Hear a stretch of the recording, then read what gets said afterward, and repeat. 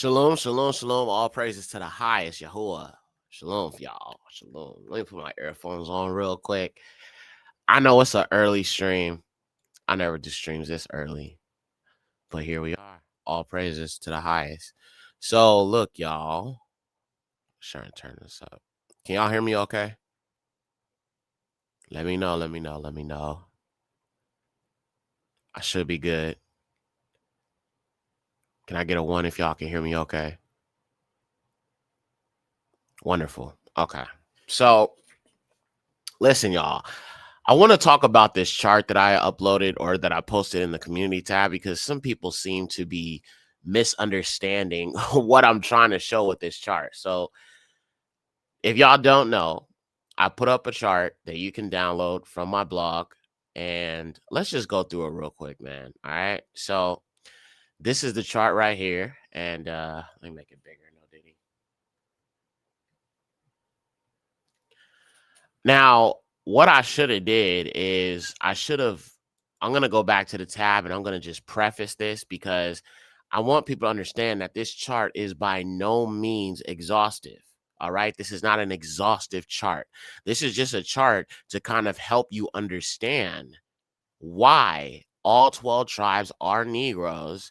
And when you look at this chart, this is really a culmination of the northern kingdom and the southern kingdom, but mostly the southern kingdom, because the southern kingdom, the Jews, the Yahudim, they have been scattered to the four corners. Matter of fact, let's look at scripture real quick. I feel like that's important. Let's if you look at this, if you look at scripture, I feel like this chart is in full agreement with scripture itself. So let's jump over here to Yashayahu family. Let's jump to Isaiah and let's look at this because this is what our people need to understand, man. Like, and I got people who are not even, somebody was like, oh, the charts don't recognize us and we're also Negroes and we're other tribes. And I'm like, look, I'm not denying any of that. Our people are all over the continent, scattered. All right. You got our people all over the world scattered. So let's look at this, y'all. Are we in the KJV? Ew. We're in the KJV. I was reading the so-called New Testament earlier, so that's why it's in the KJV. Hold on. Fix this. Yuck. KJV. Yuck. All right, so look, let's read this. All right, it's about the restoration of the children, and it tells you, where our people are for the most part. So let's read this. All right. So Yashayahu, Isaiah 11 and 11 through 12. And it shall be in that day that Yahuwah shall again show his hand to be zealous for who? For the remnant that is left of the people, which shall be left of the Assyrians. Okay. So those who are the northern kingdom that were scattered. Now, Assyria is not where you have been told, family. Okay. So Assyria is actually in Africa, in Western Nigeria. Okay, so I need y'all to understand this is exactly why a lot of our people were brought from Negro land.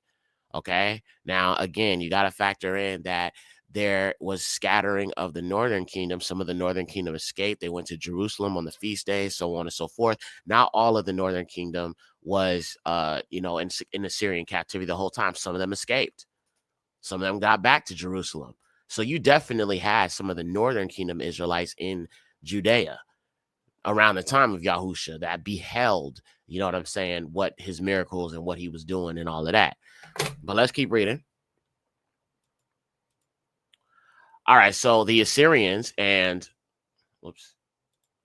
the Assyrians and that from Egypt and from the country of Babylon. Okay, so the Assyrians are from Egypt. So we are talking about even parts of northern Africa. Okay, because some of our people are in northern Africa. Yes, they are. You got to understand these Arabs, a lot of the Arabs, they are in North Africa.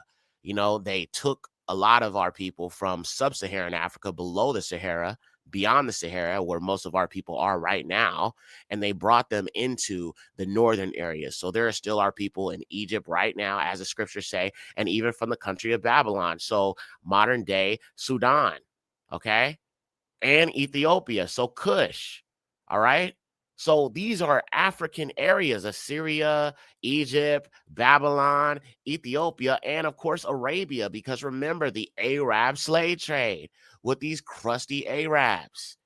All right, the fallen seed Arabs who also participated in our slavery and scattered our people. Then you also have to factor in the Saharan slave trade, which is the Arab slave trade. But then there's also the Indian Ocean slave trade. So our people have been brought to China. They have been brought to all of these different countries, northern countries, Eurasia, everywhere, family. So when I'm showing you this chart, I'm trying to get you to understand that our people are scattered everywhere. Now, Yehuda, again, has been scattered a lot further than Ephraim has been scattered.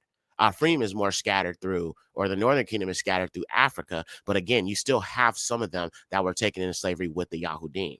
All right, now let's keep reading.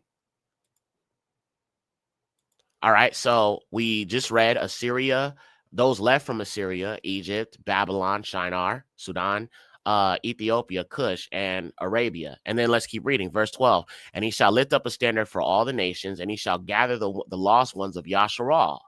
Okay, so that's the northern kingdom. And then what? And he shall gather the dispersed of Yahuda from the four corners of the earth. Now, notice right here, this is talking about Yasharal, or the northern kingdom, Egypt, Babylon, Assyria, Ethiopia, Arabia. And we know this is talking about the northern kingdom because it mentions the Assyrians. The northern kingdom was taken into Assyrian captivity. The Yahudim were taken into, obviously, Babylonian captivity. And then later they were taken in by the Greco-Roman Empire. And then later, obviously, you know about Rome and so on and so forth and all of that, right?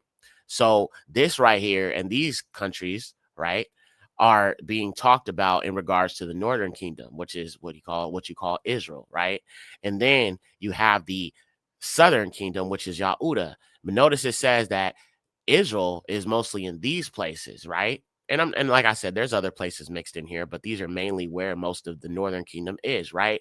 But then for Yahuda, he says, and he shall gather the dispersed of Yahuda from the four corners of the earth. That means Yahuda was scattered way further than Ephraim was, or Israel, or the northern kingdom was scattered. We were scattered a lot further than they were. Okay. This is why a lot of them are still in the continent right now. They were scattered way further than we were. All right. Now, with that in mind, let's go back to this chart. And hopefully, now that I kind of showed you some context, we can all make sense of this, because it shouldn't be something that, you know, is causing people to think that I'm like excluding anybody. All right. This chart is not exhaustive, family. I was just trying to help illustrate that other chart that you see is just false. All right. So if Yahuda was scattered to the four corners of the earth, that means they would be all around the world. And like I said, there's locations I wasn't able to touch on. So there's still many people who are not included in this chart who are still Israelites.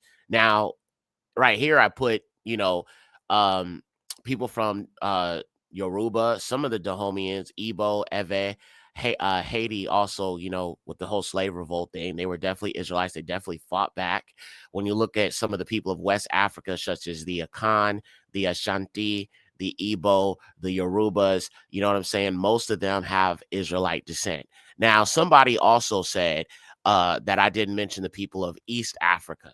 Listen, the people of East Africa are also the scattered Bantu tribes. That's what I'm saying. You can't expect me to get every single person group or people group. Yes, I know about the people in Kenya. I know about the Kikuyus and the Luya.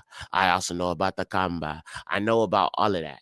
You know what I'm saying? Because my woman is Bantu. So I know about those tribes. And yes, they are also Israelites. Their customs are of the Israelites. And I have been saying for a while that I fully believe that Kenya is a part of the promised land, and that Mount Kenya is Mount Zion. And the reason why I believe this is, one, because they were proposing to establish the so-called state of Israel in Kenya and Uganda. They were looking at several different prospects of where they would establish this so-called fake state of 1948, right?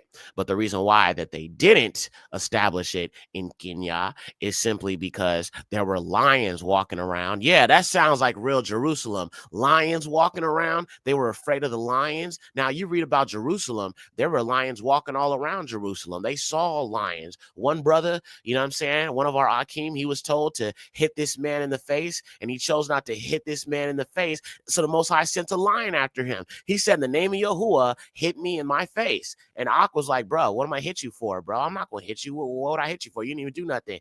And because he did not hit that man in the face, because he said, hit me in the face in the name of Yahuwah, Yahuwah sent a lion after him. I'm sorry, that story is hilarious. Can you imagine somebody coming up to you and saying, man, in the name of Yahuwah, Yekcyr, you better hit me in my face. Look, you tell me in the name of Yahuwah, I will hit you. If you come to me in the name of Yahuwah and tell me to hit you in your face, I'm going to hit you in your face. I mean, I'm seriously going to hit you in your face. I won't even second guess it. And it's not because I want to hit my own brother, but if you come at me in the name of Yahuwah saying hit you in your face, homie, I'm going to hit you in your face. Period. Stack it up. What's up, Ak?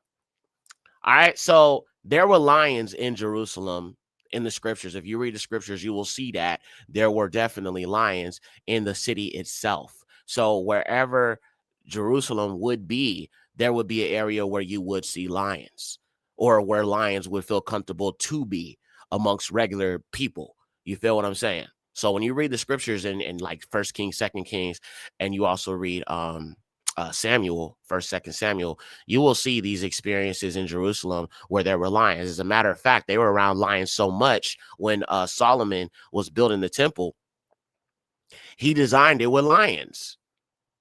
He designed it with lions, y'all. You know what I'm saying? Because they were just so used to seeing them. And then, of course, not just that, but also being from Yahudah, representing the lion symbolism with Yahudah. And, you know, even the pagan cultures had lions. Like if you think about Babylon, Babylon had lion symbolism too. And you know what I'm saying? And I've been telling you, Babylon was in Kush, Sudan. And there are lions out there too. So you got to understand that when you think about sub-Saharan Africa, especially like East Africa and like going further down all the way to South Africa, I feel like, let me just say it like this. I believe all of sub-Saharan Africa is our area. Let me pull this up. Let me pull up a map real quick. Sub-Saharan Africa. Let me pull this up. I want to show y'all something. Because when people say that Africa is the land of ham, I think they misunderstand something. I think they fully misunderstand something, because the thing is that the ark landed near Shinar, or you know, they say Mount Ararat, but I found somewhere some text that it mentions that the ark landed somewhere near Cush or Shinar. You know what I'm saying? So that means that it landed in close to where it all began in the garden. All right, but let's look at this. So this is just a quick map to show you something. I just want to show you what I'm talking about when I'm talking about sub-Saharan Africa, because this is important to understand, y'all. All right, look.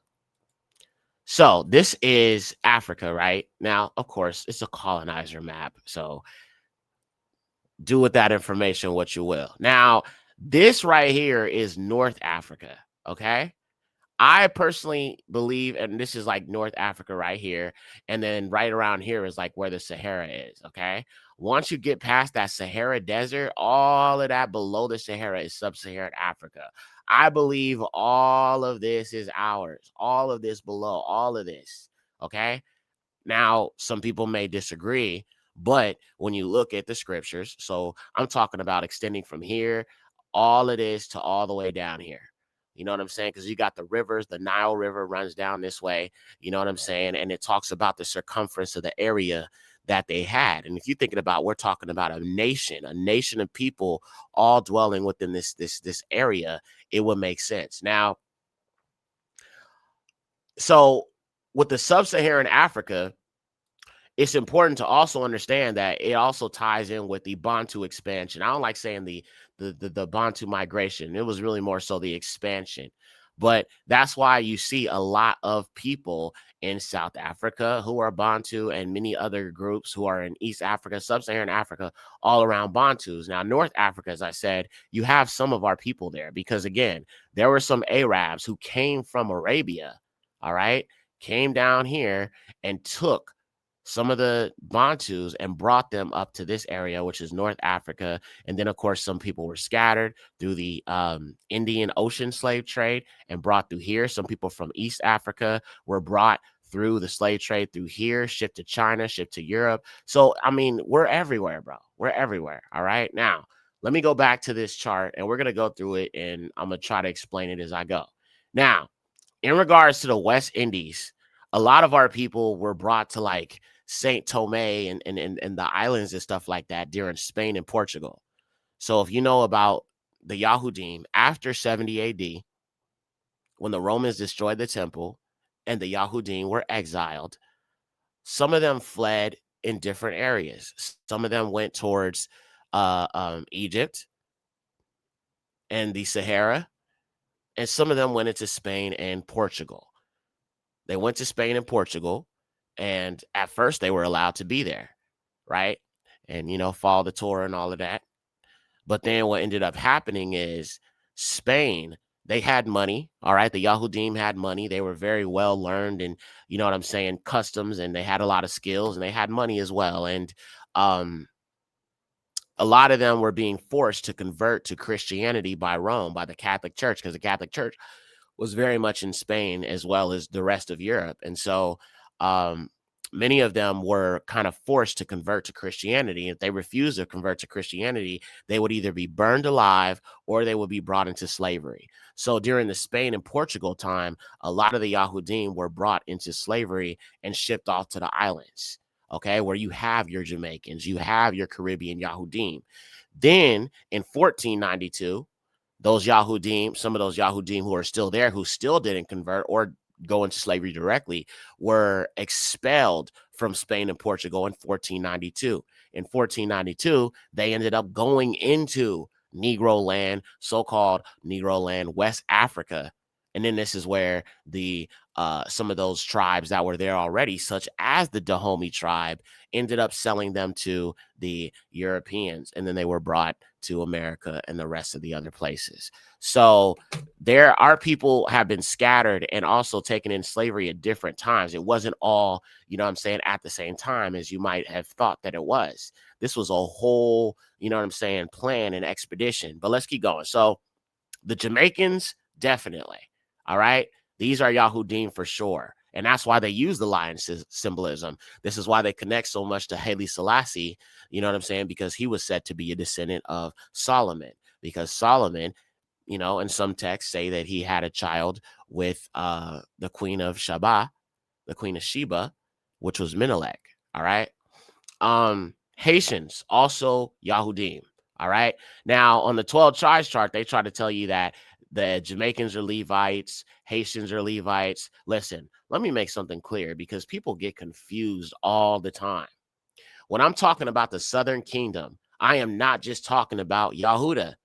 I'm also talking about Louis, Levi, and some of Benjamin. So everybody who's of the Southern Kingdom, the Yahudim, would not just be Yahuda, or not just be Levi, or not just be Benjamin. So to say that the Jamaicans are Levi, and then, the so-called Black Americans are Judah is foolish. It's foolish. All the Southern Kingdom, all the Yahudim, Yahuda, were scattered to the four corners. So saying that one people is Levi or one people is Judah is retarded, my nigga. It really is. It tells me you don't know what you're talking about. It really does. You know what I'm saying? So the best way to go about this when you're looking at this information is to say these are just all scattered Yahudim, scattered Jews, Black Jews. Okay.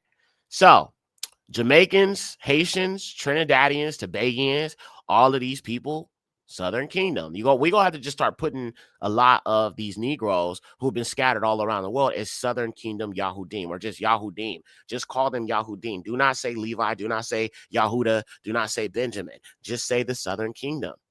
Just say the Southern Kingdom, or just say the Yahudim, because they're all considered Jews. Everyone. Okay, let me be clear. I gotta make something else clear because people get so confused, bro. All right, check this out. So there's two groups. All right.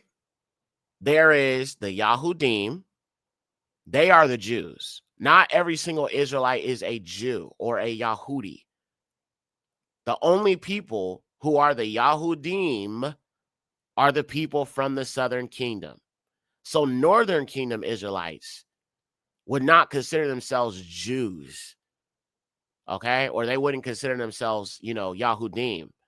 They would just consider themselves Israelites.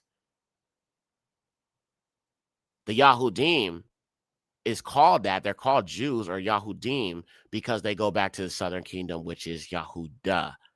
So you have Israelites or Ephraimites, if you want to say it like that. And then you have Yahudim, which is the Jews. Now, what I find so funny about the Revelation 2939s, y'all know the people that call themselves Jewish. They have this mindset of like making them like okay, we know they're not the people, right? But let's just put it into a Israelite application, right? We are the Yahudim, right? We are the Jews. See, the thing is, in the scriptures, you don't really separate the Jews or the Yahudim from the northern kingdom in the end times, because again, those two sticks shall become one. How people should be able to realize that the Ish people are not the true people is simply by the fact that they never mention the two sticks becoming one in Ezekiel. Where is the rest of the tribes? They say that they're the Jews. Where are the children of Ephraim?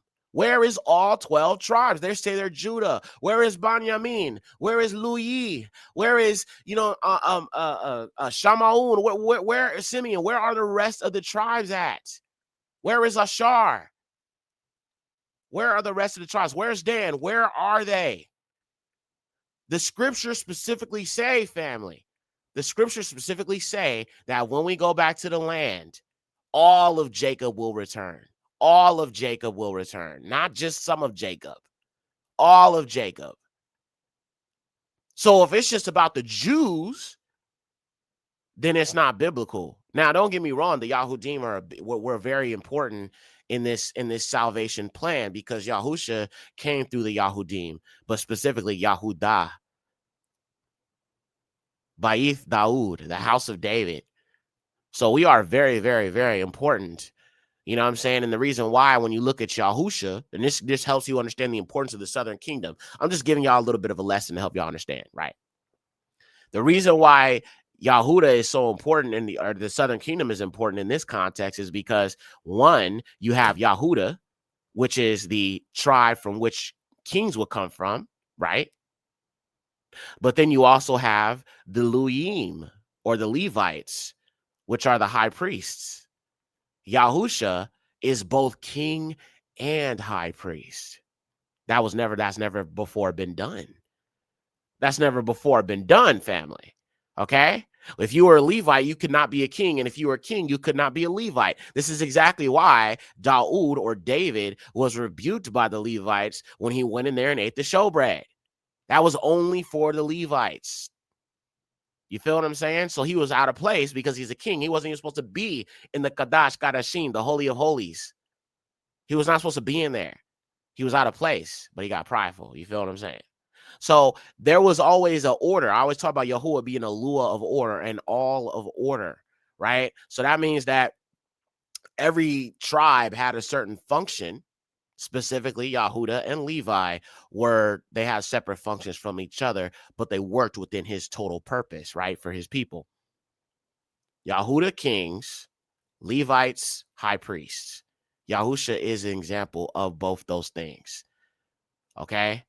So the southern kingdom is worked together. And then also, even when you want to talk about Benjamin, okay, who can tell me what Benjamin means? Who can tell me what Benjamin means? What does Benjamin mean? Who can tell me that? Because that's important to understand about Yahusha too. That's why I say I love the Bible, bro. The Bible is alive, y'all. The Bible is alive. The Bible is alive. Yes, the Bible is alive. What does Benjamin mean? Okay, there are no wrong answers here. I mean, well, there are wrong answers, but, don't feel bad if there is a wrong answer because, we're always here to learn. We don't shame people because they don't know stuff. All right? And I know when it comes to language, some of y'all may not be as astute in the truth, so, you may not know. But just make a crack at it. Okay, Sunshine says, Shalom says, was it vision? No, it doesn't mean vision. I choose Yahuwah says I have no clue. Okay, if you don't know, just tell me. Just tell me. If you don't know, it's okay. Adara, what's up, sis? If you don't know, just let me know in the chat, okay? Because I mean, I got you. Like, you be like, I honestly don't know. That's okay. You know what I'm saying? It's always perfect. If you don't know, you don't know. Okay.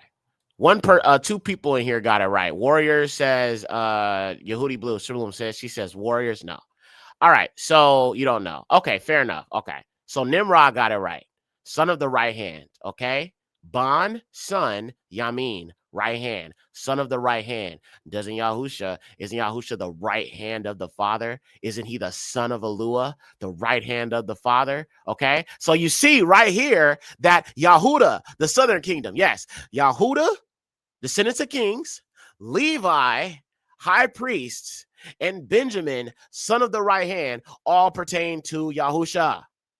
So yes, the southern kingdom is very, very, very important. And yes, the language is important because when you break down these words, bro, you get the truth. I actually did an episode breaking down all of Jacob's sons and what their names mean. So if you have y'all seen that video where I went through all of Jacob's sons and broke down what their names mean in Abari?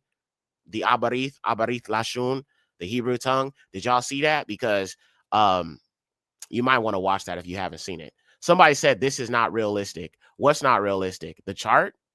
How is it not realistic? I'm trying to understand. How would it not be realistic? Matter of fact, let's go back to the chart. Just to the person who said it's not realistic, you got to be a little bit more clear about that. But let me just go through this chart, man. So, as I said, Yahuwah Ma'alua, shalom, shalom, shalom. So, what I'm trying to get across about this chart, right, is the Israelites are of African descent. Okay, right here, Akan, Ashanti, Igbo, Yoruba, Ewe. Okay, but as I said, there's so many other tribes throughout Africa who also fit into this Israelite tribe list.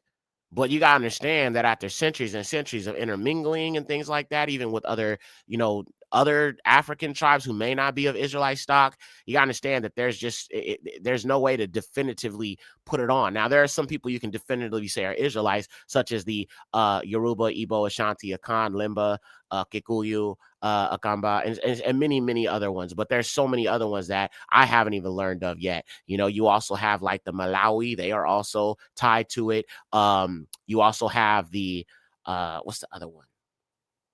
The Mandinka, they are also tied to the Hebrew Israelites. So you have so many tribes, all the Zulu tribes, they're also Bantu, they are Israelites. So we can't really 100 put a cap and make a list that's gonna have every single tribe.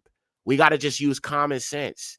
Do our own research. If you are of the Bantu stock, but you don't see your tribes listed here, you're gonna have to go do the research on your own people. I'm just trying to give you a simple format to understand that the 12 tribes chart is far from the truth because it doesn't mention these people of African descent. All right. Now, Haitians, Trinidadians, Tobagonians. All right. These are also people who are descendants of people of the Congo, Mandinka, the Igbo, the Yoruba, and many other African tribes. Barbadians, okay, people of Igbo and Akan. Bahamians, okay, largely Yoruba and Igbo. And then the St. Lucians, the Grenadians, Antiguans, Kittians, all tied to West African tribes of Israel. Okay, so I'm giving you a rough estimate of who these people are, but there's still people not necessarily in West Africa who are still Israelites, that are in South Africa, that are in Central Africa, that are in East Africa, some even in North Africa. They're all over the place and they're all over the world. But you gotta understand that they tie back to these African tribes. All right. North America is very obvious. So-called Africans Americans, so-called Black Americans, Negroes in America are descendants of Judah, Benjamin, and Levi. Because remember, the whole Southern Kingdom was taken into captivity through the transatlantic slave trade. And if you look at the transatlantic slave voyages website, you could even see a lot of the slaves that they took from Africa were of Igbo descent. They are Africans. Who's African? I have no idea what this person is talking about. It's like you're just saying things, and it's like so-called Black Americans are finished and mixed out. So-called Black Americans are finished and mixed out. What do you mean mixed out? I'm really, really, really, really lost on what you're talking about. I'm trying to understand what you're saying, but I have no idea what you mean. When people say we're mixed, like I don't know if you're saying we're mixed out because of slavery, but that's definitely not true. Because if that was the case, these curses would still not be clinging to us if we got so called mixed out. We have still been dealing with these curses. So it's like even if the white man introduced his nasty, dirty, stinky colonizer seed, them curses was still up on us though. I was just talking to my mom yesterday about this.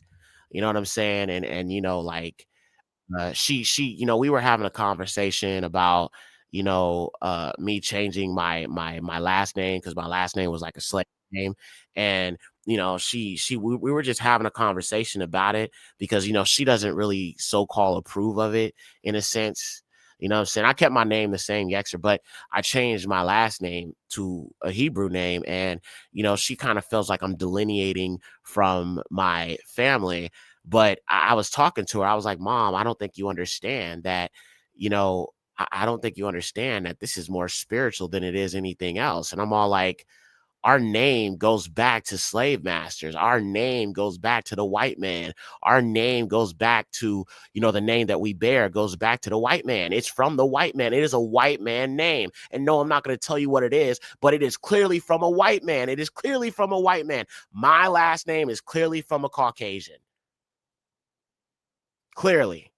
And I just told my mother, I'm not a slave. I don't belong to them. So I got to brace who I am. I learned the language. I learned our true Lashun, our true tongue. I'm going back to who I was before, prior to who we were, before we learned English, before they colonized us, before they enslaved us. So I think she's kind of coming to make peace with it, but I don't embrace anything. Anything America gave us, I don't want it. It's tainted. Even that damn heathen man's last name. I'm not his property. I don't belong to the frickin' white man.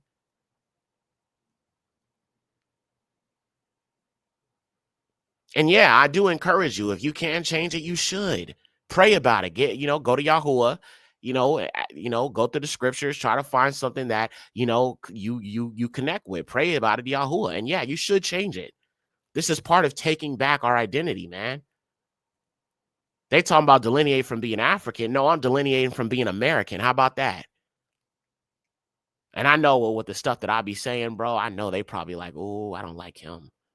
Oh, he's a target in this fascist dictatorship. I don't like him. I don't like what he be saying about America. Matter of fact, we gotta talk about something a little bit later on because Trump just declared a war on black people, by the way. I mean, he been declaring a war against us, but he publicly did it a little while ago.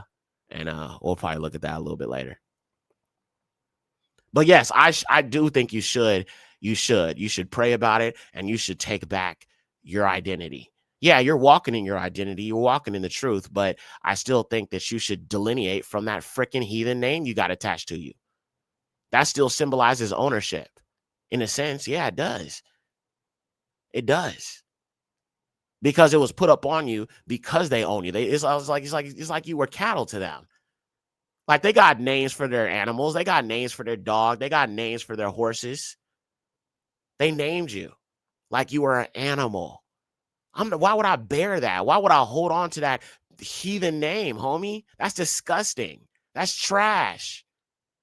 Especially knowing they're the children of Lucifer. Why would I bear the name of the children of Lucifer when I should be bearing the name of my all, who's going to deliver us from the children of Lucifer? Yahusha, who's going to liberate us from the children of Lucifer. Why would I bear their name? I don't belong to the children of Lucifer. I'm a child of the highest.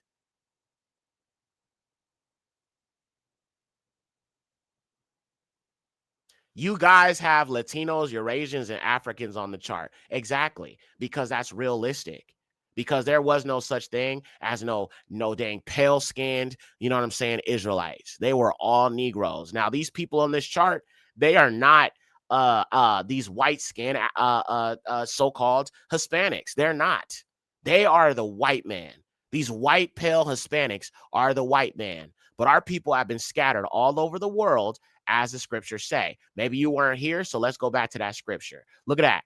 And he shall lift up a standard for the nations, and he shall gather the lost ones of Yasharal. Okay? The lost ones of Yasharal are all throughout Africa. And we'll read that previous verse in a minute. And he shall gather together the dispersed of Yahudah, Judah, from the four corners of the earth. So that means all these nations that I mentioned, where you see Negroes, them is our people. The 12 tribes chart does not acknowledge this. It talks about a whole bunch of pale-skinned people, the children of Lucifer, people mixed with the children of Lucifer. I'm not talking about them. I'm talking about the Negroes scattered from Africa. Now, let's look at the previous verse. This is talking about the northern kingdom. The Assyrians, Egypt, those from Egypt. And it shall be in that day, Yahuwah shall again show his hand to be zealous for the remnant that's left of the people, which shall be left of what? The Assyrians, Africa, Egypt, Africa, Babylon, Africa, Ethiopia, Africa, and even Arabia, which is just a little bit outside of Africa, within the vicinity of Africa. So most of the the northern kingdom is in the continent, which is why you have Igbos, Yoruba, Ashanti, Akan, so on and so forth. Kikuyu, Akamba, all of these Bantus, Zulu. And there's many, many more that I can't even think of the names, but they're not coming to me so quickly. But this is what I'm saying. Anybody who disagrees with basically what I'm trying to show y'all, is it because you just don't know the scriptures or you just don't know prophecy? Matter of fact, let's look at the 12 tribes chart. Let's compare it to mine. I'm going to show you what's wrong with it. We're going to look at the 12 tribes chart that has been presented to us. That's not true. And we're going to compare that to what my chart says. And we're going to compare it to scripture as well, because that's important to understand.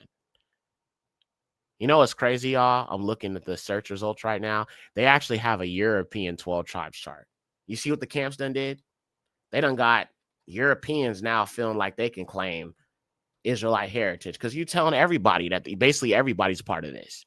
Y'all wasn't exclusive to our people. And the reason why they wasn't exclusive to our people is because you can't get 501c3 status if you over here being saying it's a Negroes only thing. In order for them to get 501c3 status, they had to include all these other nations. That's what they won't talk about. All right, let's look at this chart, fam.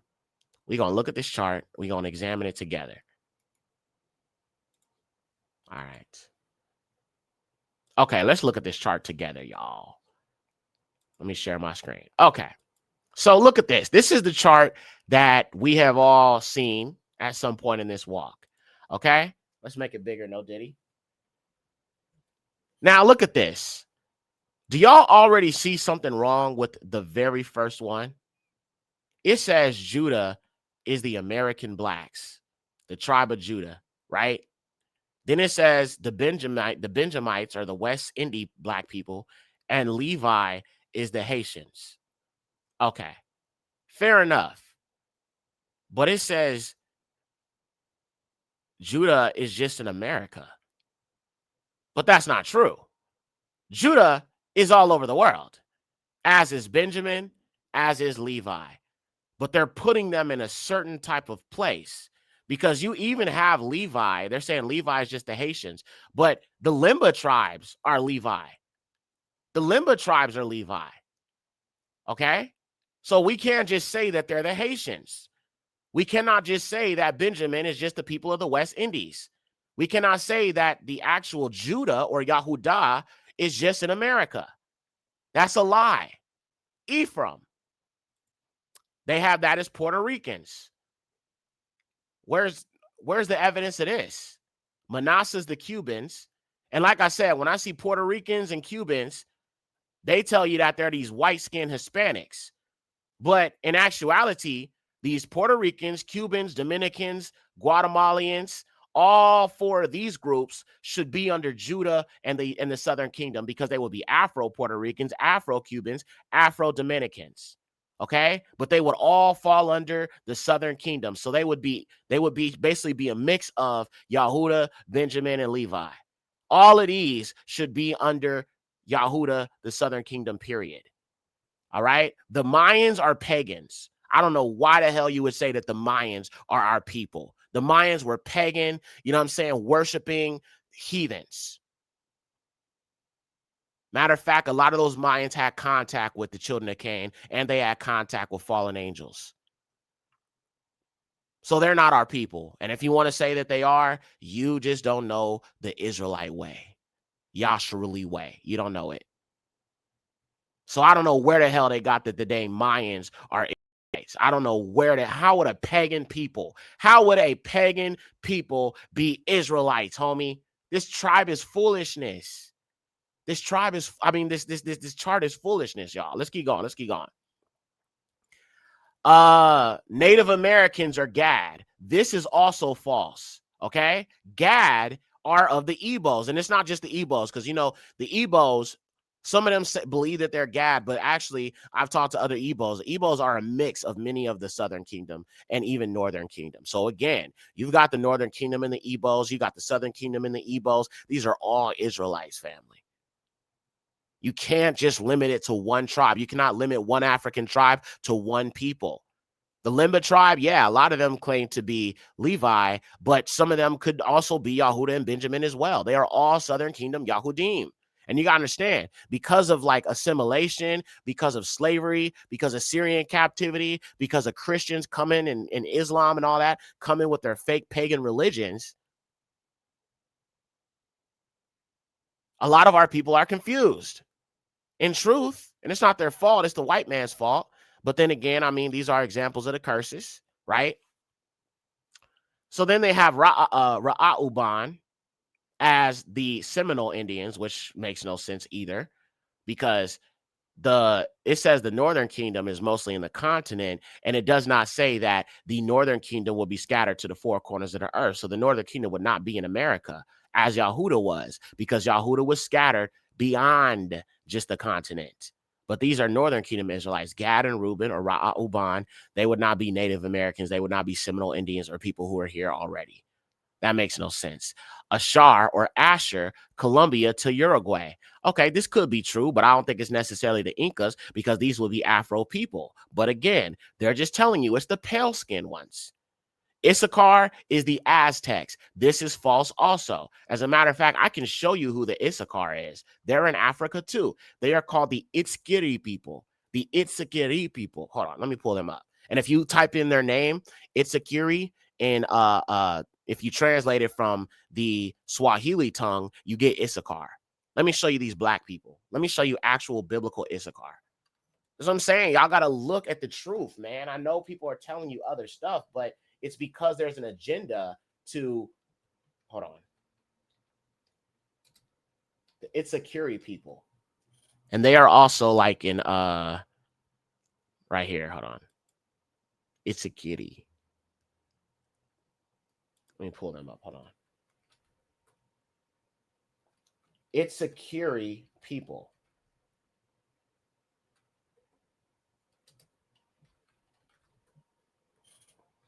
All right, right here.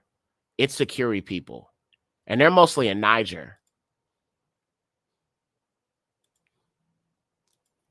Look at that. Yekcyr. And they look like your typical, you know, they kind of look like Yorubas or Nigerians or whatever you want to say. These are also the Issachar, okay? And if you look at them and then you look at the Igbos or you look at the Ashanti, they're very similar looking people, okay? This is Issachar. This is biblical Issachar. Matter of fact, let me show you. People don't be believing me, man. They don't be believing me. So let's translate Yekcyr from Swahili. That's where the truth is. Swahili to English.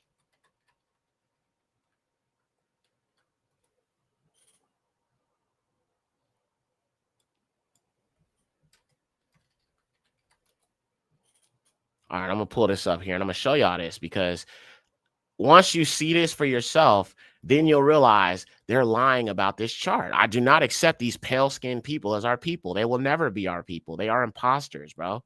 They are straight imposters. All right, now let me translate this from Swahili. which is a Bantu language. And the Bantu languages are very similar to so-called Hebrew. Very, very similar. Swahili. Okay.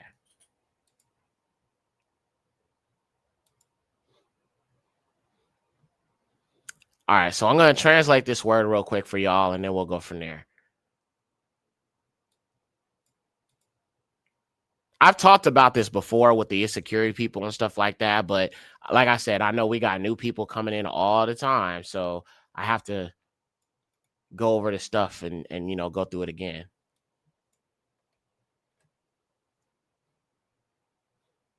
Okay. All right, give me a sec. I'm going to pull that up here, but I got to pull it up because I don't have it ready. But I would just suggest that you look into the insecurity people, y'all. Just look into them. Look into their customs. Look into what they do. Look into their practices. Go watch Reclaiming the Throne. Go watch that film. It's here on YouTube. It is called Reclaiming the Throne. Go watch it. They went through all the histories of these people. They went through, these African tribes and how they follow the Torah laws, how they wear the anklet mentioned in scripture. Even my woman, bro, even her being Bantu, bro, everything that her people do are in the Bible, even with the dowry, even with a payment to the family. You feel what I'm saying? With like goats or an animal or something, or herd of animals. It's all in the Bible. It's all in the scriptures. Go talk to some Bantu people. Stop listening to these so-called Black Americans and go talk to some Bantus. Go watch some Bantu channels. Y'all have delineated from so-called being African and all this goofy stuff because you've been brainwashed by this wicked system that enslaved you to hate everything about Africa and throw your inheritance in the trash to be a second-class citizen. Throwing away your African lineage and delineating from it is essentially throwing your heritage in the trash. That's what that is. That's what that is. I'm proud to be African. I'm proud that my woman is African. I'm proud that my children will be African. And we all gonna serve Yahuwah. And I ain't got no problem with being Black, African, or whatever you want to call it.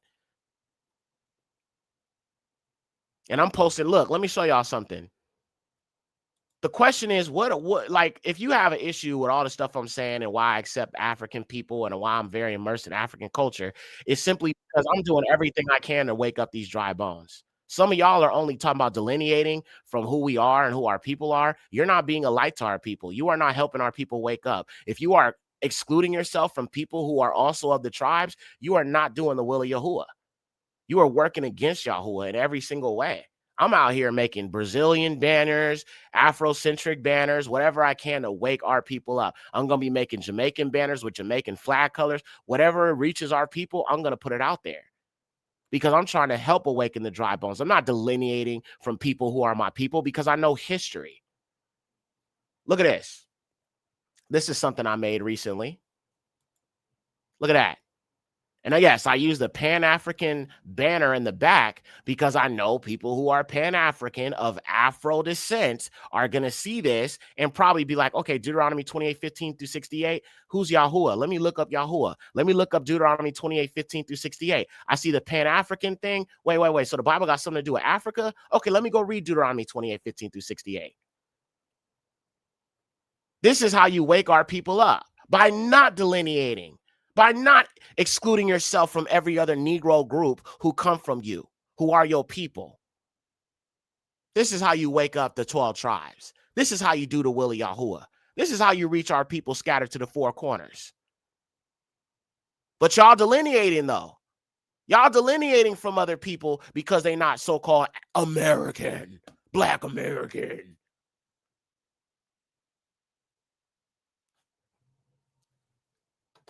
Now, let me show you something else.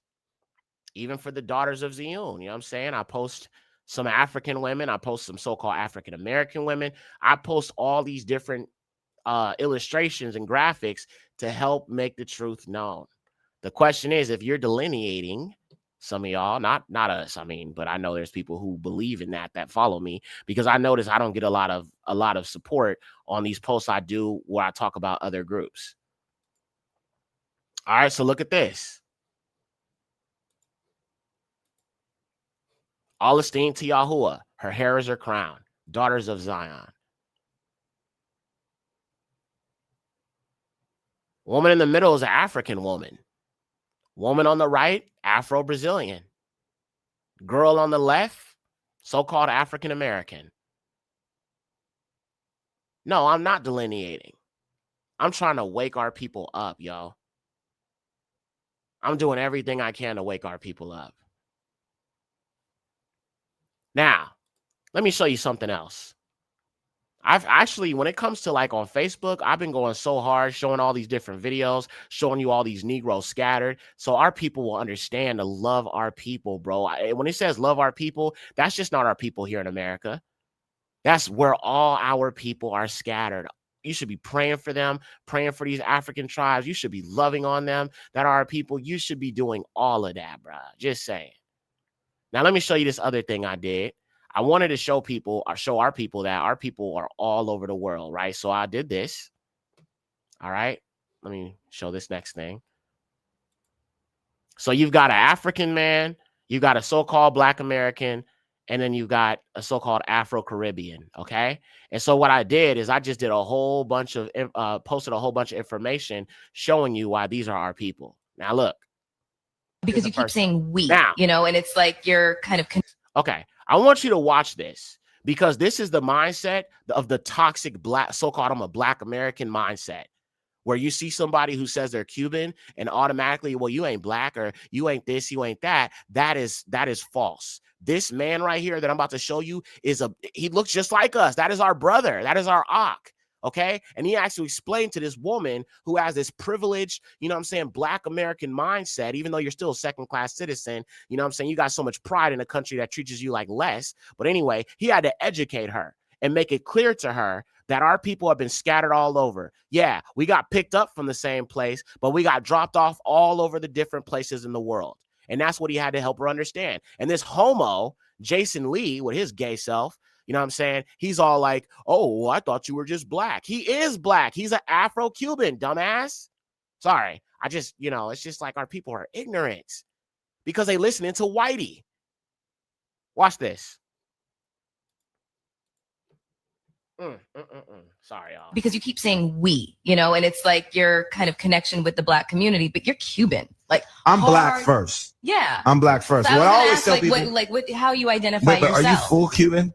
I'm full Cuban. I thought he was Black too. I know, but I am Black. No, I am here's Black. Everyone thinks that you are like okay, Black lineage. All right, so give me a one if this looks like one of our brothers. If you saw him in America, you would think he was a straight up Yahudi from the hood. Give me a one if this looks like the typical Black man, just like our people. Doesn't he look like your cousin? Doesn't he look like your ex-boyfriend, your ex-husband, or your boyfriend, your husband? Something, some man in your life. He reminds you of some man you've seen in your life, whether it's your dad, your cousin, your brother's homeboy, somebody in your life, he reminds you of them. Some Black man in your life, he reminds you of them. Facts. This is what I'm saying. This is what I'm talking about. And if you look at him, he looks just like our people. Yeah, I'm like, what up, cuz? You're hilarious, sis. All praises. But yeah, this is the cuzzo right here. This is our brother. This is our Ak. And this is why I'm posting these things, because I'm trying to help our people see our people are scattered, as the scriptures say. They are scattered, as the scriptures say. So he had to wake her up. He had to help her understand. He had to help her understand, y'all, because she just got this mindset. Let's keep watching. You know, like, let me explain how it works.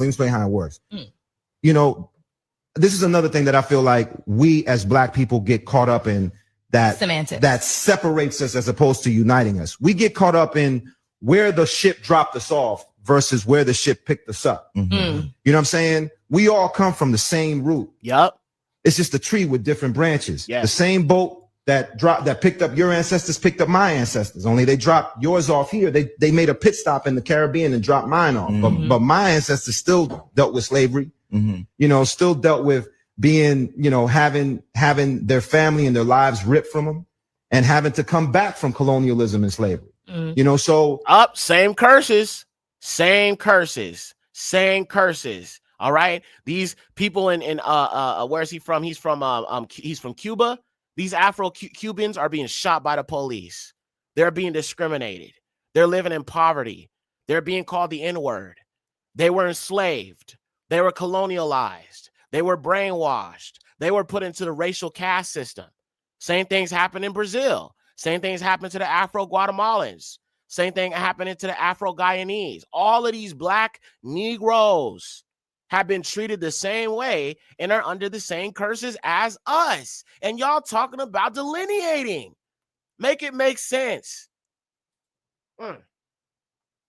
And it's not just African Americans, it's Afro Cubans, it's Afro Dominicans, it's Afro Puerto Ricans. Like, come on, come on. All these people got to get out of their colonialized minds. Yes, get out and stop thinking, oh, I'm not this, I'm this. Yeah, you see, he ain't even talking about the Bible, but he got to understand, and he got more understanding than our people who know they Israelites.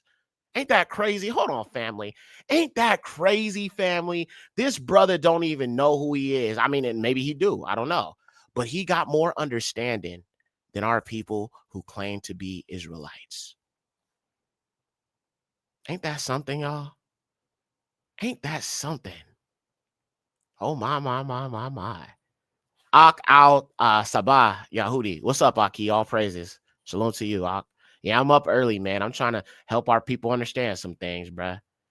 But yeah, this Ak is on point, and this is what our people need to understand. I know, like I said, I love our people in the camps, but bro, you've been under the wrong type of teachers if they're not teaching you about these people. If they're not teaching you, they are our people. If they're not teaching you that, they're making you think you don't need nothing to do with them. You need to ignore and accept the children of Lucifer who oppress them, because the ones that y'all accept in these camps are the people who oppress them, who are the white children of Lucifer mixed with the children of Lucifer who oppress the actual bloodline Yahudim. And guess what? Just like here, where you're being brainwashed with interracial marriage, you're being brainwashed with, interracial dating and all that, same thing is happening to them. They are being taught in order to be able to, do better in society out there where they're at in Cuba. You need to be with a white woman and have light-skinned, biracial, bastard children. Same thing. It's the same damn thing here in America. It is the same thing. You know why? Same people, same nation, same tribes, same curses. That needs to be understood.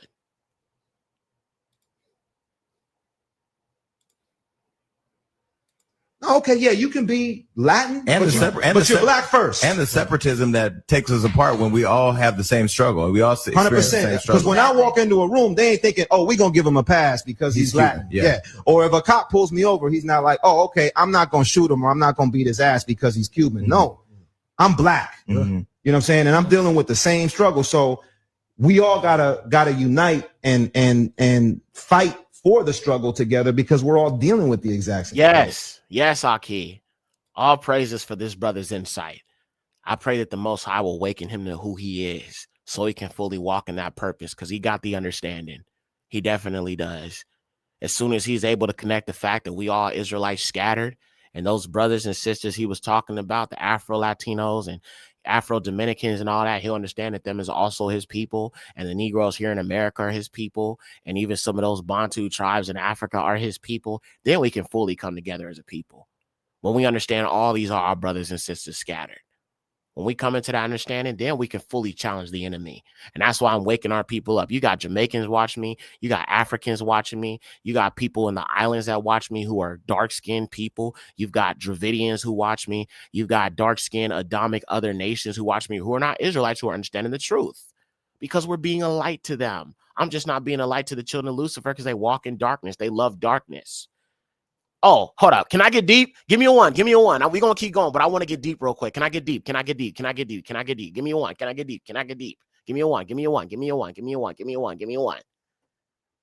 I want to get deep real quick. We'll keep going, but I got to get deep. It's one of those moments where I got to get deep. Yada Yahuwah. Okay, wonderful. Okay, let's do it. Okay. Bianca, shalom, sis. Bukar Thub. Okay, so look. The children of light, right? We are called the children of light, and Yahuwah calls himself the father of lights, right? Okay. Going back to the Adamic race, I did a very in-depth video on that recently, so go check that out. I didn't mention it in this, but I should have. But I'll mention in the melanin series I'm doing this week, this episode, melanin episode 3. We are the children of light. Yahuwah is the father of lights. He calls himself the father of lights, refers to himself. That's one of his many titles. People with the eumelanin absorb light and process it into energy. This is one of the superpowers of melanin. And we're going to get deeper into superpowers of melanin in this week's episode. So it's going to be fire. All praises, okay? We don't get to superpowers of melanin. But melanin absorbs light and it harnesses it into an energy. And melanin is the only substance that is actually able to absorb radiation and convert it into energy. I'm going to talk about this in the episode, but I'm going to just briefly run through it. During Chernobyl, when there was the whole, radiation thing that took place, some of the scientists, after what took place in that time, they returned to the site after, the radiation cleared and everything, and they found this mold on the wall. And they realized that this it was a mold that had eumelanin in it. And this mold with the eumelanin was absorbing the radiation and eating it. So even radiation cannot destroy melanin. As a matter of fact, melanin consumes radiation. Melanin is the only thing on this earth that can actually consume radiation. So with that eumelanin in our skin, we are not as susceptible to radiation because eumelanin can absorb it and convert it into energy. You don't believe me? Here, I'll show you. I'll show you right now. I'm not kidding. It's real. That's what I'm saying. You are special if you are Adamic. You are. You are special. You are marked as Adamic by the Creator. He put something very special in the Adamic race. Let me show you something.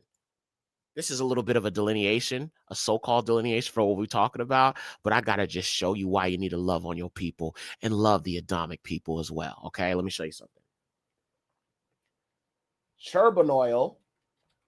I don't know how to pronounce that. I think it's Chernobyl. Melanin. It was radiation. And the melanin on the wall was absorbing the radiation. They have never seen anything like that. So it was a fungi, and it had melanin in it that was like absorbing this stuff. Hold on. Melanin. The superpower. All Adamic people were born with this superpower. Let me show y'all this. This is going to blow your mind. It's a bit of a delineation, as I said, but when I say things, family, I have to show proof. I have to show proof, family. I must. I don't want people thinking I'm making stuff up. All right? Check this out. Scientists study Chernobyl fungus as protection against space radiation, so-called space, right? Listen to this. Researchers are testing a fungus known to grow in high radiation environments. So not only does melanin feed on radiation, but it's able to thrive and grow in it. So radiation cannot kill melanin. So if there was like an atomic bomb, we would totally be okay. I mean, I'm not saying there wouldn't be damage, but because of that eumelanin in our skin, we would, in a sense, absorb it. But let's keep on. To see if it could possibly protect humans traveling in space, foolishness. One fungus being studied survived and even thrived in areas around the former Chernobyl nuclear power center in Ukraine in 1986.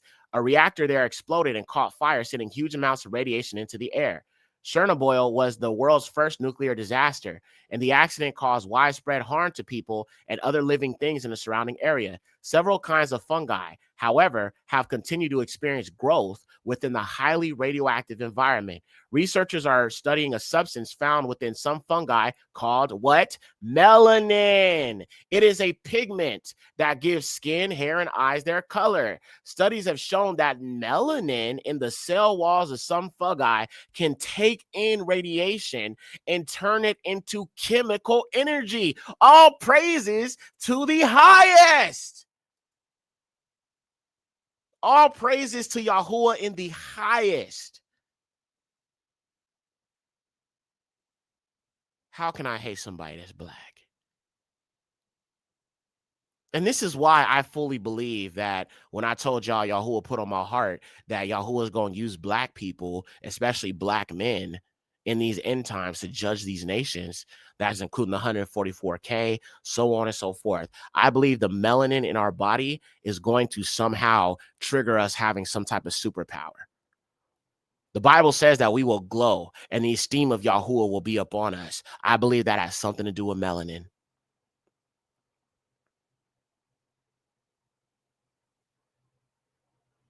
Praise Yahuwah. But I don't want to get too deep. I just wanted to show y'all that real quick, because if I say something, I have to show proof, because people think I'm just making stuff up.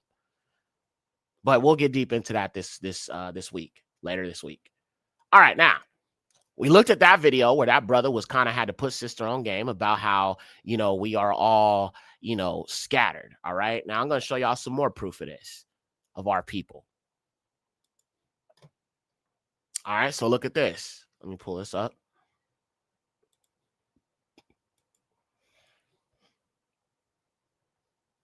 And this is actually from the Bantu Biblical Israelites page. Shout out to them. I would follow them on Facebook. They do a lot of truth teachings. But you see this girl from Haiti and you see this girl from Jamaica. She said, you see, the only difference between us is where the boat stopped. That's facts. And that's what that other Ak was saying. Okay? 2 Yahudim baby girls. All right. Now, these are black women, or Afro sisters, Yahudim women in Brazil. I probably can't play the music, so I'm going to just mute it. But take a look at this. Are these not our sisters? Are these not our sisters? Come on, look at that Afro hair. Are these not our sisters? These are our sisters, y'all. Come on now. These are our sisters. These are the daughters of Zion, the daughters of Zion. Stop playing, y'all. Stop playing. Well, R. Kelly say, quit playing. Quit playing. Okay? Stop playing, bro.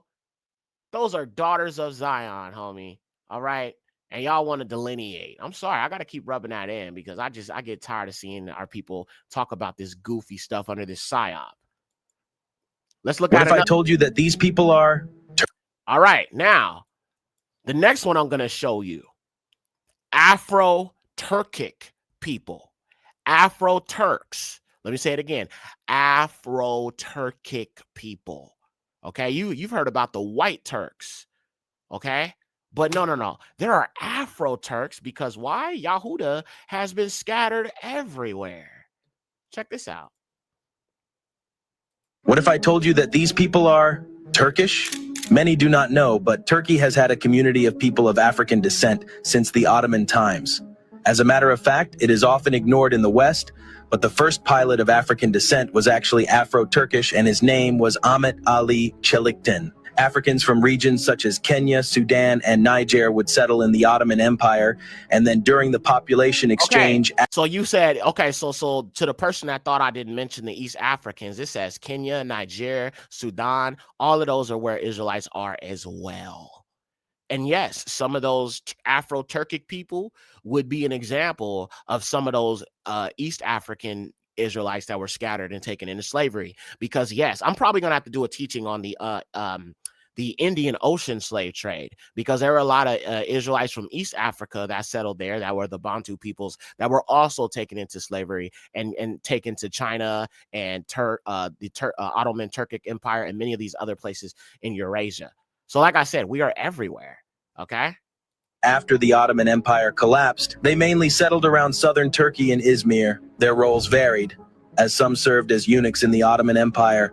Meanwhile, others served as irregular troops alongside Albanian and Circassian subjects of the Ottoman Empire called Bashi Buzuks, which translates as mad men, while over time, many have married and mixed into the general Turk. You see, some of them have mixed in, just like we have. Look at this beautiful little girl right here. Look at that strong, Adamic, melanated, black Afro man. This look like my uncle right here. This look like my uncle, bro. He looked just like my uncle. That's crazy, because every time I see one of the scattered Negroes, you know, in like Afro-Guyanese or something like that, and I look at them, they look like relatives. You know what I'm saying? But you can see that they've also assimilated with the white children of Lucifer having these bastard children. You feel what I'm saying? Because they feel like if they mix with them, they mix with these other nations, then they can be higher up in society. And look, I agree with what this person said. No more cults and labels. Spaniards and Babylonian Indians of America are not of us. FBA is a terroristic cyber cult. Freemasonic Babylonian agents, Babylonian Americans. Facts. I like that. Babylonian Americans. Yeah, that would be 100% a fact. Lion of Judah said, be careful. Some of these Afro-Black people could be Black Edomites and Ishmaelites. There is truth to that as well. Some of those Ishmaelites are, you know, that look just like us. Just like I say, a lot of our people confuse these Moorish people. Now, I'm not saying some of these Moors cannot be Israelites too, but a lot of them are Ishmaelites. They are remnants of Ishmaelites. And I'm not talking about these white Moors, these white Berbers, these imposters. I'm talking about the dark-skinned ones. A lot of them are descendants of Ishmael. A lot of them are descendants of the ones who enslaved Joseph. And so, and you know, the brothers sold them to the Ishmaelites, and the Ishmaelites sold him to the Egyptians. So they're descendants of the colonizer too, the black colonizers. But I'm just trying to make it clear that those of African descent who have been brought into the transatlantic slave trade, many of them, yes, they are Israelites.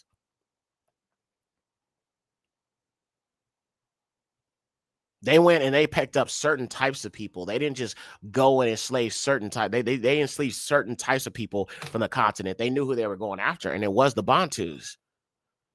Doesn't mean that the North Africans didn't experience the colonizer.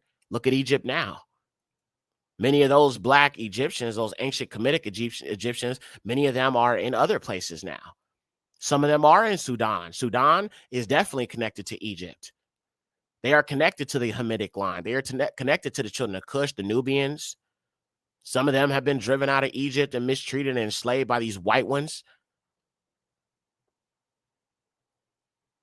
Even some of the Somalians can be considered also some of those ancient Egyptians.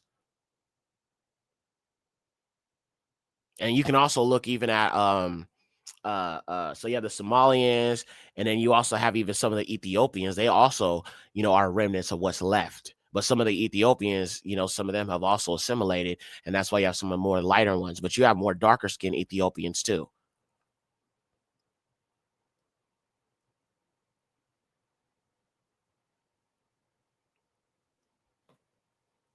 East Saudi Arabia, Edomites mixed with Ishmael.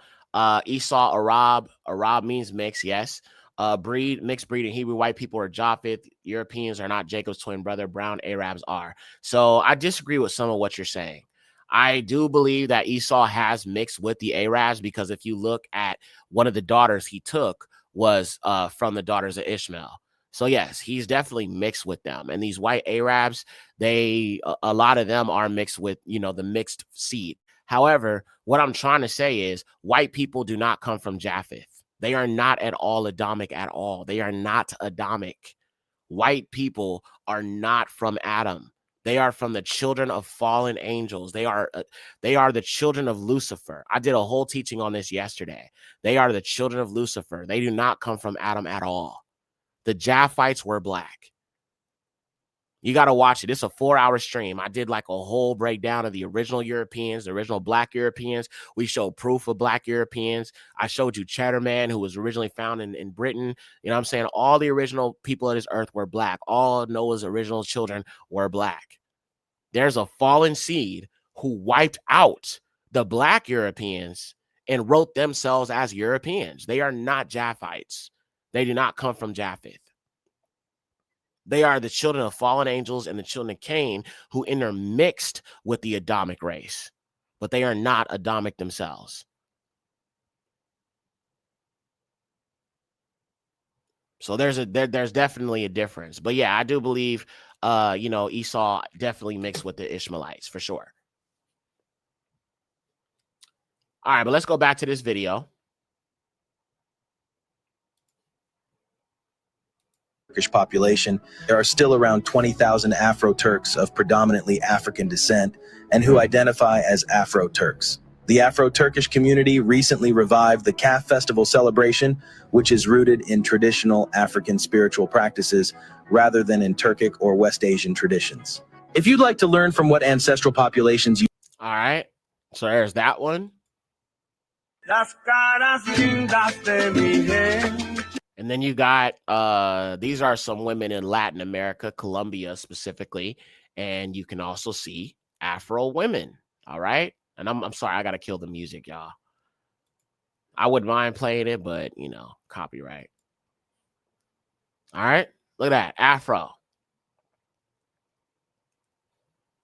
She kind of looks like Doja Cat. Look at that black women. Look at that black woman. Afro, Negro, daughters of Zion. Come on now. These are daughters of Zion, y'all. Look at that hair. Come on. These are typical black women you see in America. These are daughters of Zion. But y'all want to delineate from them. That's crazy, bro. Wow. Come on now. If you saw these women in America, you would not even know that they're from Colombia unless you heard their accent. Daughters of Zion, man. Come on now. Black man, look at that. Black women.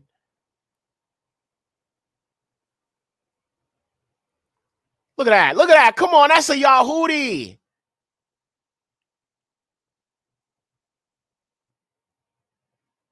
Look at that. These are Israelites, y'all. What are you talking about? Look at that. That's an Israelite woman, Israelite brother. Come on, man. That look like your little brother, your little cousin. You know what I'm saying? I mean, come on, man. Look at the hair. This is a black Yahudi man. This is a black man, y'all. This is a Yahudi brother right here. And that is a Yahudi sister behind him. And you want to say they don't look like us. You want to say that these are not our people. Are you serious? Are you actually serious? Are you serious? Are you actually serious? You can't be serious. Look like she about to braid his hair. Look at that. More black women. Uh-huh. Look at that. Beautiful black woman. Look, black man, black woman, black woman. Beautiful sisters, man. Beautiful sisters.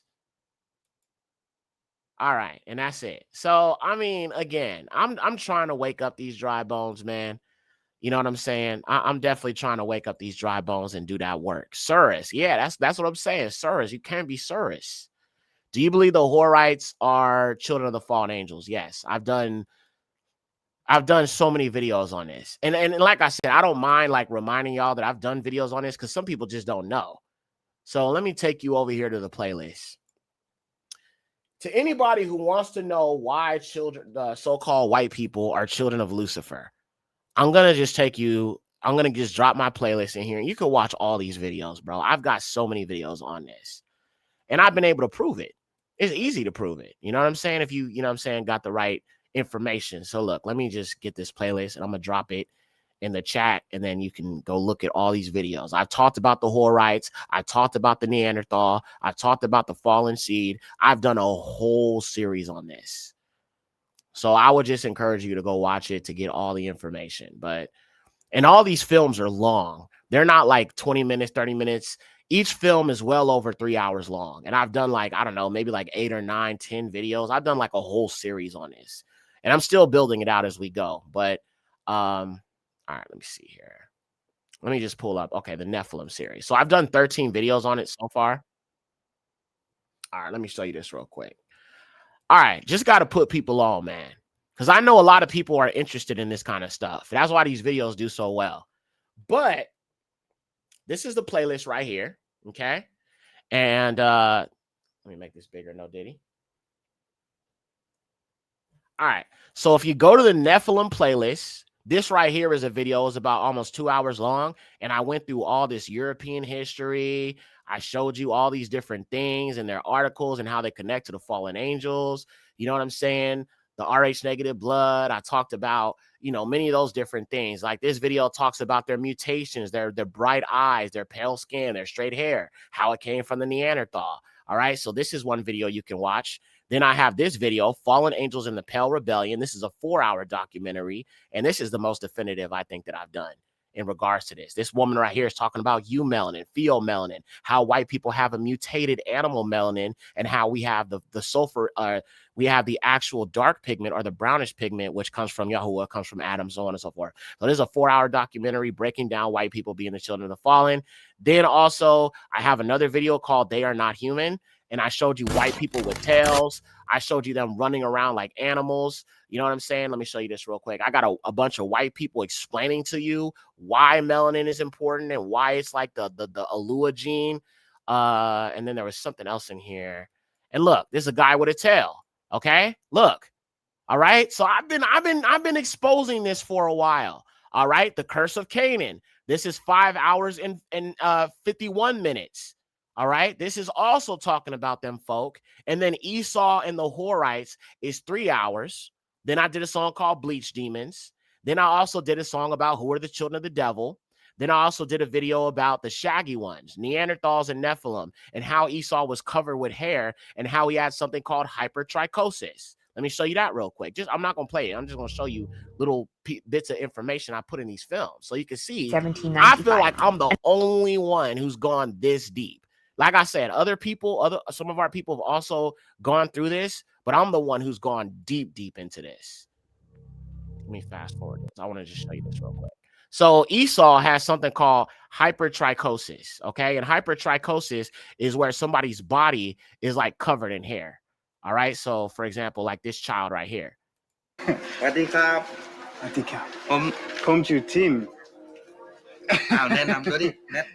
You see that hair all over that face? Hypertrichosis. Hair all over the body, hypertrichosis. All right. So this is another video to watch. Then I did a video about They Are the Children of Lucifer, the fallen seed, where this black woman explains basically what I've been saying for a long time. They're the children of the fallen. Then I also did a series called The Pale Skinned Giants of the Caucasus Mountains. That's 3 hours and 57 minutes. Then the Esau one is 45 minutes. And then lastly, I did the Nephilim series, The Men of Renown and the Giants of Old. And that's 1 hour and 24 minutes. So like I said, bro, there's so much evidence here. So I'm going to go ahead and share this playlist for you. And then, you know what I'm saying, you can go check it out. All right. So I just wanted to show y'all, man, we got receipts over here.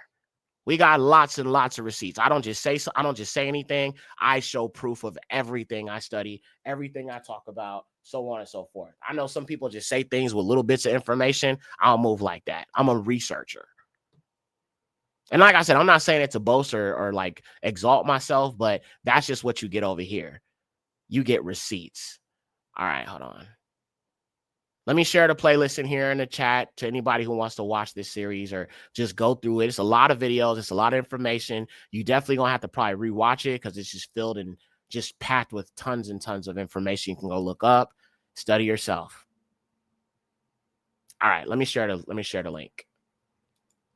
All right. Let me post a link in the chat. The Nephilim series.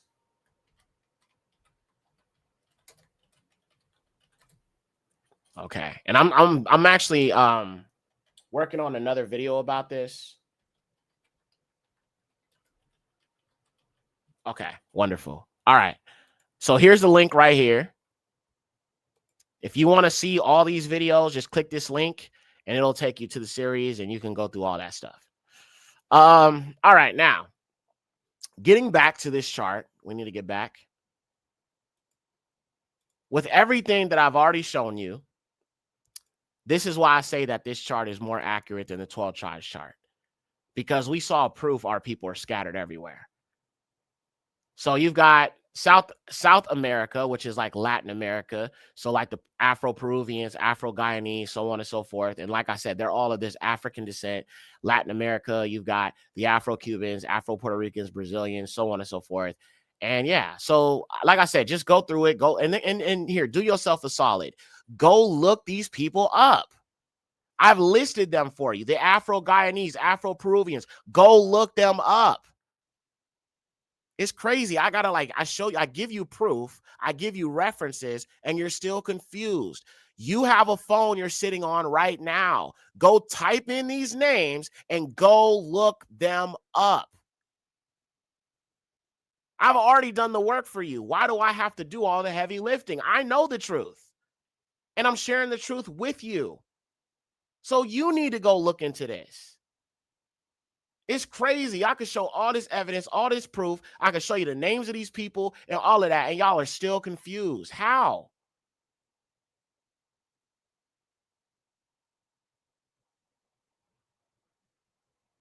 Did you really think I was going to be able to name every single tribe? Did you really think I was going to go through and name every single tribe by name? Do you know how hard that would be? And even though it is hard and I had to take time to look for all these, I did. I gave you most of what you can do to start your journey and do your own research. What more do I need to give you? Go look into the Akan. Go look into the Ashanti. Go look into the Bantu. Go look into these things, y'all. Sometimes y'all ask me questions in a chat and I'm just like, bro, just Google it. Then people get mad and be like, well, you didn't answer my question. Okay, go Google it first. At least do that.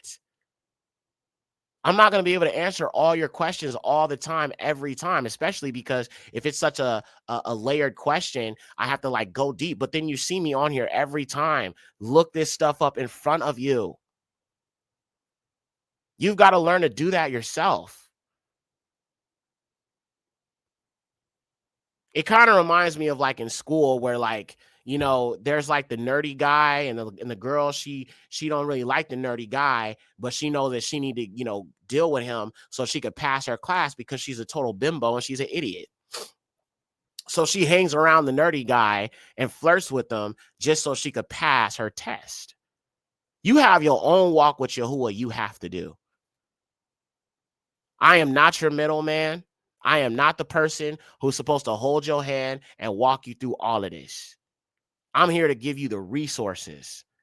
As a minister of information, I dispense resources and information, and you go look at it yourself. You go verify it. It's just like when these brothers came up in here talking about, oh, we're lineage. Black Americans are lineage. But then I asked, okay, what's the haplogroup then? I can tell our people are not researching it. That's the problem. It's not all of our people. A lot of our people research, but a lot of them do not. And I can tell because so many people believe these lies and these psyops. Some people believe voting actually matters. Our people still believe that, you know, this is our land. Our people believe they're freaking heathen Native Americans. Our people are not researching. They're watching TikTok videos and going on Wikipedia and calling that research. That's not research. That's propaganda. And I'm not saying that Wikipedia can't be reliable in some ways, because it is in some instances, but you got to go beyond just Wikipedia though. You need to be reading literature. You need to be studying African history. You need to be looking at these Igbos and these Yorubas and these Ashantis. Go look. Most of our people who don't even believe the slave trade happened have no idea who Ola Uda Akiano is. They have no idea who that man is. And he was actually a black man who was brought from Igbo, from Igbo land. He's an Igbo. And he talked about how the slave ships were real. He talked about his experiences on the slave ships. As a matter of fact, he was the first black abolitionist that actually got into positions where he was actually able to do stuff for our people. And he was an Igbo. So you're saying that the slave trade never happened, but we got a black man whose name literally represents the tribe of Yahuda. Listen, his name was Ola Uda, Yahuda, Yahusha, Hallelujah, Huwa. Come on, man. It's in the language, and y'all want to delineate. Hold on. Let me put his name in here. Y'all see what I'm saying? Ola Uda. That's his name. Uda, Yahuda, Yahusha, Yahuwah. Come on, man. It's in your face. But y'all want to delineate. We ain't from Africa. You ain't no Israelite then. If you ain't from Africa, you definitely got that Neanderthal DNA for sure. You definitely got that 2%, 3%, 5%, 6%, because everybody who ain't got African lineage is not of you know what I'm saying, got that Neanderthal DNA. Only Africans are the purest people on this earth. That's even what science says.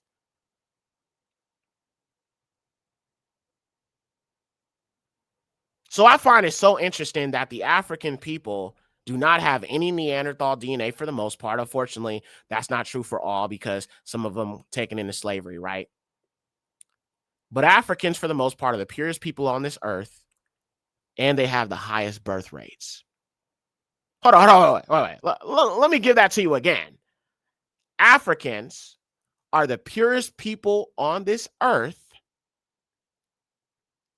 and have the highest birth rates on this earth. And y'all telling me we're not African. That's crazy. That is actually crazy. Hold on. Let me pull this up. I use this all the time, but I just want y'all to see the truth, man. Yahuwah is definitely making it clear he's going to restore us to a better place. Look at this. Just look at this. This was just last year that this was put out, family. So where you see the lighter the red gets, the lower the fertility rates. The darker the red is, the higher the fertility rates. Or I'm sorry, Salaki. The lighter it is, the lower, the greater the fertility problems, and the darker the red is, the less fertility problems. Just say it like that. Africa's on top right now. Why is that? Why do Africans have the purest DNA and are the purest humans? You know why? They go back to that Adamic stock, where it all started. They never mixed outside of their people. Some of them were not taken into slavery. And their genetics are so dominant, even if they were enslaved. Even if they were enslaved and they were, graped by the colonizer, their genetics are so dominant because they haven't intermixed for all these years and all this time that's gone by. Their black genetic DNA is more dominant than the Caucasians is. And that's years and years of refusing to intermix with other peoples. And again, our people are being told to reject being African. Based on statistics and based on everything I've looked at, being African is a flex. That is an Alua flex in a sense. It is an Alua flex because it shows Yahuwah has preserved people who come from a certain place. Everybody else, they can't say the same.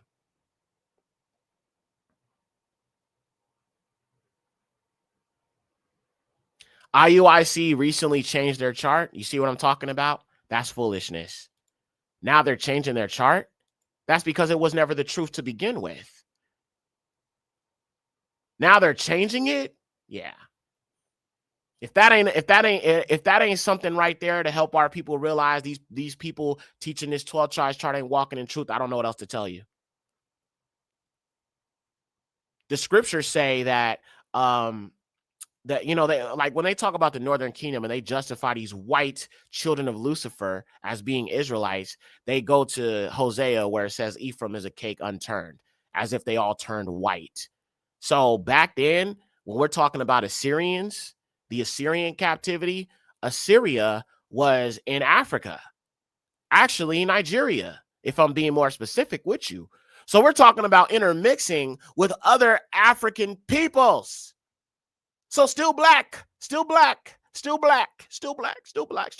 that's why you see a lot of the Northern Kingdom Israelites in the continent right here, right now, that are still black. Show me white Israelites in the continent and then I'll believe you. Show me white Israelites. Show me white Igbos. Show me white Kikuyus. Show me white Limbas. Show me them. And then we can have a conversation. if you can show me white African tribes. Oh, you talking about them Dutch colonizers? They ain't African. They're Europeans in Africa.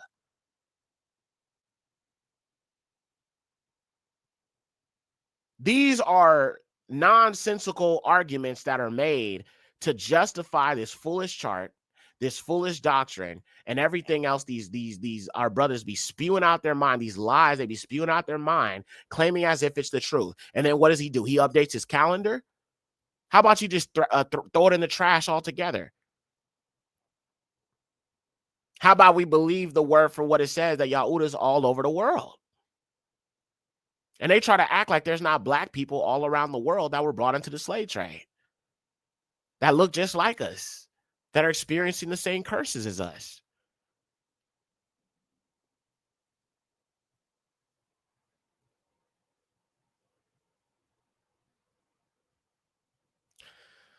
So again, y'all, this chart is not exhaustive. It's not definitive, but it's just enough to give you information so you're able to look this stuff up yourself. All right. It should lead you down a road of researching. I mean, I even named some people for you, the Antiguans, the Kittians, and some of these people you've probably never even heard of, or the Grenadians.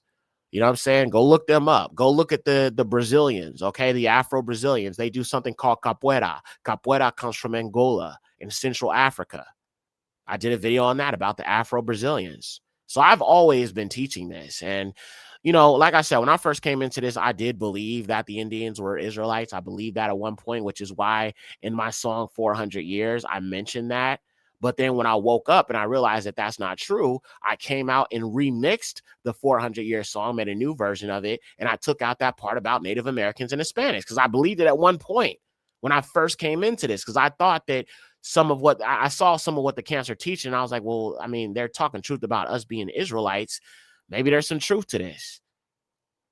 But then I realized, no, there's not. Then I realized about the Igbo. Then I realized about how there's many Israelites in the continent right now. And I was like, well, then those Native Americans are not Israelites. Then I saw what their proof was, which is 2nd Esdras, where it says that the Northern Kingdom went to a land that had never been inhabited before, and they assume that that's America.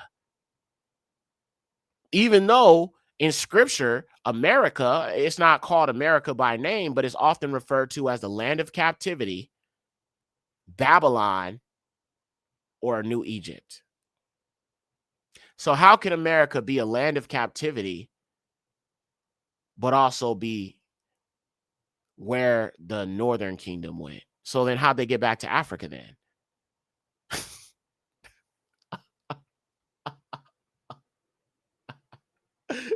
Do y'all realize how goofy that argument is? Do y'all realize how goofy that argument is? That the Northern Kingdom went into America, then came back to Africa.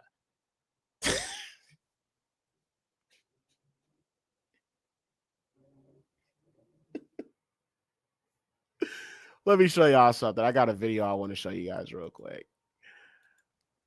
I just try to get our people to be really thinking about what you're believing and what you're following and what you believe to be the truth, because there's a whole lot of lies being thrown around that just don't make any sense. And the problem is these things are not challenged enough. If they are fully challenged, like in a public way, because, you know, somebody just making a YouTube video debunking it, I think that's not enough. And the problem is, if a person, now let me say this, I don't believe in like doing debates. I believe in, you know, exchanging of information and kind of coming to understanding as a people. I don't believe in like arguing and disrespecting your brother because you disagree. I don't think you should reject a civil conversation. But at the same time, don't be so quick to believe everything either. Don't be so quick to believe everything either, y'all.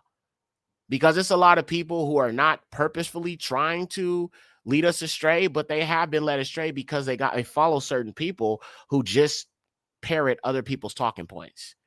They haven't fact checked it.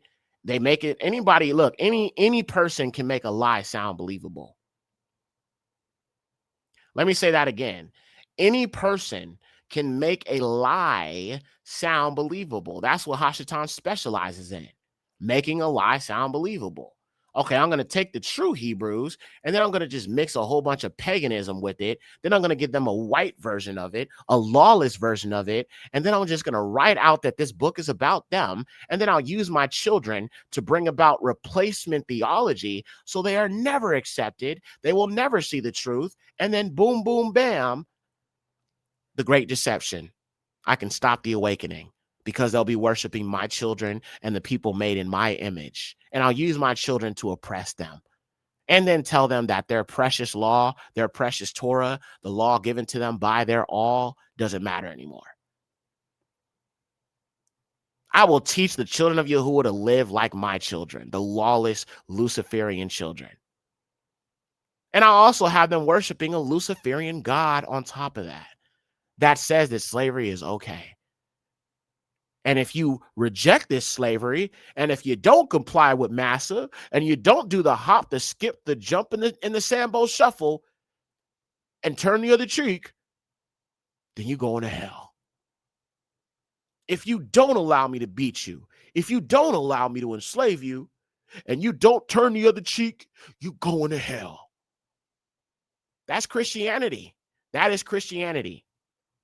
Now, I'm going to show y'all this other video this brother did about the 12 tribes chart just for a second witness.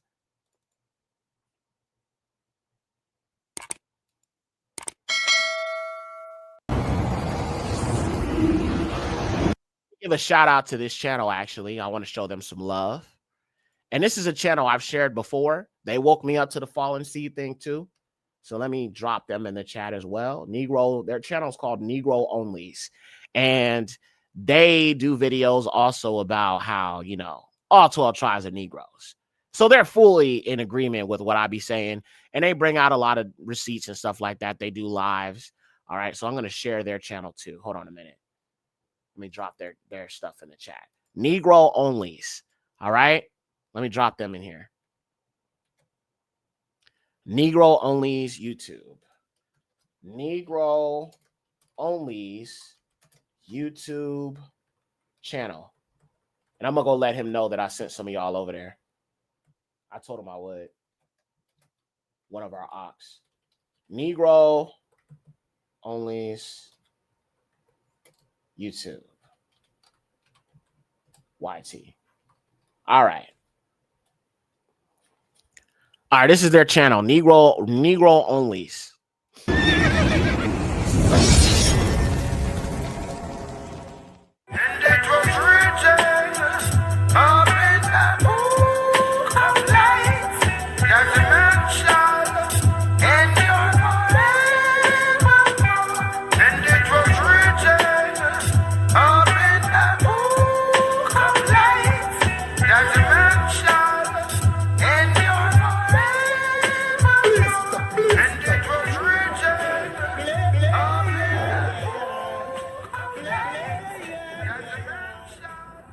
Shalom, family.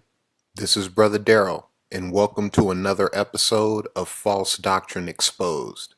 Today, we'll be dismantling the 12 tribes chart that is being used by these alphabet camps to identify the children of Israel. Quick history lesson on this chart. A dude named Ariah out of the One West camp claims to have had a magical dream where this chart was revealed to him. We'll demonstrate that this chart doesn't line up with the scripture.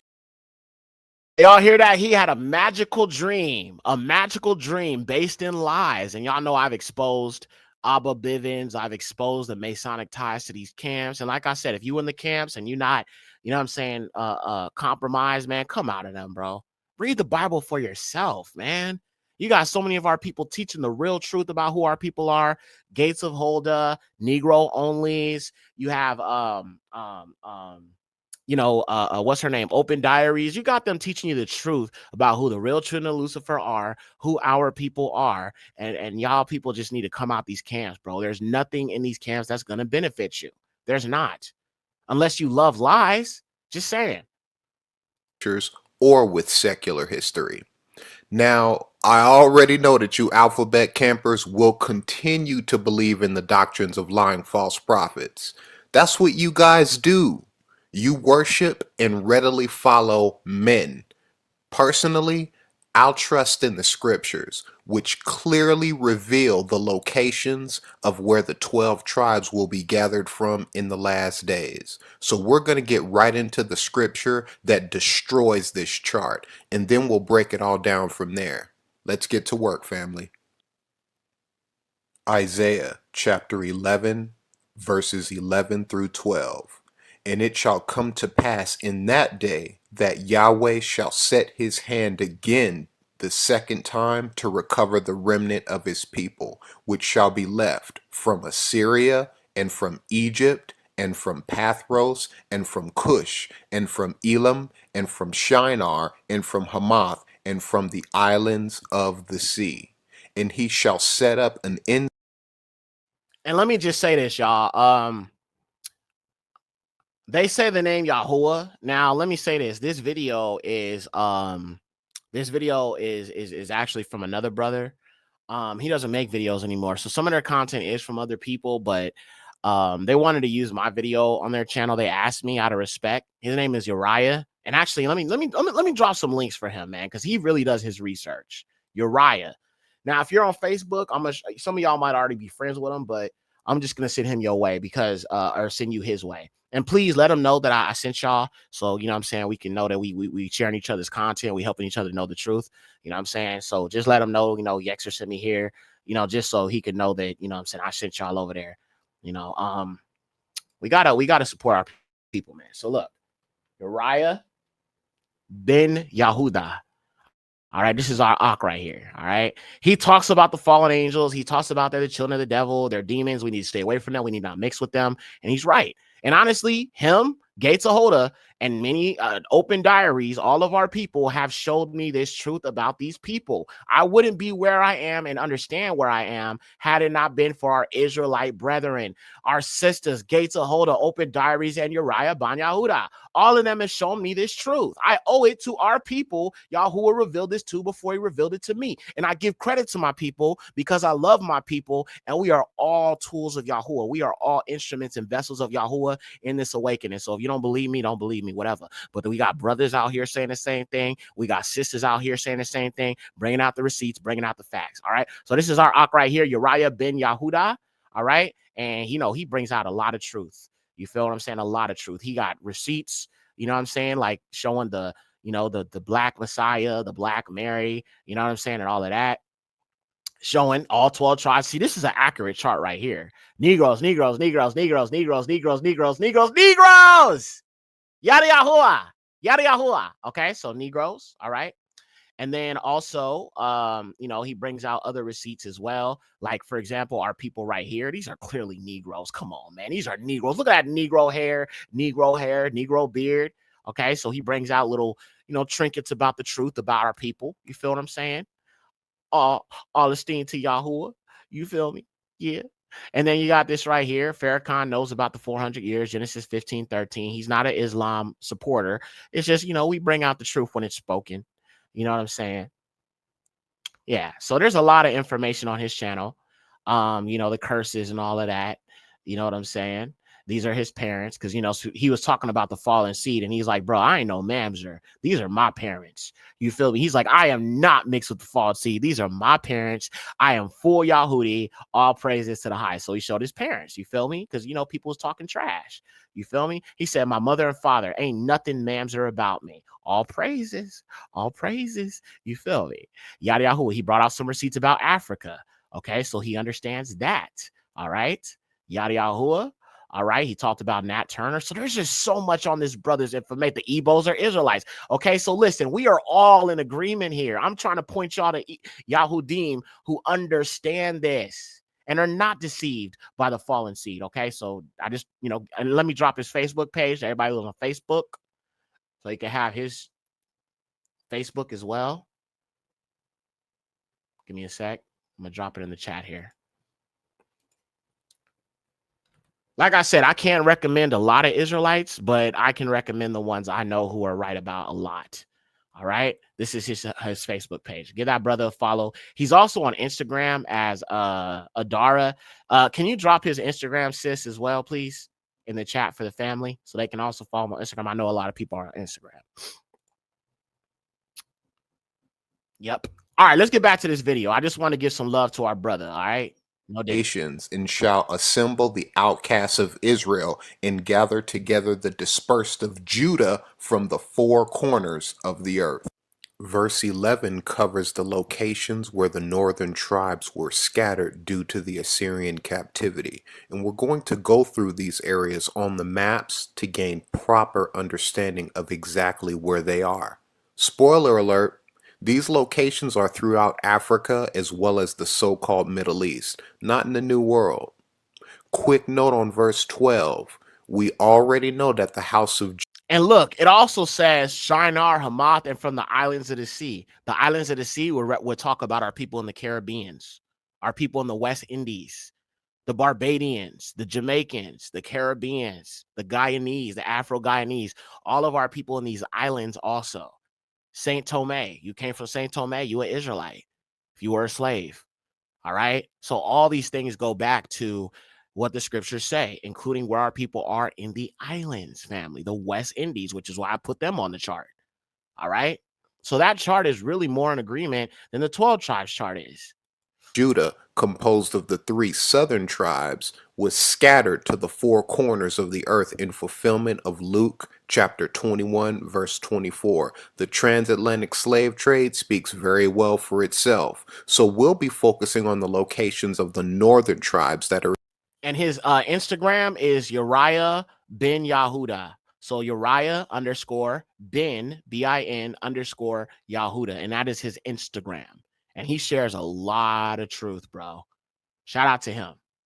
Thank you, sis. I'll leave this thing up for y'all in case y'all want to see it. Again, covered by verse 11. The northern tribes will be gathered in part from Assyria, and this map represents the bounds of the Assyrian Empire in 650. Now, I do disagree with him about where Assyria is. And while we're watching this, I'm going to pull up the video about Assyria so you can see where it really, really is. Okay, so I'm going to share that video. I'm going to pull it up right now while he's doing this, and I'm going to show you about really where Assyria is so you can understand why our people were in Negro land. All right, so it'll make some sense here because we got to destroy the lies today. All right. That's what I'm saying. Yeah, exactly, sis. Like, logically speaking, if Judah was scattered all over the world, how is it that America's the only place Judah is? So America's all over the world. People can be so dumb. Yes. Stupid. Yes, it's true. It's true. And that's my problem I have with this. You know what I'm saying? That's the problem I have with that 12 tribes chart. Judah is not in one place, but neither is Benjamin and neither is Levi. Yahuda would be the southern kingdom, those main three branches of those tribes scattered everywhere, not just America. So them Jamaicans, them Caribbeans, them Afro-Guyanese, them Afro-Peruvians, Afro-Dominicans, Afro-Cubans, all of them Afro people, they are all Yahuda. They all fall under Yahuda. He said, I'll make you as numerous as the sands of the sea. Do you believe that or not? Because, I mean, if we just in one place and it's just black people here, that's not numerous as the sands of the sea. And that also doesn't agree with the four corners of the earth. BC. This area primarily encompasses Syria and Iraq. This is a picture of so-called Afro-Iraqis. These are clearly Negroes, and they're exactly where they're supposed to be according to the prophecy. Isaiah 11:11 also mentioned Pathros, which is Upper Egypt. We're still there, and we're still blending in with the indigenous Hamites too. Cush is simply Ethiopia. No mystery there. Even the fake Jews in Israel acknowledge our brothers from Ethiopia. They call themselves Beta Israel. The indigenous Ethiopians, however, call them Falasha, which means landless or wanderers. These Israelites claim descent from Menelik I, who is the son of King Solomon and Queen Sheba. Elam is in modern-day Iran. Our people are all over Iran. See the gentleman leaning up against the car? Now you know you have an Uncle Leroy that looks just like this dude. Let's keep it real, family. Facts, facts. That's your Uncle Leroy right there. Okay, that is your Uncle Leroy leaning up against that. Okay, when I think about my uncle, I don't got an Uncle Leroy, but he could be my Uncle Leroy, my distant Uncle Leroy. Remind me of my uncle. He used to post up against the Cadillac like that.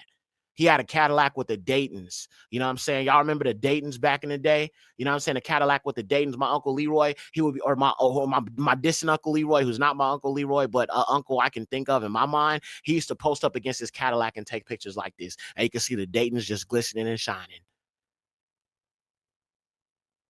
Royal, what's up, sis? Shalom, Mashfaka, Yekcyr, you going in. All praises. We at the plantation, but I'll catch this on the replay. Love you, sis. Thank you so much for dropping in. Yada Yahoo. You're going to learn from this one, so be sure to catch the replay. I'll keep it up. I promise. I'll keep it up. I normally don't delete lives unless there's like a problem with it. Something goes wrong. If it's a little bit of an issue, I won't worry about it. But I don't normally like deleting lives because I know y'all love this food we bringing out. So I try to keep them up. But if there's something wrong and I take it down, I will at some point put it back up unless it's just not good for YouTube. But I'll definitely keep it up. Big Unc, yeah. This looked like my uncle, bro. He used to post up against his Cadillac, bro, with the Daytons. He made sure you saw them Daytons for real. You feel me? All praises. All praises. Yada Yahoo, man. That's what I'm saying. In these scattered Negroes, I see family members. They remind me of a certain family member. Auntie, uncle, cousin, somebody. Our people will also be gathered from the plains of Shinar. This is a specific region within modern-day Iraq. If you recall, now remember, claims to have had Shinar is in ancient Sudan. Okay, so I do not believe it's Iraq. I think he got those wrong, but yeah. And we're still blending in with the indigenous Hamites too. Fast forward. On the Mediterranean, and our people had several colonies throughout northern Africa due to the dispersion. The Bible specifically mentions Simon of Cyrene, who was compelled to assist Yeshua in the carrying of the stake of his crucifixion. Well, Cyrene is modern-day Libya. We always have had a strong presence in the Mediterranean as a people, and throughout our history, we have scattered to various islands throughout the area. Cyprus, in particular, has a history of slave trading under the Ottoman Empire. This is Melis Redif, a sprinter, a so-called Turkish Cypriot. Melis is a native of northern Cyprus. She probably looks familiar to you. Our people are literally everywhere, including the islands of the Mediterranean, just like the prophecy indicates. Let's move forward. Sicily has an interesting history. It's located right there next to Italy. It looks like the little rock that the boot of Italy is kicking. It's very telling, by the way. Now, from 900 to 1100 AD, it was ruled by the Moors. Many of these so-called Moors were in fact Israelites. While I'm pretty sure that many people would debate me on this topic, you can look into the so-called Marranos of Spain and learn the truth. They were Israelites who practiced Islam. They also left quite a mark on Sicily. Our ancestors would have called these folks Mamzers, half-breeds. Sicilians have a history of being looked down upon by mainland Italians. Gee, I wonder why. Another key precept in understanding where the northern tribes are located lies in Zephaniah chapter 3, verse 10. From beyond the rivers of Ethiopia, my suppliants, even the beyond the rivers of Ethiopia, but y'all want to delineate, and that's what he's talking about. Yahuwah is saying right here, we will be gathered from beyond the rivers of Ethiopia and bring him his offerings. Weren't we taken? Now, see, the thing is, they call it the Atlantic, right? But actually, before it was the Atlantic, it was the Eritrean or Ethiopian Sea. Hold on. Let me bring the receipts, y'all. Yekcyr is cooking today. All right, look. If you look at ancient maps, and I pulled up the video about Assyria, we're going to look at that too in a minute. So I hope y'all got time. I'm gonna be here for a little bit. Okay, I'll be here with y'all for a second. Let's look at this real quick. The Ethiopian Sea. This is what they changed on these maps, but it used to be called the Ethiopian Sea. So beyond the rivers of Ethiopia, isn't that so interesting, family? The Ethiopic Ocean. Let me pull this up. I got the receipts. Hold on. The Ethiopian Sea. They changed it to the Atlantic to hide the truth from you. But these old maps say the Ethiopian Sea. The Ethiopian Sea. Look at this, fam. Let me pull this up for my family. Hold on, y'all. Look at this, fam. All right. Look at that. Make it bigger. No diddy. Look at that, family. The Ethiopian Sea. Let me pull it up. Look at this. The Ethiopian Sea. So from beyond the rivers of Ethiopia, isn't that where we were brought from? Isn't that where they scattered us? From beyond the Ethiopian Sea. Beyond the Ethiopian Sea. Beyond the Ethiopian Sea. The Ethiopian Sea. The Ethiopian Sea. Ooh. No, I'm just playing. But yo, this is why y'all watch me, right?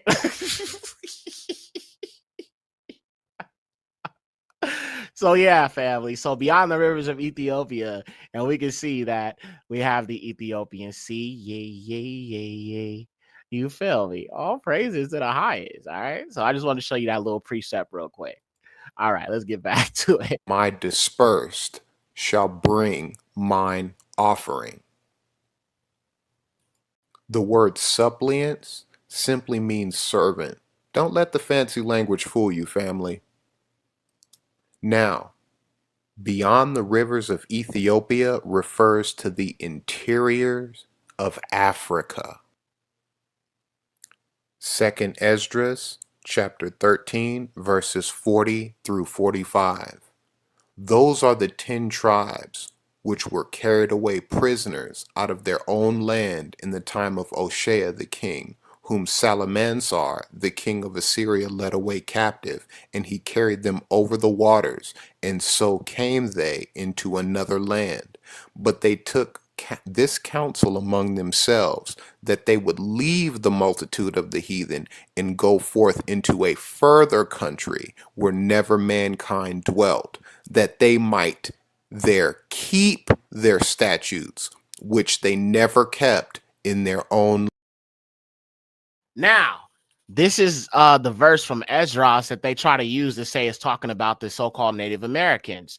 But here's the thing, family. This is easy to disprove, my fam. Listen, the scripture says that they will keep the law to this day when they go to this strange land, to this day. So that means that if these Native Americans are our people, then why do they have heathen customs? Why the heck are they eating turtles? Why the heck are they eating bear burgers and beaver, you know what I'm saying? Beaver burgers, bear burgers, beaver burgers, and turtle soup. They eating all types of unclean animals. They over here practicing shamanism, okay? Spirit quests, totem pole worshiping. All them deities on them totem poles are pagan deities. Matter of fact, I think that, this is just my personal opinion, but what if those totem poles are the Asheroth poles mentioned in 1 Kings, where they had to be destroyed? What if those are the Asheroth poles? Turtle. The turtle, I'm a turtle. Just play it. Yeah. But I'm wondering if those totem poles are the Asheroth poles. The deities of the other nations. So if Yahuwah said that they would not turn from the law and they would still keep them in this strange land, what makes you think that's America? Because everything about this country is Babylonian and pagan. Pyramids everywhere, idols everywhere. Let's just use logic here and let's agree with the scriptures, not our opinion, family, but the scriptures. Hamagaluth, the scrolls. land. And they entered into Euphrates by the narrow places of the river. For the Most High then showed signs for them, and held still the flood till they passed over. For through that country there was a great way to go, namely of a year and a half, and the same region is called Arsareth. Notice that these verses make no mention of them building ships and sailing across the sea. However, alphabet campers will try to add that to the script. Negative. We're about to go ahead and jump right into the nail in the coffin from Rudolph Windsor. A lot of you campers have this book on your shelves, but I see that you clearly haven't actually read much of it. Do yourself a favor and go ahead and turn to page 92. In the 9th century, a black African Hebrew arrived in the city of Kairouan in Algeria. In this city was one of the famous Talmudic schools. The name of this Hebrew was Eldad the Danite. He told a credible or believable story of a Hebrew empire south of the Sahara in the western Sudan. According to Eldad the Danite, the Hebrews in the interior of Africa spoke a Phoenician Hebraic language mixed with... Oh, Phoenician? I mean, I think he's talking about Abari. Hold on, wait. The heathens call it Phoenician, but it's Abari. Ha-Abarith Lashun, the Abarith tongue. Yes, Phoenician. What the heathens call Phoenician, which is actually what some people call ancient Hebrew. But these Negroes spoke Abari. Ha, ha. Ha ha ha ho ho ho ha ha ho ho ho ha ha ho ho ho. Yeah, I have this book. This book is cheap. It's only like, I think you can get the paperback. I had the paperback. I bought the paperback some years ago, and that's how I understood the Songhai Empire. I understood the Hebrew kings of Ghana. You know what I'm saying, and all of that. So, like I said, you can, if you want to delineate, go ahead, but you are working against your brothers, your sisters in this awakening, and you are actually doing the opposite to stand line in line with the children of Lucifer. But yeah, Babylon and Timbuktu from Rudolph R. Windsor is a great history on the black Japhites. Okay, he talked about the black descendants of Japheth, and he wasn't able to conclusively tie to how these people in Europe became white. I'll tell you why. Fallen seed. That's the explanation. Every time people tell you they can't tell you where white people came from, the truth is Enoch. The truth is the fallen seed. That's the missing link these historians will not tell you. That's the missing link of history. When they're telling you everybody came from Africa, everybody descends from African people, but then they can't tell you where white people come from or where straight hair comes from, just like I showed you that video where they said they can't explain where it came from, that mutation, the fallen seed. Flesh was mixed with angelic people or angelic beings creating these mutations, creating the straight hair, creating the pale skin, creating the recessive genes, the animal DNA, so on and so forth, because it created such a mutation. The genes in these people changed. They completely changed. Where did the Neanderthal come from? The fallen angels. That is the missing link of white history that they have not told you. Even though they admitted in their own writings, they just describe themselves as Aryans. But they also call themselves the gods of the north, fallen angels. Didn't Lucifer say that I will sit up on the congregations of the mountains of the north? The Caucasus Mountains, where Dionysus was chained to the Caucasus Mountains after teaching humanity knowledge, forbidden knowledge. In the Dionysus story, he actually taught man how to make fire. But that fire is symbolic of knowledge, forbidden knowledge of the heavens, chained to the Caucasus Mountains. He will sit up on the mount of the north. Let me show you something else. I got to get deep with this. I'm cooking today. So just like I said, just stick with me. I promise all this will make sense. Now let's jump over here to YouTube, and I'm going to show you where the seed of Satan is, and it's in Europe. I'm going to show you where the seed of Lucifer is. I actually know where it is. Let me show you. Hold on. It's in Europe. seat of Satan. And actually, I believe it was moved to Germany recently. Let me show y'all this. This is going to mess you up. I mean, if y'all want to be messed up, no diddy, I will mess you up. I will educate you, of course. But I'm going to mess you up because people just don't understand like why Yekcyr just, sees things the way he does. But again, the research, my friends, the research is where all the truth is made known. Because as I said, Yahuwah is not a gatekeeper of knowledge. He gives it to people who are looking for it. He doesn't hold it from us. Okay, that's not what he does. All right, let's see. I'm going to pull up this video here and I'm going to show y'all the truth, the real truth. All right, let's see. Is this the video? Okay, hold on. Let me pull it up here. The seat of Satan in Europe. And like I said, it recently got moved to Germany, but the video I'm going to show you is where it was originally, which is in Europe, and then it got moved to Germany. Of all places. Remember we talk about the Anglo-Saxons? Remember we talk about the Aryans? So why exactly would the seat of Satan be where the people who claim to be the Aryan race, who come from the fallen angels, who have the eagle symbolism, which is representative of Esau? It's because the truth is revealed. Okay, hold on, y'all. Let me get this video here. The seat of Satan. All right. I think it's this one. There's a specific video that I had on it.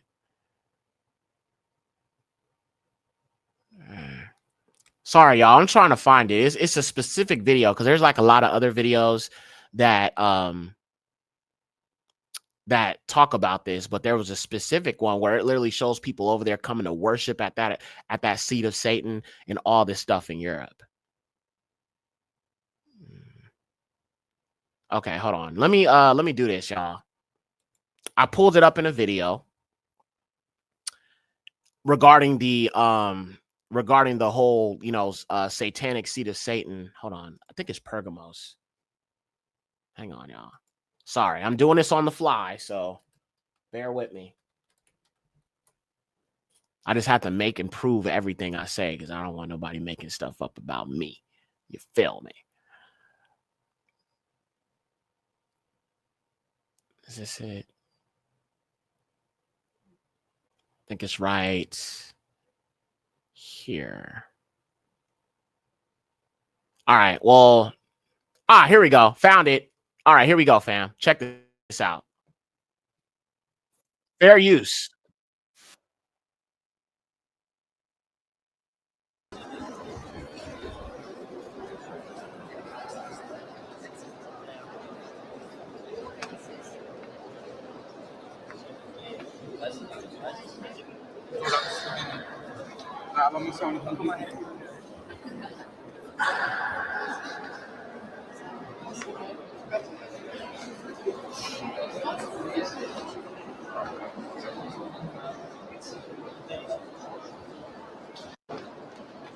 The other carvings, beautifully done, all in. Look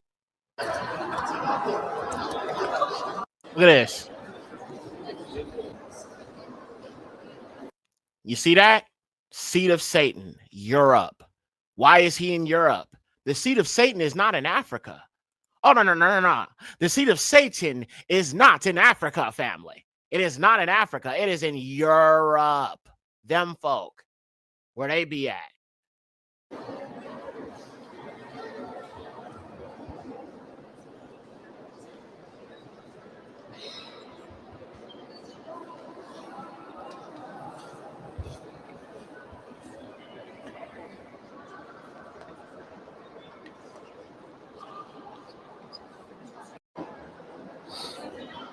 Amazing to think that the devil himself actually was here.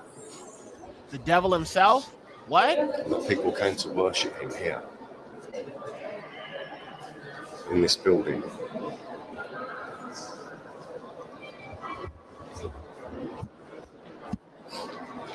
Inside the rest of the museum, there's all the other carvings, beautifully done. Okay. All right. There's my proof. It says Satan himself Satan himself, the devil himself, they came to worship him. All right, fair enough. They had a religion which had come down from Moses and a Hebrew emperor. It was believed that this emperor was named Tlutan or Balutan. Eldad said that the people of this tribe had fled from the kingdom of Israel, the northern tribes, after Sennacherib the Assyrian had subdued it, and that other Israelite tribes such as Naphtali, Gad, and Asher were in the land from which he came. Do you catch that? Eldad the Danite literally tells you that the northern tribes are in the interiors of Africa, not in the Americas. Let Ariah tell it though. Now, if you know anything about the Limba tribe of South Africa, then you'll know that their oral history tells the story of them fleeing the Assyrian captivity and migrating down to Yemen and ultimately to South Africa before settling there. In other words, the Limba are descendants of the northern tribes, the house of Israel. These scholarly accounts cast a lot of doubt on the validity of this 12 tribes chart. It's definitely starting to look like some nonsense that an overly stimulated camp leader made up to impress his followers. Or maybe he had what Brother Jacob over in the STL might call a ragu vision. I think it's time to drop it, guys. The Judeans, or Jews, who fled into West Africa after the destruction of Jerusalem in 70 AD were a combination of three tribes, Judah, Benjamin, and Levi. To argue that each tribe was separated out and sent to a specific geographical location in the Americas is very ignorant. The slavers didn't stop and ask each slave, "I say, what tribe are you from?" before loading them onto a boat. That's nonsense, and you look extremely ignorant when you push this chart. The Jews of West Africa were loaded onto slave ships, and they were cast out into the four corners in fulfillment of the prophecy in the Song of Moses. The Song of Moses, Deuteronomy 32, verse 26. I said I would scatter them into corners. I would make the remembrance of them to cease from among men. And this dovetails with Isaiah 11 and 12, which reads, "And he shall set up an ensign for the nations, and shall assemble the outcasts of Israel, and gather together the dispersed of Judah from the four corners of the earth." Only the house of Judah, the southern kingdom, was scattered to the four corners. This is further confirmed by a third prophecy which was pronounced by the Messiah himself. Luke chapter 21, verse 24. "And they, being the Judeans, shall fall by the edge of the sword, and shall be led away captive into all nations, and Jerusalem shall be trodden down of the Gentiles until the times of the Gentiles be fulfilled." Only the Jews were led away captive into all nations. The northern tribes had already been scattered into all of the regions mentioned in Isaiah 11 and 11. That's why only the house of Judah will be regathered from the four corners.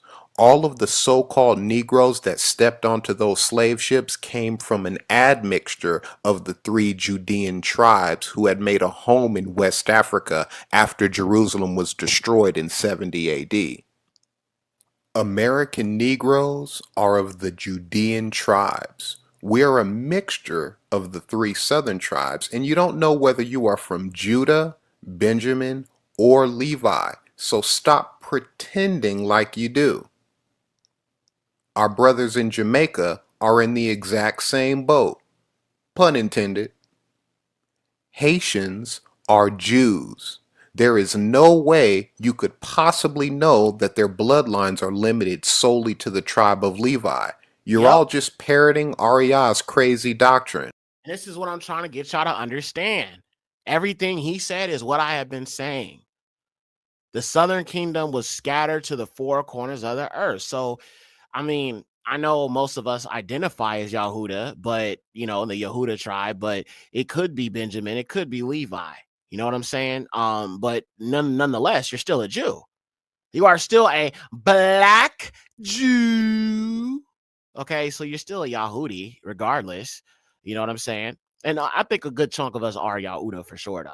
Especially if you think about like the during the Spanish Inquisition, it was really Yahudim, Yahuda. But like I said, some of us could be Benjamin, some of us could be Levi, or some of us could be combination. You know what I'm saying? So just understand that. You know what I'm saying? Because even with the slave breeding plantations, they were getting mothers to sleep with their sons to breed more slaves. So there could be a Levite that mixed with a Yahudi, or a actual child of the house of Yahuda, or it could be a Benjamite that mixed with a person from the tribe of Levi. So it's like you got to factor that in, but you're still a Jew.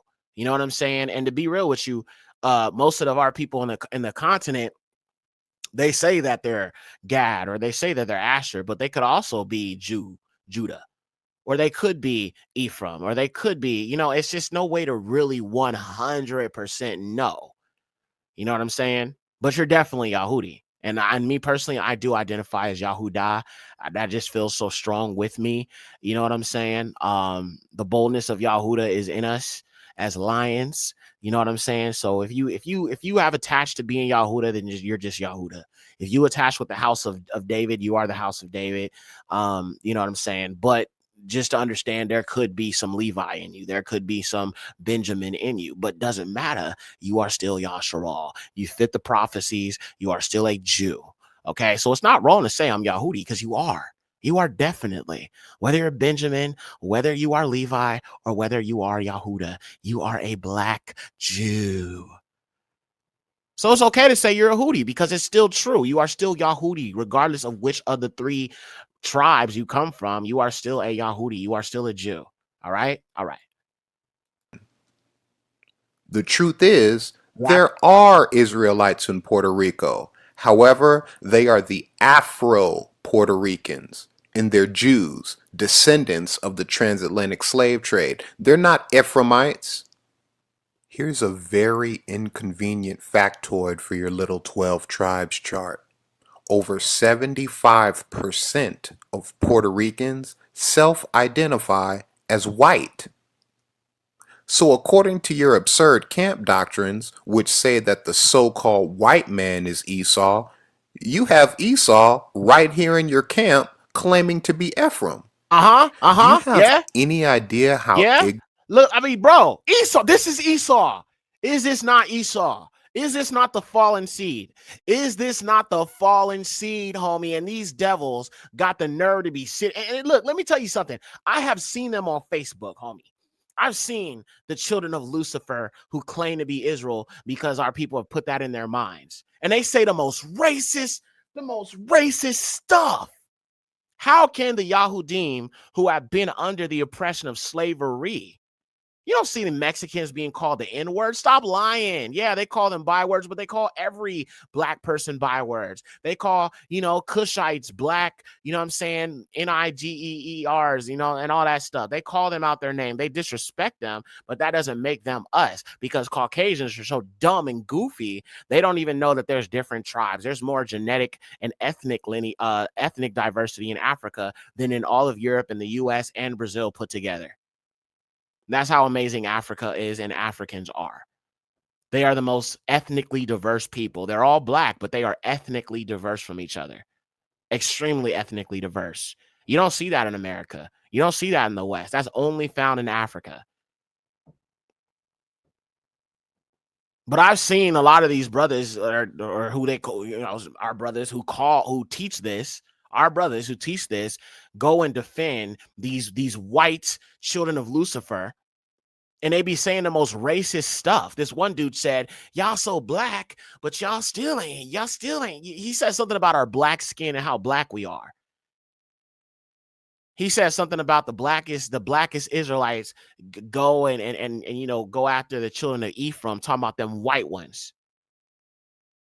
No Israelite would ever say anything anti-black ever because they have experienced anti-blackness. And our people who are Israelites that are on this anti-black rhetoric is because the children of Lucifer have pushed that upon them with pseudoscience and false information that don't align with the Bible. If it don't align with the Bible, it's irrelevant. If it don't align with the scriptures, it's irrelevant. If Yahuwah didn't say it, it's irrelevant. The prophets didn't speak of it, it's irrelevant. I don't care about TikTok education. I don't care about these new videos. I don't care about these so-called teachers. If it don't agree with the scriptures, it's lies. If it contradicts the scriptures, it's kamats. It's kamats. It's kamats. It's kamats. It's leaven. It's leaven. It's leaven. It's leaven.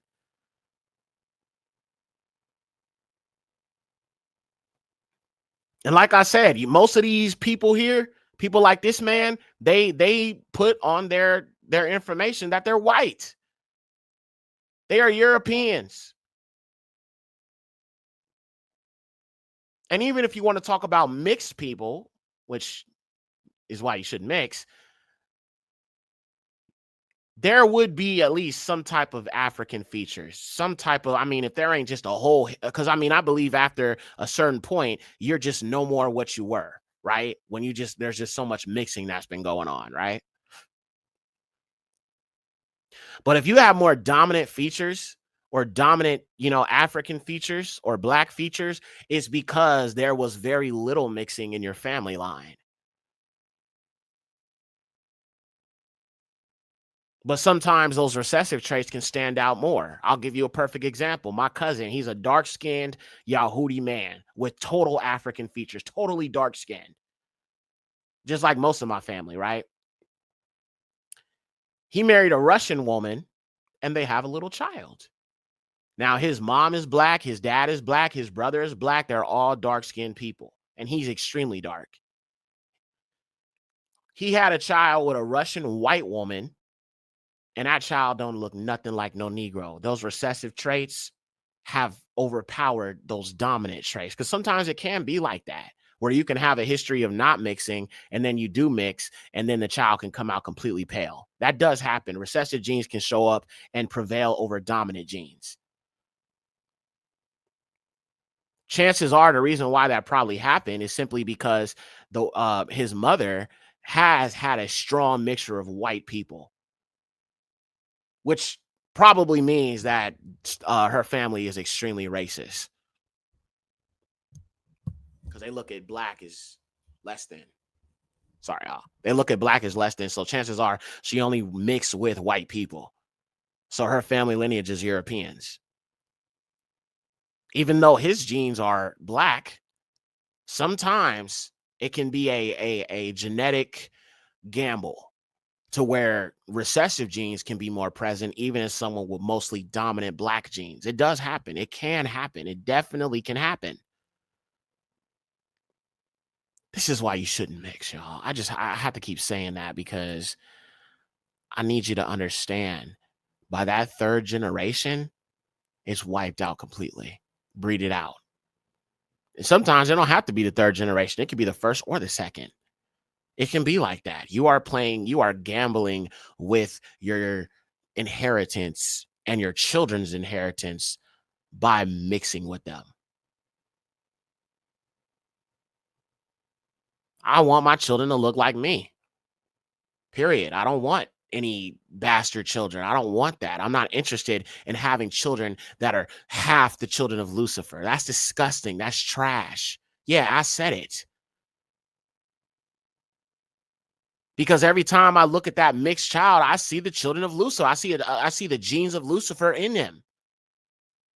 No, I don't want that in my children. I don't want that in my babies. I want my children to be full-on Israelites. Israelite mother, Israelite father, Israelite grandparents. We got to restore this bloodline back. We got to. And I know some of us have already made these mistakes and did this and did that. We'll do better. Choose your people. We can fix this. I talked about reclaiming my name, reclaiming my tongue, and I'm also reclaiming my identity, and I'm going to reclaim my children, my future children's identity. This is how you fight against the system, not by assimilating with it. I had a song I said a long time ago in one of my songs. I said, complying with the system may defeat in oppression. They lie so many times before they lead in succession. I will not comply. They don't impede my direction. Kill that program and that TV is a weapon. Bang. Gunshot. Complying with the system is not defeating oppression. Let me say that again. Complying with the system is not defeating oppression. It is assimilating with it. It is being in an agreement with it. It is making a covenant with it. It is making a relationship with your oppressor, your relationship with the system of oppression. Where are the rebels? Where are the Nazarene? I'm teaching you about being a rebel against this system. To follow Yahuwah is to be a total rebel against America, a total rebel against the white man's history, his story. Not assimilation. Assimilation was a result of the punishment that we would serve other deities, wood and stone, JC, the cobblestone of Islam. That was a result of the punishment. But now that you are awakened, you are commanded to come out of her. Ignorant you campers sound. White Puerto Ricans are not Israelites. Only the Afro Puerto Ricans are, and they aren't from the tribe of Ephraim. They're from the southern tribes. They're the Jews who were shipped all over the world as slaves. Cubans are not from the tribe of Manasseh. In fact, Cubans self-identify as being over 60% white European. Looks like most of the Cubans in your camp are Esau too, huh? Moreover, the white Cubans look down on the Afro-Cubans and are very well known for their systematic discrimination against them. Yep. Why? Because the Afro-Cubans are Jews and the descendants of the slave trade. The reproach of Deuteronomy 28:37 is upon them and not the white Cubans. Yes. Wake up. It's the same story in the Dominican Republic. The only Israelites in the Dominican Republic are the so-called Afro-Dominicans. They're not of the tribe of Simeon. They're Jews, the same Jews that were sent out all around the world as, you guessed it, slaves. Rinse and repeat with the Guatemalans. The Afro-Guatemalans are not of the tribe of Zebulun. They're Jews. The native tribes of the South America. Hold on, wait. These are our people, y'all? Hold on, y'all. Wait a minute. These are our people. These are our people. These heathens are our people. I'm supposed to believe that these are the children of Yasharal with all that makeup and face painting. I mean, they got more in common with those heathen children of Cain Berbers, white Berbers, than they do with Yasharal. These are our people. These right here. Come on, y'all. Are you serious? Hell no. Hell no. Hell no. Because are not Israelites. They have no history. I mean, bro, to our people that are teaching this, like, that's just some freaky deaky stuff. Like, you some freaky ass nigga.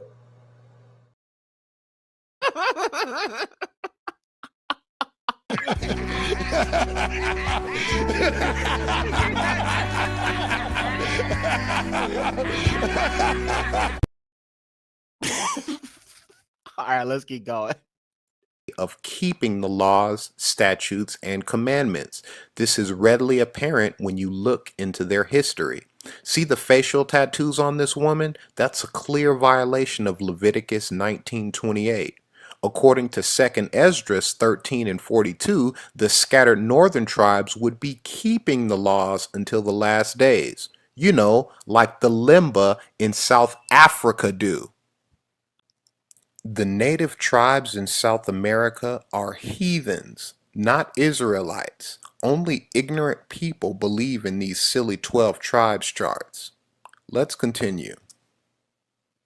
There are Mexican Israelites. However, they are descendants of the house of Judah and not the tribe of Issachar. They're Negroes, and they are resented by the native Mexicans. That's an ongoing theme, isn't it? Many of the true Israelites in Mexico were led out of slavery by a man named Gaspar Yanga, whom a city in the state of Veracruz is named after. Quick shout out to David Heredia. Check out his animated series called Heroes of Color. He covers the exploits of Gaspar Yanga, and he does so very well. Now, according to the 12 tribes chart, the Aztecs are of the 12 tribes. Well, how does that work? They have a particularly well-known history of bloody human sacrifice to pagan gods in the New World. But you know, this is our land though, right? A land defiled with blood. This is our actual land, right? The Mayans are Israelites according to the 12 tribes chart. These pagan, human sacrificing heathens are our people according to the chart. Okay, gotcha. Absolutely zero history of keeping the laws, statutes, and commandments of the Most High. Your chart is only fooling the ignorant.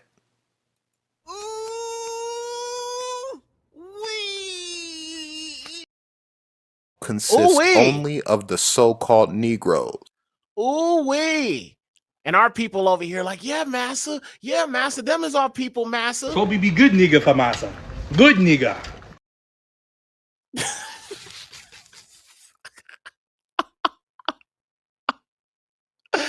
Yo, so now moving on to the next thing, I said that I would talk about the actual biblical Assyria. So give me a 1 in the chat. We're going to move on to that next video. I'm going to show you Assyria. So if you want to talk about Assyria and why our people are in Africa right now, you will understand. So drop me a 1 in the chat. We're going to move on to this next thing, y'all. All right, this next thing in regards to the true biblical Assyria. Let me make sure y'all with me, okay? And yes, it is in Al-Kebulon. It is in Africa. That's what I keep telling y'all, bro. The Bible takes place in Africa. And it makes sense because Assyria is a Bari. He is a descendant of Shem. So then that means if these Assyrians are black and they're Shemites and Assyria is in Africa, then that means there's many other Shemites who would also be in Africa. They may not necessarily be Hebrew Israelite, but they are definitely a Bari. They are definitely descendants of Shem. Okay, y'all ready? All right, let's get to it. So this next video is from Truth Unveiled. Now, he doesn't really do videos really that much anymore, but this is an old video. And I remember I watched a lot of his videos when I first came into this truth to understand Yahuwah, Yahusha, the pagan origins of Christianity. He was a very powerful tool and vessel of Yahuwah in the earlier days, and they ran that man off YouTube. He's still on here, but he don't really make videos that much anymore. But he did upload a lot of his older videos on Rumble. So this is a video he did on Assyria. Now let me see how long this video is. This video is an hour, so we're not going to watch the whole thing, but I'll drop the link if you want to watch it. Watch some of it. Here we go. All right, family. This is about Assyria. Let's get it. Some interesting stuff to share with you. We're going to be talking about the true locations and continuing with our series on this, covering the true locations of ancient places in scripture. And today we're mostly going to be focusing on ancient Assyria, along with the recap of some of the other places that we've already discussed and gone over in great detail. Now, if you already have not seen the documentary, I highly recommend you do, along with the narrated version, so you can get a better understanding and a better idea of locations that we've already covered and gone over, locations including the true scripture. He already knew that they would go there and that they would chart it on their maps and hide it from the rest of the world during the time that they went to go search for it during pre-colonial times in the 1500s and the 1600s. He already knew that, just like he knew that knowledge would be increased according to the prophecies of Daniel or Daniel chapter 12. And because of that, he knew that we would soon enough have access to these maps that have been hidden for a long time. That's why these maps of ancient Africa are so expensive. Why do you think they're so expensive, where they're close to $250,000? And okay, y'all see this? But y'all want to delineate. Why is this ancient map $235,000, family? A map.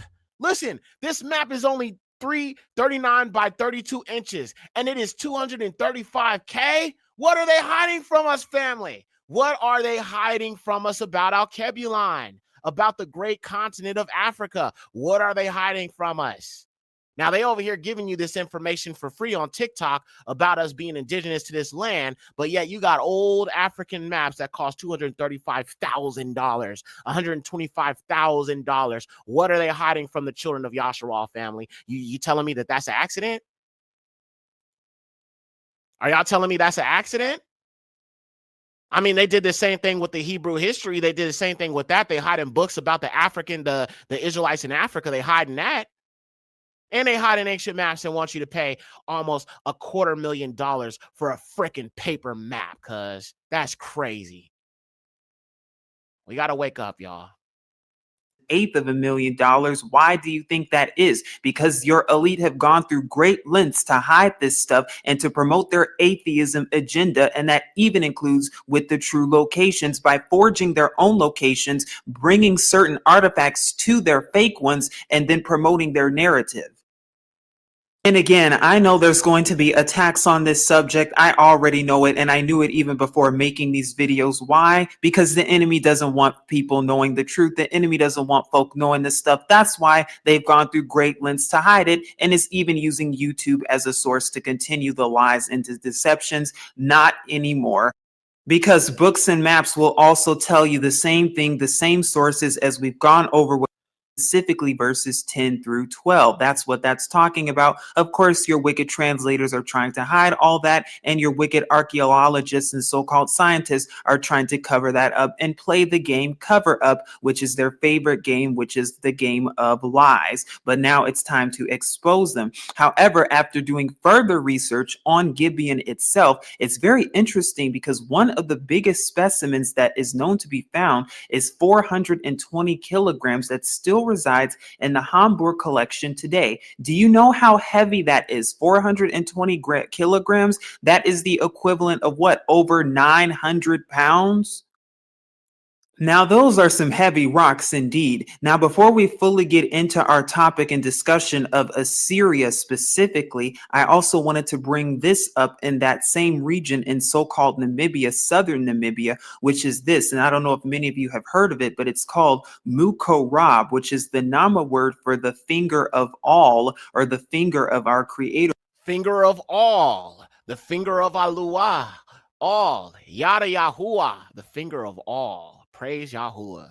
All right. Now, shout out to Queen Raya. See you in the sis. Good to see you, sis. Shalom. I'm going to fast forward because I want to get to the meat and potatoes of this.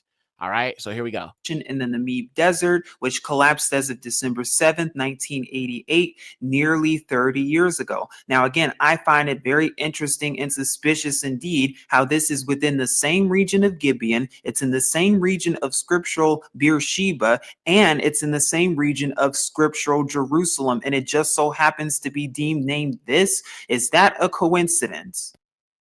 But now we're going to be taking a look at more of Acadia, or more of ancient Assyria. Now, pay very careful attention to this city right here, Akkad, because we're going to show you something with that. But we're going to take a look at Wikipedia, and there's a reason for this, because they're going to tell you that the Akkadian Empire was the first ancient empire of Mesopotamia. And we're going to be going over that word Mesopotamia and how that word is used for the translators as part of the deception. But anyway, centered in the city of Akkad and its surrounding region, also called Akkad in ancient Mesopotamia in the scripture. So we see that it is a scriptural town. The empire united Akkadian and Sumerian speakers under one rule. The Akkadian Empire exercised influence across Mesopotamia, the Levant, and Anatolia, according to them. Now, let me ask you this. According to the scriptural Acadia, was scriptural Acadia located in this region, or was it located in Africa? Now, this is what's very interesting or suspicious indeed. And once again, this is how they subliminally put the truth right in front of us. And you're going to see what I'm talking about with this highlighted word right here, because they have Akkad, but then they have Or Agade was the name of a Mesopotamian city and its surrounding area. Well, it just so happens, and I'm going to show you in a second, that you see this word in ancient maps in Africa somewhere. Now, before I take you to those ancient maps, I just wanted to cover this real quick, because again, there's a huge deception. And one of the deceptions perpetrated is this one right here when it comes to the word Mesopotamia, because your English translations, they use the word Mesopotamia. However, the Yahudith word right here is what? Aram Na'arayim. Aram Naharayim. Na'arayim, which means what? Aram of the two rivers, a district of Aram. Now, also, the word Syria is part of the deception. And let me explain this actually. So this is where you get the word or the language Aramaic. Aram. Aram is a descendant of Shem, as is Assyria. Okay. So Aram is where you get the Aramith. Aramith is Aramaic.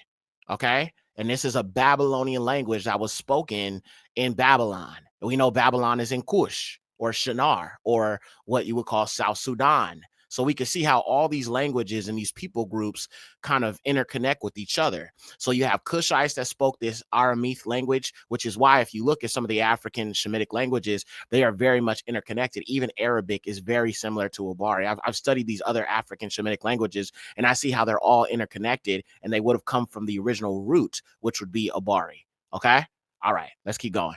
Just wanted to point that out. So Aram, or the Aramith language, is what you call Aramaic. All right. And it's going to make sense when he talks a little bit more about Sudan and where Babylon was. And you can understand it's definitely an African tongue. Too, because scripturally speaking, the land was never known as Syria. Let me repeat that. The land was never known as Syria. It was known as Aram. It was originally called Aram, not Syria, just like it was called Aram Na'arayim, not Mesopotamia. Why is that so important? Because this is going to help us locate Akkad, which we just read earlier. But as you see right here, it says two rivers right there. Now, scripturally speaking, is it talking about these two rivers located in Iraq, where it's the fake ones given to us by the cartographers and the wicked translators? Or is it talking about these two rivers right here? Is it talking and referring to the two rivers of the Nile? Because you have the... Yes. Okay. Now remember, the land of the Garden of Paradise was in Cush, or what's known as Ethiopia. And there are rivers that surround the land of Ethiopia. And all these right here are rivers, family, okay? This is what you must understand. Yes, they have whitewashed our people. They have whitewashed Messiah, but they have also given us false maps, false locations, and all that jazz. But you can see two rivers right here. The Nile, the Blue Nile, and then the White Nile. Okay. And then you can see Ethiopia right here. Okay. And then you can also see South Sudan. All right. So this is Shinar would be somewhere down here. South Sudan. You go South Sudan, there's a desert in this area around this region here. And this is where Shinar would be. So Shinar was right next to these rivers as well. Okay. And then obviously you have Egypt, if you go further up right here. And if the first world empire was built by Nimrod, the Cushite, who was a son of Ham, all right, Nimrod the Cushite established Babylon here in South Sudan in the desert, it would make sense that the first pyramids were built here in South Sudan. And so we're talking about the families of Ham. It would make sense that the Egyptians, who are also descendants of Ham, would build a similar structure, because all these families are connected. Why? They are all Hamites from the same people who would be the descendants of Ham. So the Nubian Empire is interconnected with the Egyptian Empire. And this is why I say Northern Africa is where you find many of the Hamitic tribes, Libya, Put, Canaan, so on and so forth. All right. But you can see here, respectively, that you have two rivers. You have Ethiopia, the land of Cush, and then you have these rivers here. And then you all have these smaller surrounding rivers here. All right. So this is the truth. White Nile right here, and then you have the Blue Nile right there, where they separate, or where they meet together in Khartoum, which is the capital of present-day Sudan. And remember, it says that the river splits into four heads. Okay, so we see the split here coming from Egypt, and it says the Egyptian river in some translations, and you can see the split right here, you can see a split right here, and you can see a split down here at the bottom. Okay, this is the river that they were talking about in scripture that surrounds the whole land of Ethiopia. It is this Egyptian Nile River. And Yahuwah says that the Egyptians are going to make an offering to him, and there will be an opening here, you know, in the end times, you know, when we go back to the land and all that, he will receive the Egyptians, he will receive these other nations that are around here that accept him, and we will all, you know what I'm saying, be in Egypt, and then they will do an offering to Yahuwah. So it all totally aligns. And like I said, I believe our land extends from like Ethiopia, Eritrea, where these Niles are, all the way down to sub-Saharan Africa, all throughout. Now, going back to the videos that we've covered on the ancient maps, and speaking of ancient Babylon specifically, how do we know that this could be one indicator that scripture is talking about this region over here, and that these two rivers are our marker points? One way to know is, well, the maps show you and depict Babylon, maps that are what, 300 plus years old in Sudan near Meroe. Now, that region is known for its pyramids, and those ancient pyramids, folks, I think are attributed to ancient Babylon. Now, here's Babylon shown near Ammon right here. And we've also covered how this is the scriptural Ammon children of located in Ammon. present-day Libya. This map comes from 1552. What does it say? The children of Ammon. Okay, Ammon, the children of Ammon, the Ammonites. Remember, what was his name? Rehoboam. His mother was an Ammonite. So his mother was of these African, you know, other nations. Okay, so Rehoboam, his mother was from the Ammonite people, and we can see the Ammonites were within this region. Okay, so you can see Ammon right here, and then right here you have Babylon. Okay, so like I said, all our people are like, oh, I don't want to be a Hamite. I don't want to have Hamite in my blood. If you are a descendant of Solomon, if you are a descendant of David, if you are a descendant of any Yahudi, okay, you have African blood in you, because our people intermix with them, you know what I'm saying, even during Egyptian captivity, family. The truth is in these ancient maps, not the current maps. I mean, we got to work with what we got, but I do think you should go back and look at these ancient maps. Real talk. That shows you Babylon near its present day Egypt, as it's known, along the Nile River. Nile right here. Now here's another map that shows you right here Babylon, and here you have the Nile right here and the other Nile going this way. So you see the two rivers, and there's Babylon along with other scriptural regions nearby. But the question that we're going to be thinking about is, where is Assyria in all of this? Because we've already shown you in a map from 1525, so a map that's nearly 500 years old, we've shown you a map of Babylon right here in Media right there, which is what? Scriptural Media. That's what that's talking about. There's Meroe, Sudan. Here we see once again the Nile River and Babylon right there. Knowing that is so important, because that's how we're able to find and pinpoint our Acadia. That's how we're able to pinpoint scriptural Assyria also, and you'll know what I'm talking about. Now, again, we have Brashith, Genesis chapter 10, verse 10, that gives us Akkad right here. We saw that in Strong's, and it says right here, in the beginning of his reign was Babal and Arak and Akkad and Kalna in the land of Shinar, or Shinar, as it's commonly known today. From that land, he went to Ashashur, Assyria, and he built Nayanuwa, what's commonly known as Nineveh, and Rehoboth-ir and Kalak. So it told us that Babal and Akkad are near the region of Shinar. Now, where is present-day Shinar? Well, if you go to the Greek in the Septuagint, you'll see that Shinar matches what? Sinar right here, spelled like this. Sinar right there, which is used for what? Mesopotamia. But again, we just showed you, based on the language, that it should not be called Mesopotamia, that it should be called the area of the two rivers. Well, is that area in the Nile? Now, here's a map of Sinar right there. You see, it's the same spelling that we just looked at in the Greek for Shinar. And where is it? It's in where? Along the Nile River, the same area as Babylon right there. You see it, and this is a map from where? 1806, so it's over 200 years old.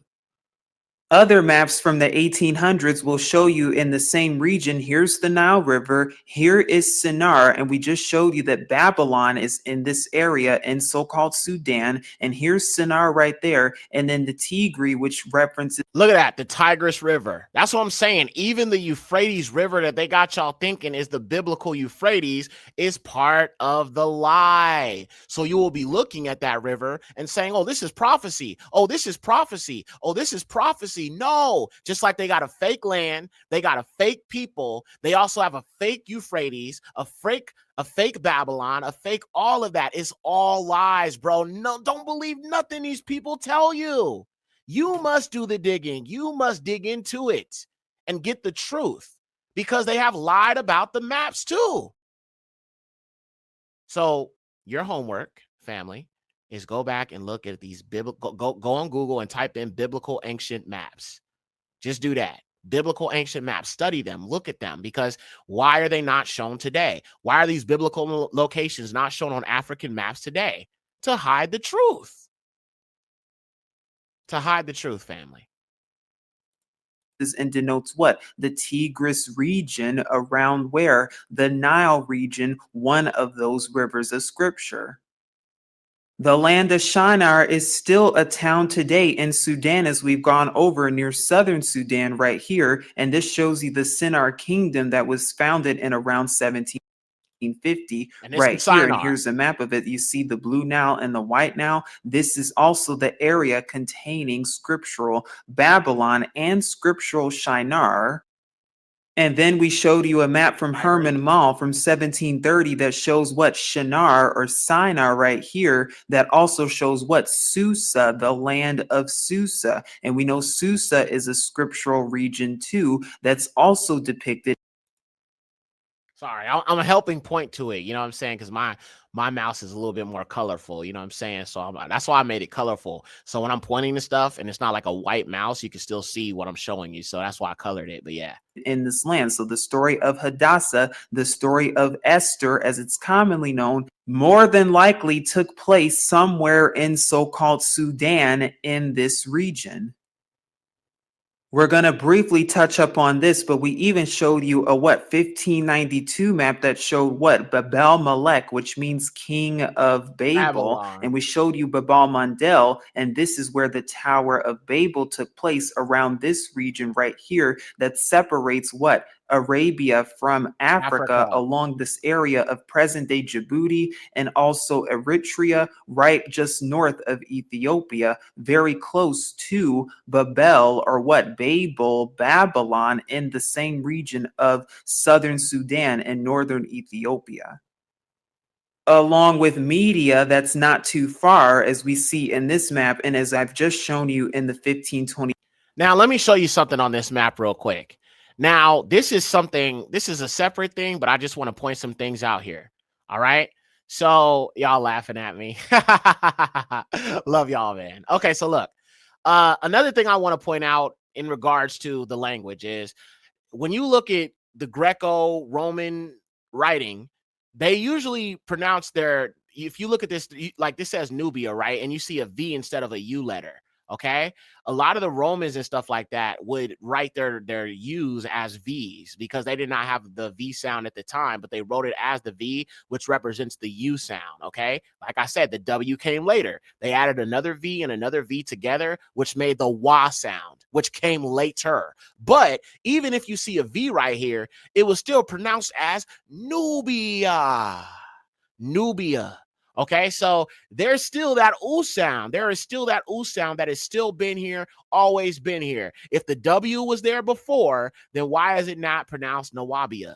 Okay, it's because the letter W came much later. The ooh sound has always been prevalent in Africa. Even if you look at Swahili, okay, Muzungu. Muzungu means stranger. That's what they call the white man. Muzungu, that Muzungu, ungu. Okay, you can even see that had that oo sound is present in Bantu languages. So family, please stop it with this. Oh, it's Yahawada and it's Halawayadada and all this other stuff. That is not Hebrew, bro. That is not a Bari. That is not the tongue of our forefathers. That is a heathen, you know what I'm saying, Indo-European Yiddish version of the African Shemitic tongue.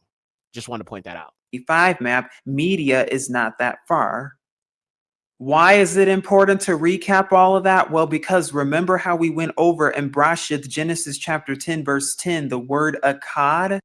Because interestingly enough, we also see here, according to Strong's themselves, that Akkad is the name of a city in what they call northern Babylon. And we see right here that it's only shown in one place in scripture in Brashith chapter 10, verse 10. Now, remember, we told you to keep this word in mind right here, Akkad for Agade right there, as it's commonly known too. Now, we're going to see that on ancient maps, and I'm going to take you to an ancient map from 1635 that's going to show you this. And where is this located?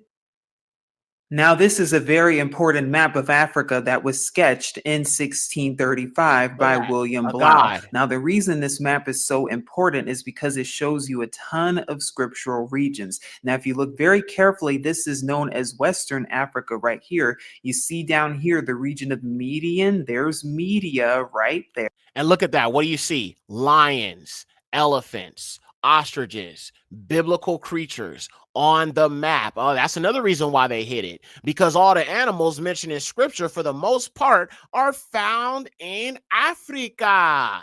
Alkebulon, yada Yahuwah. So you have biblical names. Look, you even got alligators. Our people were fed to alligators by the Egyptians. Look at that right there. You see that? All right. You got a lion right here. You've got a ram right here. You got a goat right here. Come on, y'all. The Bible is an African book. It is an African book, family. I don't know how many times I have to make that clear to our people, but it is true. So we know that within the African region also contains Akkad, that it's nearby. And so when you take a look at this map, you see what? Agade's right here. There it is right there. You see it once, twice, and then you see it a third time up here and a fourth time over here. So you see it's in this region where? 2, 3.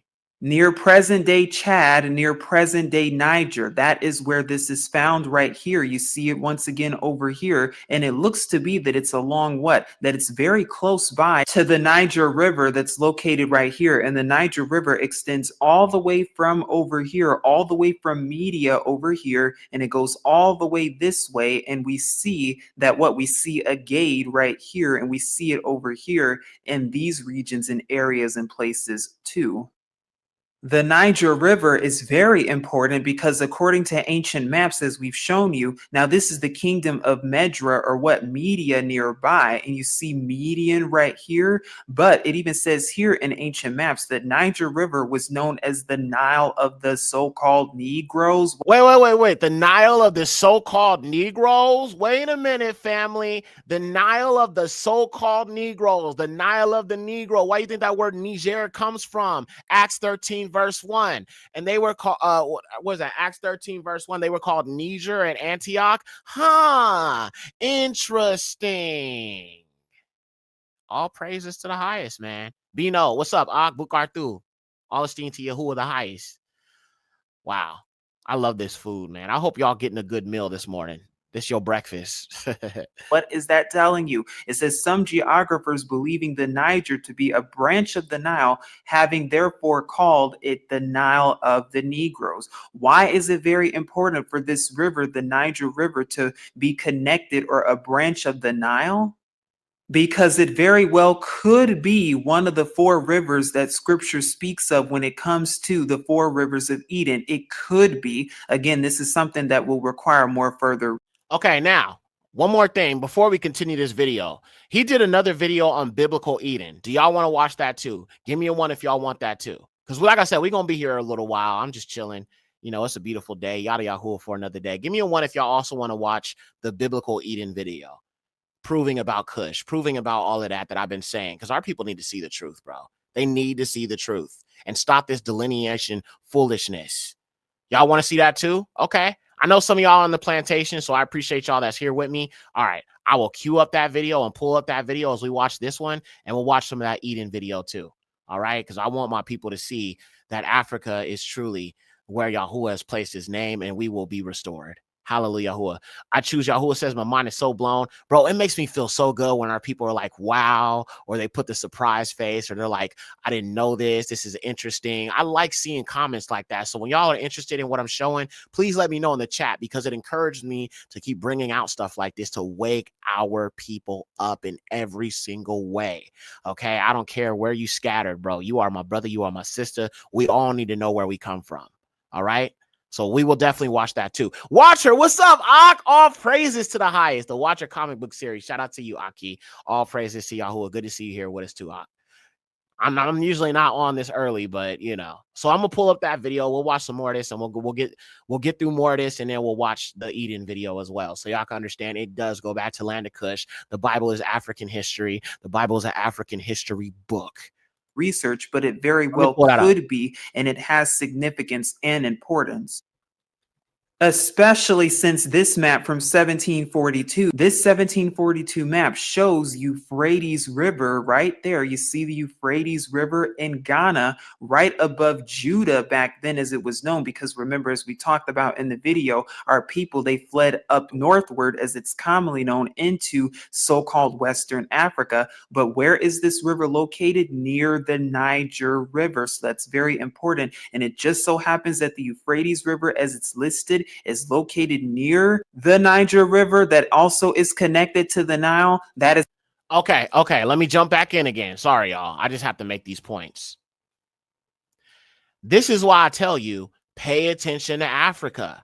Pay attention. The sub-Saharan Africa turning green and stuff like that, these are all signs of Yahuwah. If you're looking at the fake land, or even America, I'm going to call that the second fake land. You got the fake state of 1948, and then you got the second fake land, which is this crusty country called America. If you're paying attention to what's going on out here, you know what I'm saying? And I think you should, because a lot of our people are here. We're here, right? So we should pay attention, but always pay attention to the continent. Yahuwah is already doing miraculous things out there that you're not paying attention to because you're looking elsewhere. You're looking at the fake state of 1948. You're looking at America. With America, you're seeing the fall of Babylon. With the fake state of 1948, you're seeing the fall of the fake state, the fake people, and all of that, right? But in Africa, you are seeing wonderful, miraculous things happening. You're seeing a man rise up that has the spirit of David, that is bringing the African people together. And don't be hating on Ibrahim, okay? If anything, he could be the very one that could help these other African peoples understand who Yahshua is and who to cleave to. Because yes, the continent will be purged of the children of Lucifer for sure. For the kingdom that's coming, Yahusha's kingdom, the children of Lucifer will be wiped out, as I've taught on plenty of times. But pay attention to the continent. That's all I can say. Pay attention. Go subscribe to some Bantu channels, y'all. Pay attention to our people on the ground in the continent. It's important you understand that. All right. And I'm pulling up this next video for the Eden thing. It's not a surprise or a coincidence. Now here is a close-up of that same 1635 map that we just looked at earlier ago, and it shows you Agades right here. So you see it right here, you see it right here, a little bit up close, you see it over here, and once again you see it right here. So you actually see it in 5 places: 1, 2, 3, 4, 5, all within the same region, all within the same vicinity of Niger and Chad. Chad and Niger, present day, are the main 2 locations that we're going to be looking at. Of course, that's interconnected with what? With so-called Sudan, which interconnects with Babylon also, with Media to the south. So we see that they're all interconnected. We see that they're all together. We see that they're all located within the same central region of South Central Africa. Now, another thing to keep in mind too, and that's important about this map from 1635, is the fact that it says Libya Interior, because like we've gone over, scriptural Libya is not in present day Libya, because once upon a time, Libya was known as so-called Western Africa. So we see Agade right here that is referenced Akkad, and we saw that in ancient maps around South Central Africa, around the regions of present-day Chad and Niger. Well, it just so happens actually that the same name, Agade, right there that you saw, is what formerly spelled with an S, as we just saw, and as we just looked at the ancient maps and saw, which is what Agade, Agades right there, is the largest city where in central Niger. Very interesting and suspicious indeed, because when we looked at the ancient map, it was in the exact same region, in the region of Niger, and it's even called Agade's region right here. This is a very important region, and your government knows this. And what am I talking about? Oh, you'll see in a moment, because America is fascinated with this region. But anyway, it says here the Agade's region, and forgive me if I'm butchering the pronunciation, but it's an administrative region in where? Niger. So we see that it's the largest subdivision of an African state. And then we just went to, and I just showed you its capital department. Now, interestingly enough, this region represents well over half the total area of Niger, which is the largest of its 7 regions. Despite its size, this region is sparsely populated.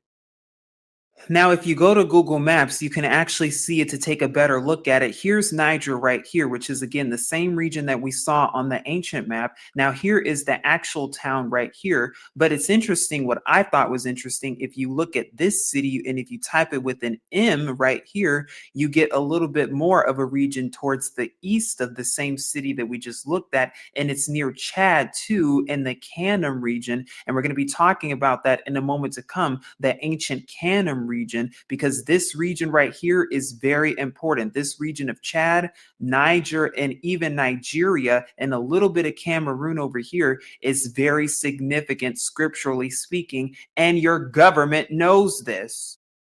Did that explain why there's so much war in this region? Because where did the US, where did your government build the drone base in Niger? Did they build it in the same scriptural region as Agad's right here, or Agade's Niger? Is that where they built it? The same region of scriptural Akkad or scriptural Assyria? Why in the world are they so interested being there? Why would they need to build a drone there? Very interesting and suspicious indeed. Why would they need to put a military base there? What business do they have there in other nations too, but especially here? Because now we're going to look at a list of U.S. drone bases containing military bases where the U.S. operates unmanned aerial vehicles.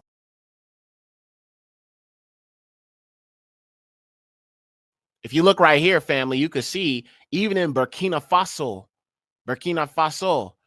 since 2007, they have had a military base in Burkina Faso, Cameroon, Chad, Djibouti, all these African nations. Now, I think in present day 2025, because of Ibrahim, shout out to him, may the Most High cover him, this is no more.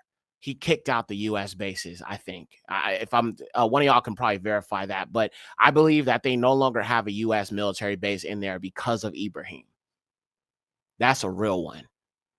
That is a real one. Okay, just saying.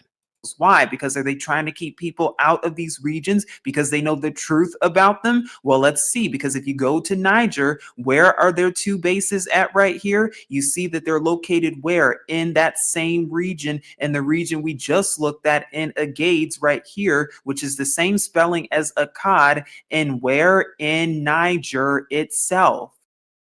And if you actually look at more of the city itself, according to Wikipedia, it says that the U.S. is building the base, a dedicated drone air base from which to more easily monitor so-called terrorist activities in West and North Africa, in addition to extremists coming from the Sahel, already at the end of the 7th century before the Messiah.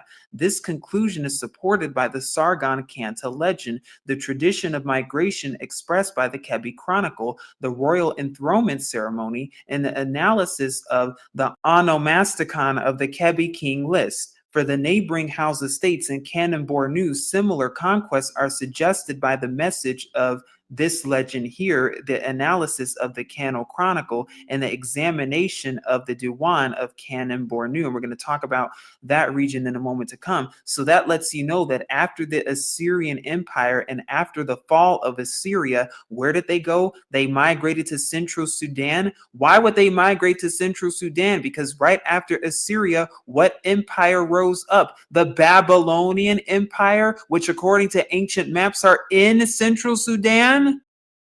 Oh, but that's not all, because then it goes on to say a comparative study of the Chadic language material also buttresses the idea that the ethnic, linguistic, and cultural map of the Central Sudan was changed by the invasion of who? Semitic and other speakers of Hamitic-Semitic languages. Wait a minute here, family. Let me read that again. A comparative study of the Chadic language material likewise buttresses the idea that the ethnic, linguistic, and cultural map of the Central Sudan was changed by the invasion of Semitic. Remember, I told you, Assyrians are Semitic. The invasion of Semitic and other speakers of Hamito-Semitic languages after the downfall of the Assyrian Empire. Hamitic languages such as, I don't know, Aramaic or Arami, well, that would be a Semitic language. And then you also have the other languages that were spoken by the Hamitic tribes. More confirmation. Yada Yahuwah. Let's keep going. Just wanted to point that out. Is after the downfall of the Assyrian Empire. Why would that be? Because after the Assyrian Empire, what was the next captivity after Assyria? For the scriptural people, for the scriptural Yahudim or the Hebrews, it was Persia, but then what? It was Babylon. So of course they're going to be their invasion of Semitic and other speakers. Could it be that some of them migrated to these areas, but then because of Babylonian captivity, they were there in Central Sudan with Semitic speaking with evidence to support that?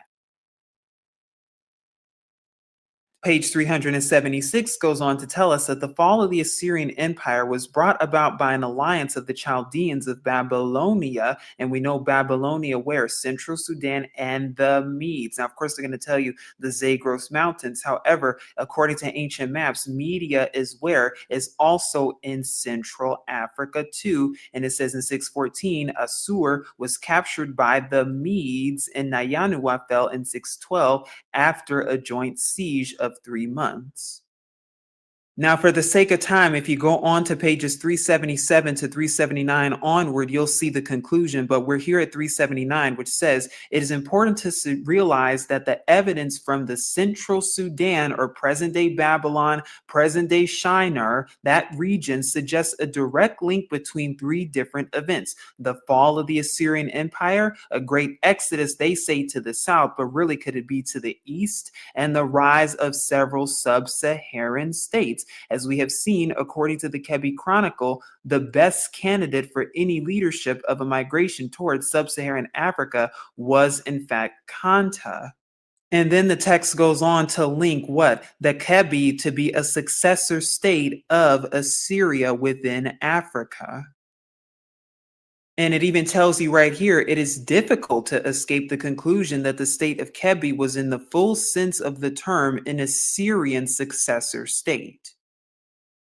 Now, when you take a look at the map of the Kebi state, isn't it very interesting and suspicious how the Kebi state is located along the Niger River? And we've already talked about the significance of that river that's also near this region over here, near Niger, near the same region of Akkad. So could it potentially and possibly be that when we look at a map, when we look at the plain, that we see that this region over here, could it really have been present-day Assyria, with Babylon not too far in this region over here, and this entire region comprising what is commonly known as so-called Mesopotamia? But now we're going to take a look at 2 more sources. We're going to take a look at this one by the same author, and it says, Ancient Kingdoms of West Africa, Africa-Centered and Canaanite Israelite Perspectives. Now we're right here. This is page 321. If you take a look at it from the Google tabs, page 349 in the actual book that says links between West Africa and the ancient Orient. Now, the ancient Orient is known as the so-called ancient Near East, or regions such as Babylon, Assyria, which is what this video is covering. Now, of course, they're going to tell you to caution between making any links between West Africa and ancient Assyria and these ancient regions and correlating them together. Why? Because they don't want you knowing the truth. But anyway, we're going to keep going. And the reason we're going to go here is because I want to show you something on this page in particular, on page 350.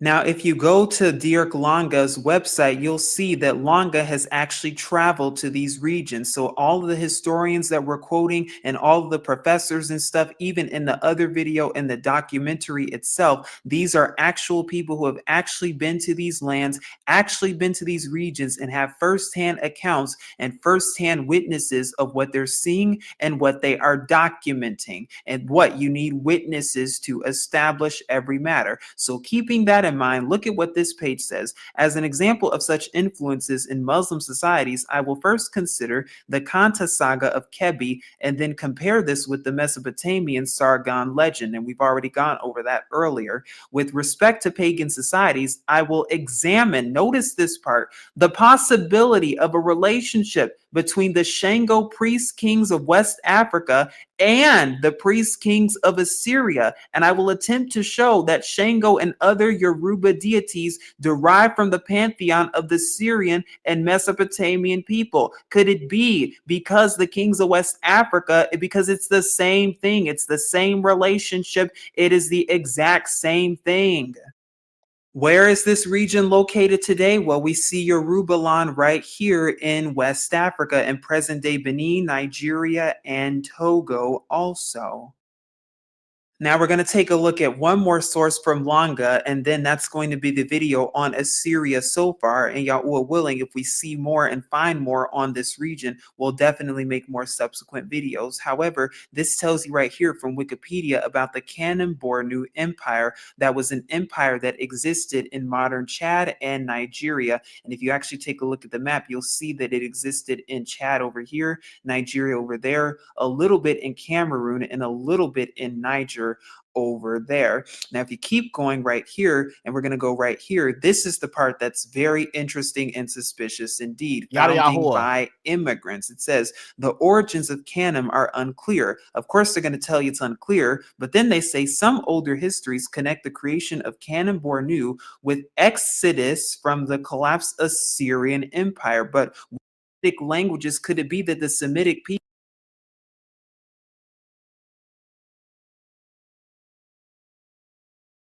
All right, let's read this real quick, y'all, and then we'll move on to the next video. Assyrian refugees in the alliance between the Dugawa and conquerors and local warriors. The onomastic analysis of Central Sudanic kings lists allow us to infer the Near Eastern people reached sub-Saharan West Africa, claiming descent or at least connections with the Babylonian, Elamite, Assyrian, Urartian, Amorite, and Aramean and Israelite kings. Yes. Yada Yahuwah. And these are all, well, everybody except for, well, some of the people of Babylon were also Shemitic, but Elam is Shemitic, Assyria is a Shemitic, Amorite, and Aramean. They all come from Shem. As shown by, and all these Assyrian people, or all these Shemitic people are in Africa. As shown by different records, they departed from Syria, Palestine at the time of the last Assyrian king at the end of the 7th century BCE. According to linguistic evidence, speakers familiar with Semitic languages of the ancient Near East seem to have migrated to the region of Lake Chad and introduced important innovations such as the notion of urban settlements and horse riding. From the archaeological record of the region of Lake Chad, it appears that urban settlements and a number of technical innovations, including iron working, emerged in the region towards the middle of the first millennium BCE. The combination of these different types of evidence confirms the message of the documentary. peoples, aka the Yat, extended all the way towards present-day Sudan, and that it was really all in this region where all of this took place. So, as a recap, and again, as we continue to learn this and as we continue to put the pieces all together, being led by Yahuwah himself, we will continue to show more and reveal more, and more truth will be revealed. But we know that Assyria is within this region right here, Babylon over here in present day Sudan, Media nearby, that's not too far away. And we know Yasharal is located over here. Now, I do disagree with him about Yasharal being just here. I believe it extends from like right here, East Africa, all the way down, following the Niger River. But for the most part, I agree with everything he said. But I do believe that Jerusalem was at least somewhere here in East Africa, and then the rest of the territories extend further down. You feel me? So yeah, all praises. All right, y'all. So that's that. So you can see Assyria is right here, right within this area, near Shinar, near Sudan, you know what I'm saying? Media, somewhere up here. Okay. North Africa, right here, right? And then you also have sub-Saharan Africa, where you see some of the Assyrian area right here, and then further down sub-Saharan Africa. So yeah, it would be right here in this area. So Assyria is not in Iraq or Iran, or Babylon's not in Mesopotamia. All that is a lie. It is all right here. Okay. Shemitic people right in this area. Okay. All right. Yada Yahuwah. All right. Now moving on to the next thing, we're going to go ahead and I'm going to show you this video about the true Eden. Now, y'all know it's in Cush, but in this video, he's going to explain a little bit more these 4 rivers so you can know what those 4 rivers are. All right. So let's look at that next. All right. Here we go. The 4 rivers of Eden. Today, we're going to be following up in our documentary series, highlighting and talking about the 4 rivers of Eden and where they could potentially be located today.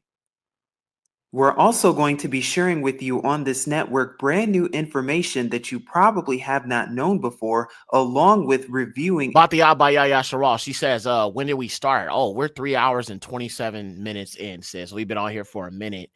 This turned into a full-fledged lesson. I came on here to talk about the chart, but in having to prove some things, it kind of turned into like a deep study. So all praises to Yahuwah. So yeah, we've been on here for 3 hours, but if you haven't seen it, definitely catch the replay, sis. There's so much information in this about the true location. So yeah, turn into a full-on lesson. So all praises. And recapping things that we've already gone over in our documentary when it comes to the Garden of Eden and where the real Garden of Eden is located, along with the 4 rivers of Eden today and where they potentially are, and also how they all connect together in one central location that you may have not known before. Shalom, shalom. And so we're going to go over a few preliminaries, and then we're going to go over each of the 4 rivers one by one, divided into 4 parts, and tell you how it all connects and ties together.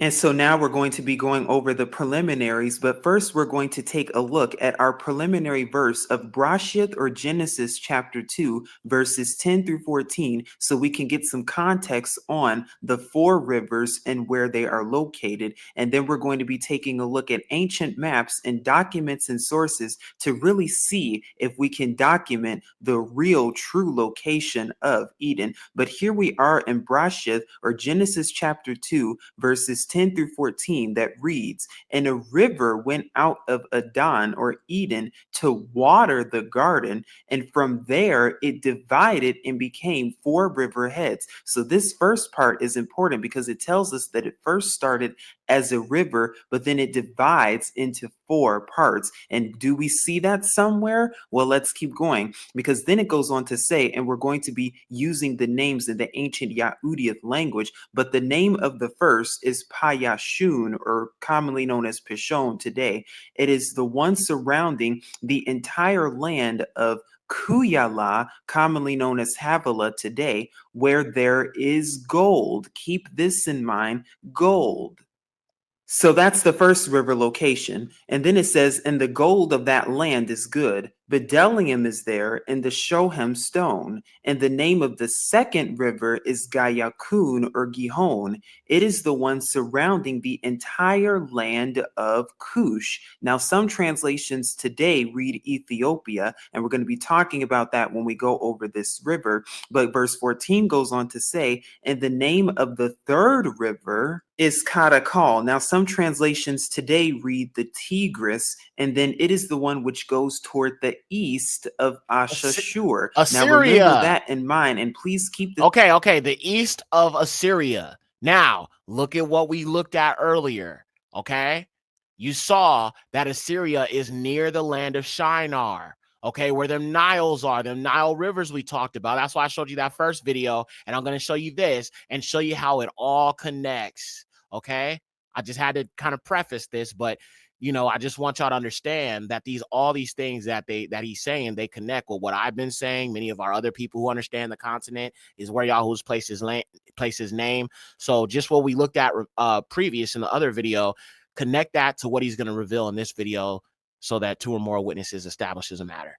in mind as we go over this documentary today, east of Ashashur, because this is going to become very handy as we've talked about in our ancient Assyria video that was done on this a long time ago. And then what? The fourth river is the Euphrates, as it's commonly known today. In the Yahudiyath, it was called Paratha.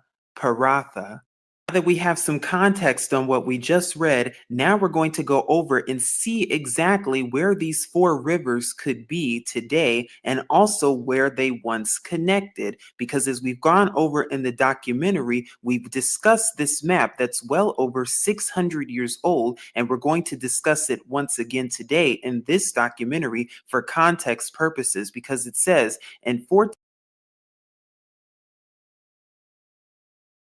Real quick, fam, I'm going to go grab some coffee.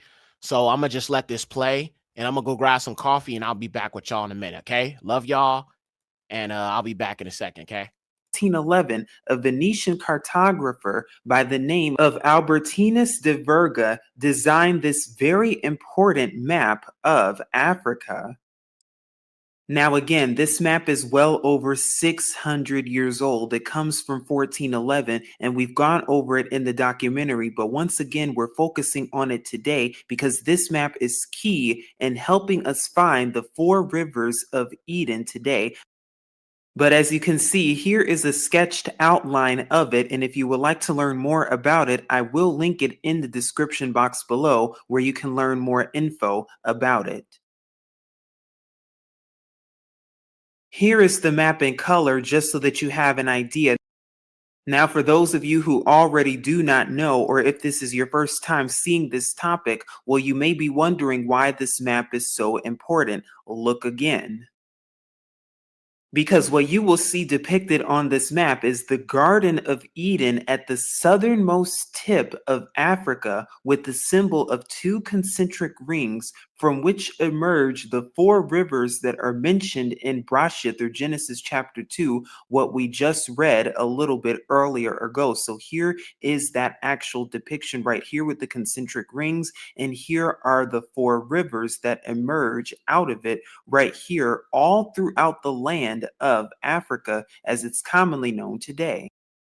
Now, there are a few other things to note about this map and why it's so very important. The first thing to note is how one of the four rivers appears to be the Nile, and that is right here. As you can see right here, it goes all the way from so-called Southern Africa all the way towards Egypt as it's commonly known today. So what? It looks just like the Nile, and we're going to be talking more about that later on when we go over the Tigris River. Now, the most important thing that I want you to know today in this video is that all of these rivers in Africa are connected. They are all connected to one another, and we're going to be talking about that more when we take a look at ancient maps that show and depict the Niger River and the Nile River as well. Now, what's commonly taught to us in geography classes and in our history classes that, oh, the Nile River goes all the way from here in what's commonly known as Egypt today, all the way towards Uganda, and that it stops there. But is that really true? Because what you're about to see in the video later on is that really there is even a so-called Nile River in so-called South Africa. as well, because what? They're all interconnected. And that's a very important concept for this video. Here is the full map right here that shows calendar plates. Now, once again, if you would like to take a look at this more on your own time, you can take a look at the documentary. And again, the link is in the description box below so that you can learn more. But another very important detail about this map is that it disappeared in the late 1930s from Heidelberg, Germany, along with its owners. And who were the owners of this map? And that's right, the owners were a Jewish family, coincidentally. All right, y'all, I'm back. Just wanted to let y'all know I'm back. Just had to get my coffee. You feel me?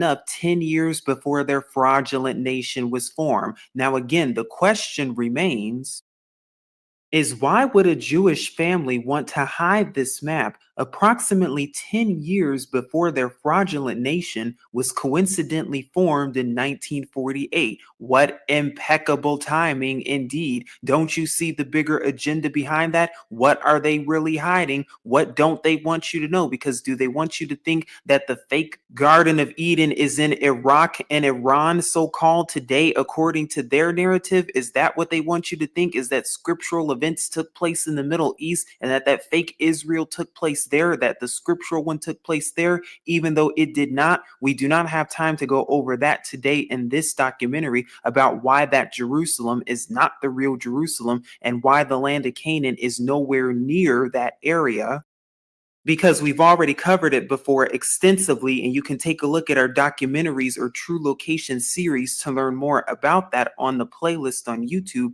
But what we will do is focus on more of the land of Canaan, because remember, that map showed and depicted the Garden of Eden in so-called Southern Africa, as it's commonly known today.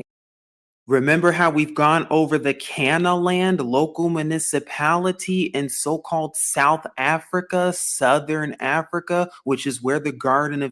All right, let me pause this. I'm going to fast forward a little bit. So let me fast forward here because I want to get back to the garden location, y'all. Hold on. All right, so right around here, because he talks about these rivers and all of that. So I want to stick with that. So let's get to it. All right. By geographers themselves. The 4 rivers? Wait a minute. 1, 2, 3, 4. 4 rivers that surround the land of Ethiopia. 1 river, 2 rivers, 3 rivers, 4 rivers. All right. So it would have to be within this region of, like, you know, what you would call East Africa, because you've got the 4 rivers right here. 1, 2, 3, 4. And that's not including this river right here because it's a different river. But it says it surrounds 4 rivers here. Look at that. 1, 2, 3, 4. 4 rivers, family. Right there. Themselves and cartographers. But just take a look at any map of Africa, or even just do a Google search of the rivers of Africa. And what you will find is that there are a ton of rivers in Africa that are interconnected and that are linked together. But of course, what the wicked translators and what the wicked colonizers did is that they started changing names of rivers, changing maps, hiding maps, burning maps, and then renaming all of these different locations, hence the names that you see today. And so what we're doing is restoring everything that was lost. And even they tell you that the Nile River flows. Yo, what's up, Big Ak? All praises to the highest, Yahuwah. Shout out to our family in the barbershop. You know what I'm saying? Shout out to our Ak Dennis, man. You know what I'm saying? He be playing my videos, you know, in the barbershop. So shout out to all the people in the hood. Shout out to my brothers, my sisters, the sisters that brought their son to get a haircut. You know what I'm saying? All our people, man, over there getting all, you know what I'm saying, cut up. You know what I'm saying? Taper in the back, however you do it. You know what I'm saying? Getting lined up, get that fresh line up. All praises to the highest. You know what I'm saying? Yeah, shout out to the people in the barbershop. Shout out to our people in the hood. Shout out to our people everywhere watching my videos. Appreciate you, Ak, for sharing, you know what I'm saying, the content in the barbershop to help wake our people up as they getting that cut up, looking all fresh. The Yahudim, the chosen of the Most High. Yada Yahuwah. All praises, Ak. All praises, Big Ak. All right, fam. So-called southward towards this way. Once again, another indication letting you know that what the map is upside down. Maps are upside down, as we've gone over and talked about and covered in the documentary. Okay, so how many of y'all have heard that theory? Give me a one if you've heard the theory that the map is upside down. I've definitely heard that before. And again, when we are dealing with the children of Lucifer, we have to consider that there could be truth to that, y'all. I've considered that there could be truth to that, family. All right. That's why I say I don't trust what they say. Now, according to the maps we have now, I feel like that agrees with the lie more than these colonizer maps that are not publicly acknowledged, or that are publicly acknowledged, and not the other maps that are old and ancient that show the biblical names that have not been publicly acknowledged. Okay. So y'all all have heard that. Okay. So I have heard that, and I didn't dismiss it because there could be a lot of truth to that too. So we're going to watch a little bit of what he's saying about these maps being upside down. But consider that there's truth to that too. Itself. But this is just another map of Africa that shows you all of the rivers right here. This is the Niger, the Volta, the Benue, the Congo, Zambezi, Limpopo, Orange River as it's known today, the African Great Lakes as they're known, and again, Victoria, Albert. These are named after colonizers. What were these lakes known before that? What were they called in scriptural times? Right, the colonizer names. They colonized the names of these lakes after white men. The children of Lucifer. Oh, hold on. I got to go in on the children of Lucifer real quick. Shout out to my people in the barbershop. Listen to me, family. The children of Lucifer, the so-called white race, not only have they whitewashed your Bible and changed Isaiah to Yashayahu, they changed Zechariah to Zachariahu to Zechariah. They changed Kazakyahu to Hezekiah.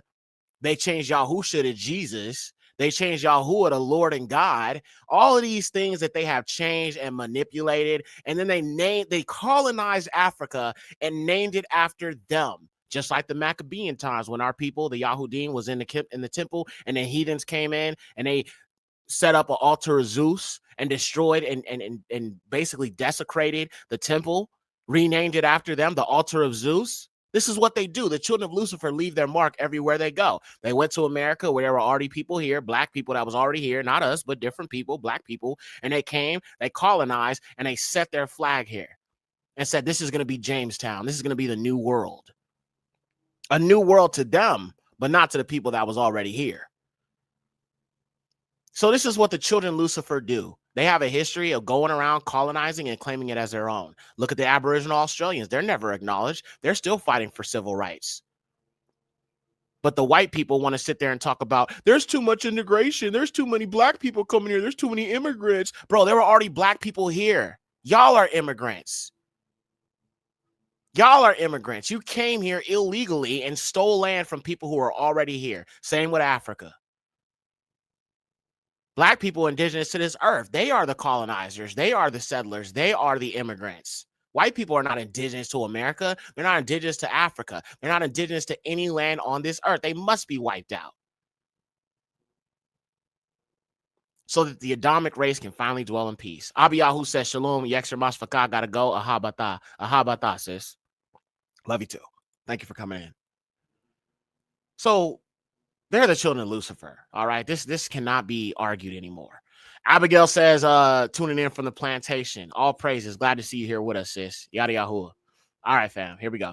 Could one of them have been possibly called and known as the Sea of Galilee? Very interesting and suspicious indeed. And of course, you have the Nile over there. But are you in denial about all of this? Or wait. This person's from Australia. Okay. Let me ask you this question, Kylie. Are you indigenous Australian? I'm just curious. Are you indigenous? If you are indigenous, bro, that makes me feel so good on the inside, bro. I'm reaching the Adamic people. I am reaching the people Yahuwah created from Ha-Adamah. Are you indigenous? I'm just curious. I just want to know. You know what I'm saying? Because if you are, she says she is. All praises to the highest. All praises to the highest. Family, we have another person who is from Adam. They may not be an Israelite, but they are of the Adamic seed. Please show them some love in the chat. Show Kylie some love. Please show them some love in the chat. Listen, this channel loves all people who come from Adam, all melanated people with melanin in their skin, the original people that would have been in Australia, all the indigenous people. We are Israelites, but we accept everybody who comes from Adam.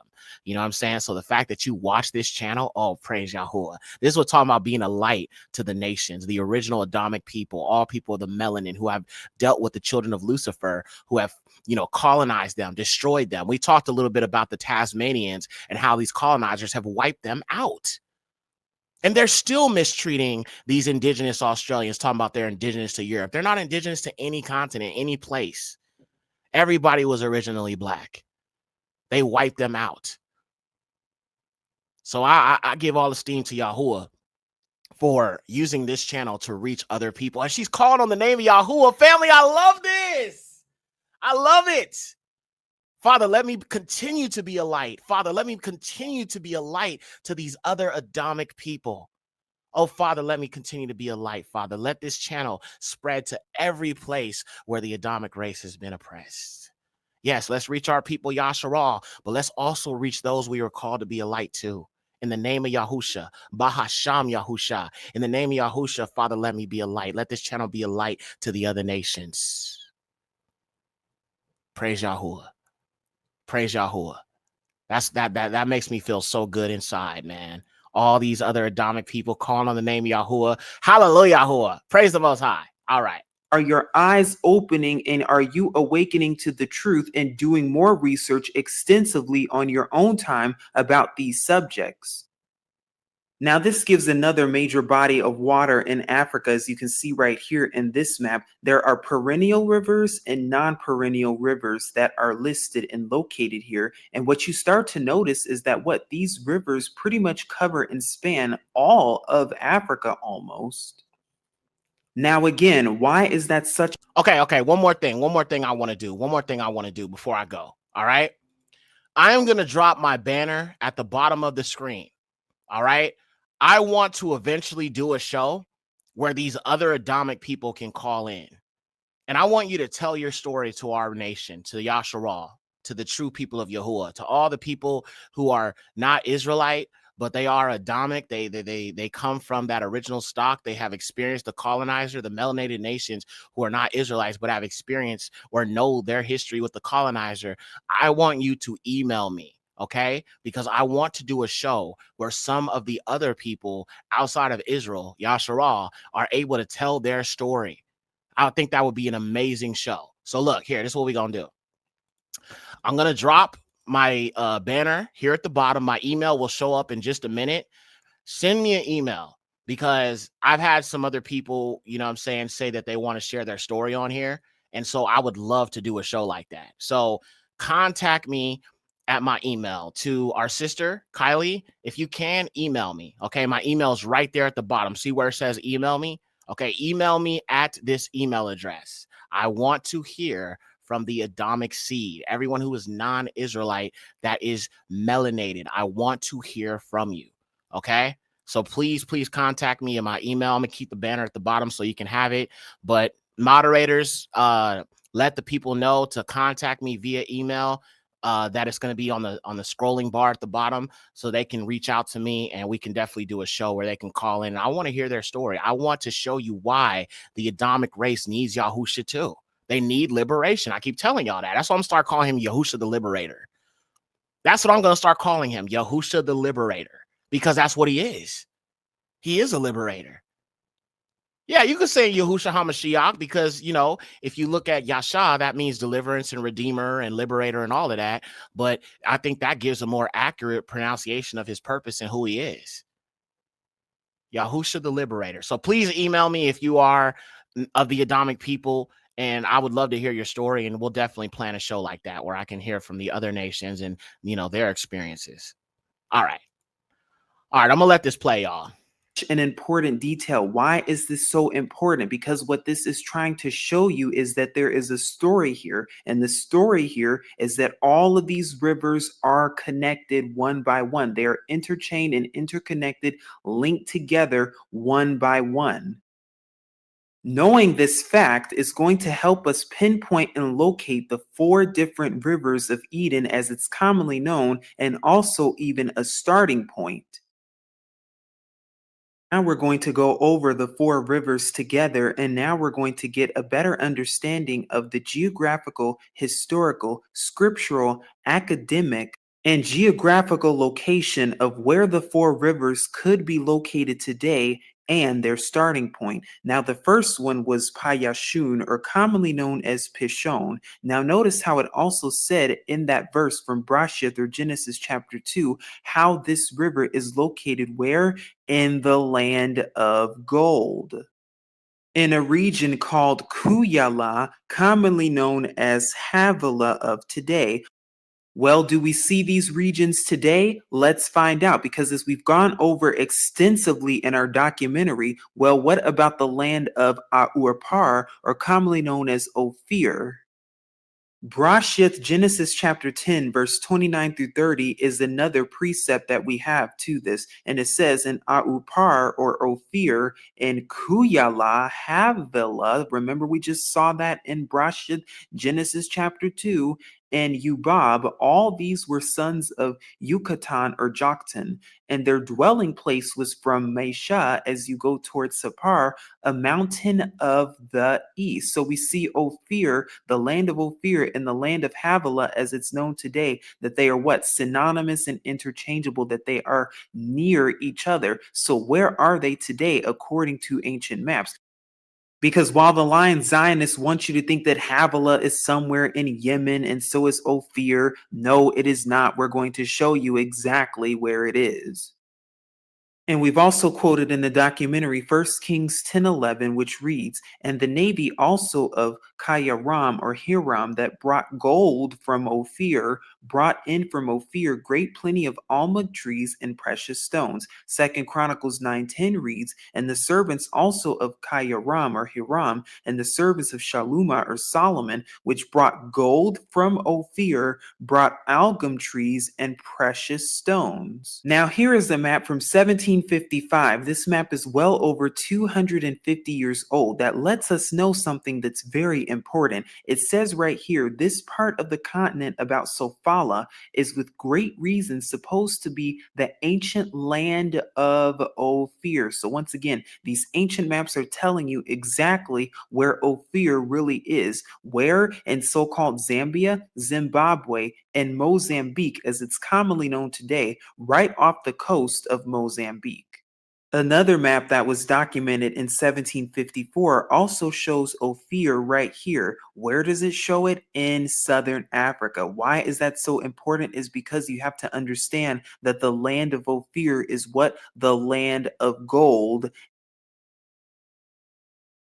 Stop right there real quick. Okay, is this why these colonizers are going into South Africa? Is this why these Dutch people and these Jewish people are going into Africa? South Africa specifically. I'm telling y'all, man, there are resources in this land they want and they need to survive. They cannot survive without them. And that's why the Ashkenazi are shuffling into South Africa. That's why the Dutch are so obsessed with Africa. All these Europeans flowing into South Africa and Africa itself, stealing everything, everything. There's a reason for that, family. There's a reason for that. There's obviously gold. There's obviously diamonds in Congo and many other places. This is the land of milk and honey. Ancient gold. And then here's the map from 1799 that also shows Ophir in Sofala near Mozambique, southern Africa. So now we have not one, not two, but at least three different witnesses that pinpoint Ophir, the land of gold, being in so-called southern Africa today. And not only that, but we also even have academic sources that prove the exact same thing. But what if Tarshish, as it's commonly known, is actually near Ophir in southern Africa? Because this is going to help us pinpoint what Kuyala, or the land of ancient Havilah. And once we do that, then we'll be able to figure out one of the rivers of Eden that's in this location today. Now, we've gone over much of this in the documentary, but once again, we will be reiterating it. In September of 1871, German geographer Karl Mauch is said to be the quote-unquote first European explorer to explore the region of Great Zimbabwe containing scriptural Ophir. And of course, they were not there exploring anything. They were there to hide the artifacts, hide ancient artifacts of scripture, burn original maps, murder the people that were there that knew the truth at that time, and then create and establish their false, fake, fraudulent one and bring those stolen artifacts to the fake Israel that you see today and sell you a lie. Now, Karl Mauch and other scholars have noted about this region will prove and attribute Great Zimbabwe and Sofala, Mozambique to be the scriptural Ophir in Tarshish or Tharashayash in Yaudith, respectively. Now, the reason we're going over this is, again, so we can get a better idea of the 4 rivers of Eden and where the first one actually is. We're not going to go over all of the details and the research because we've already done that in the documentary, but what we will go over is the research done by Augustus Keene. Now, again, everything that you're looking for when it comes to this is located in the documentary, including the sources. You can find those sources here. And if you would like, I can also link them in. And scripture told us that the first river of Eden would be located in a region where there is a ton of gold. This George Bacon map from 1900 show colonists charting gold and other mines. Here you can see gold on the map. Okay, gold, iron, gold fields. So these colonizers, this goes back to the scramble of Africa and how in Joel it says that they have parted his land. The children of Lucifer have parted his land. They parted his land because what they were doing is selecting areas that they're going to go and colonize by massacring the African people that were already there to steal the resources. So these maps are evidence of the colonizer and how they mark these maps to go in and infiltrate these areas and steal the resources. But y'all say there's some of our people say there's salvation for these people. How? Remember how Yahuwah said they went into his temple and took his goodly, pleasant things? Those white Macedonians, the European Empire?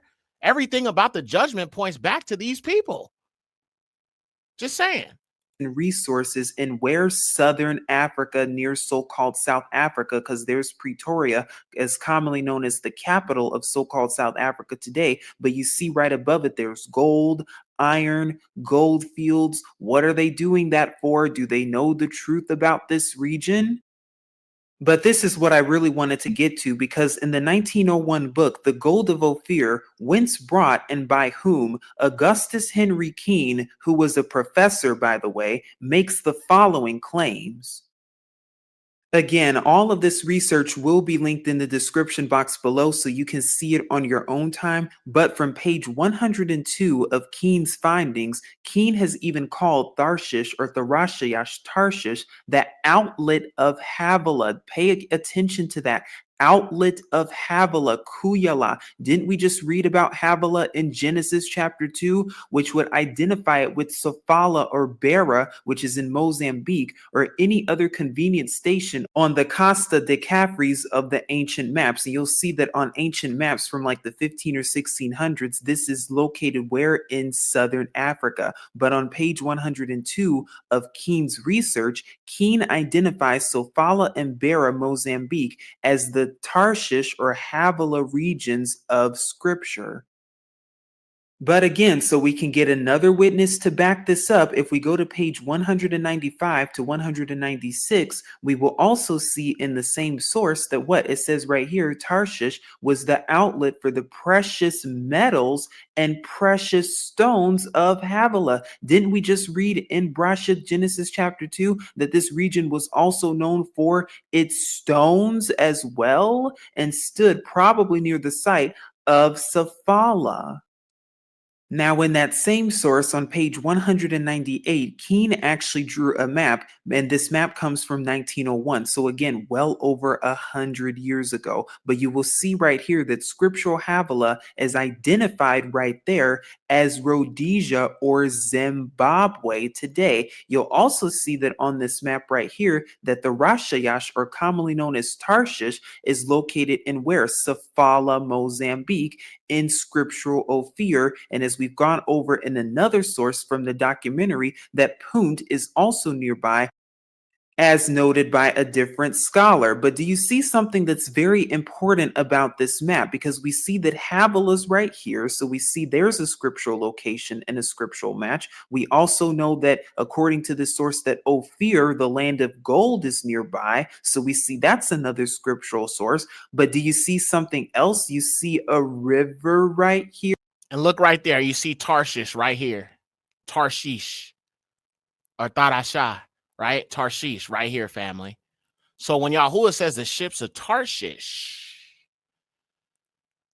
that would mean that there are some boats that he has prepared for us for this regathering. But again, some of our people want to delineate. Could this be one of the 4 rivers of Eden right here? Because didn't it say that it goes through this land right there? And what river is that today? The Zambezi River, as we just saw on the map. So we saw that from Professor Augustus Henry Keene, that was done back in 1901, that the Zambezi River is the area that goes through Kuyala or Havilah today, traveling through the land of gold, or what? Ophir in Zimbabwe. So we see that this is one of the 4 rivers of Adana today, or Eden. But what you will also start to note and realize is that what? Just like the 1411 map told you, that what? These rivers are connected, and these rivers are connected either by tributaries or either by streams. They are connected to one another, and this is a geographical and also an academic fact, as I'm about to share with you right now.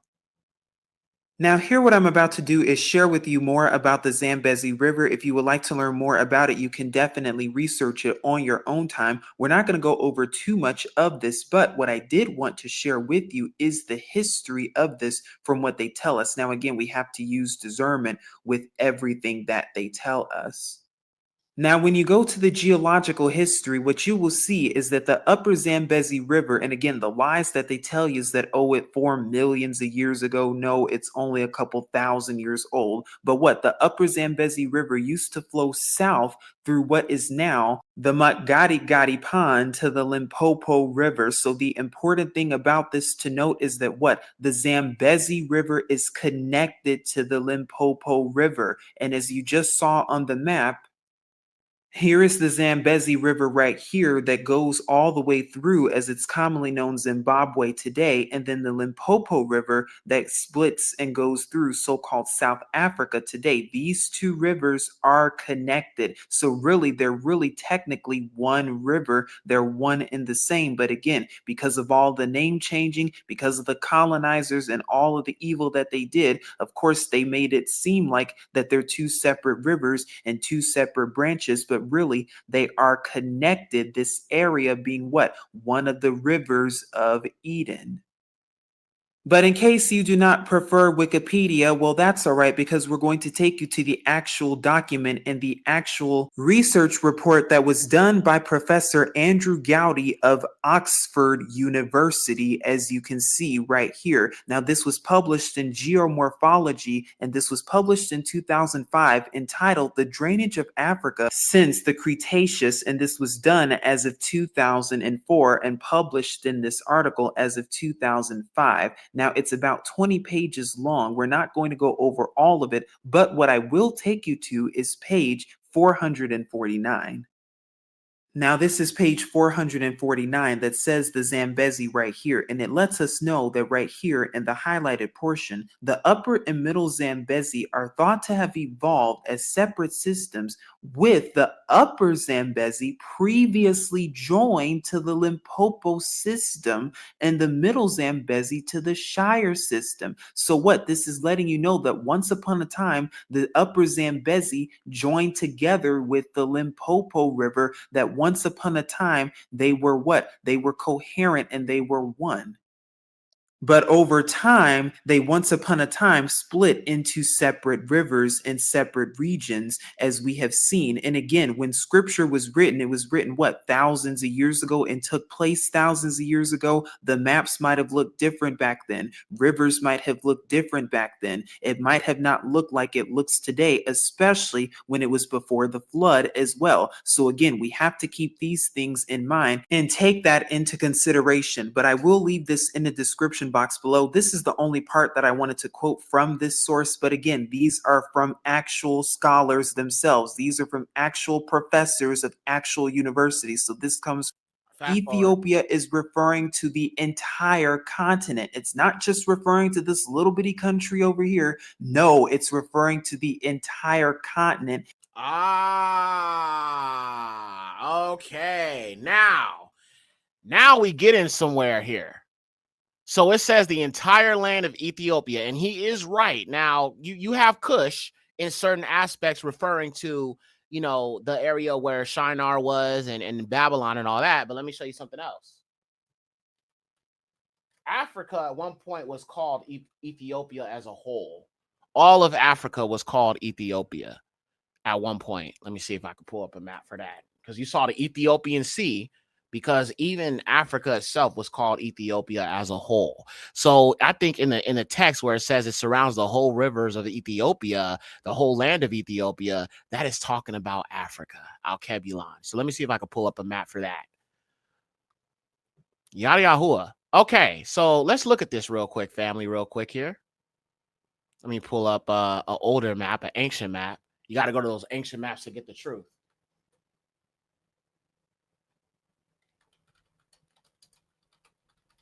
All right.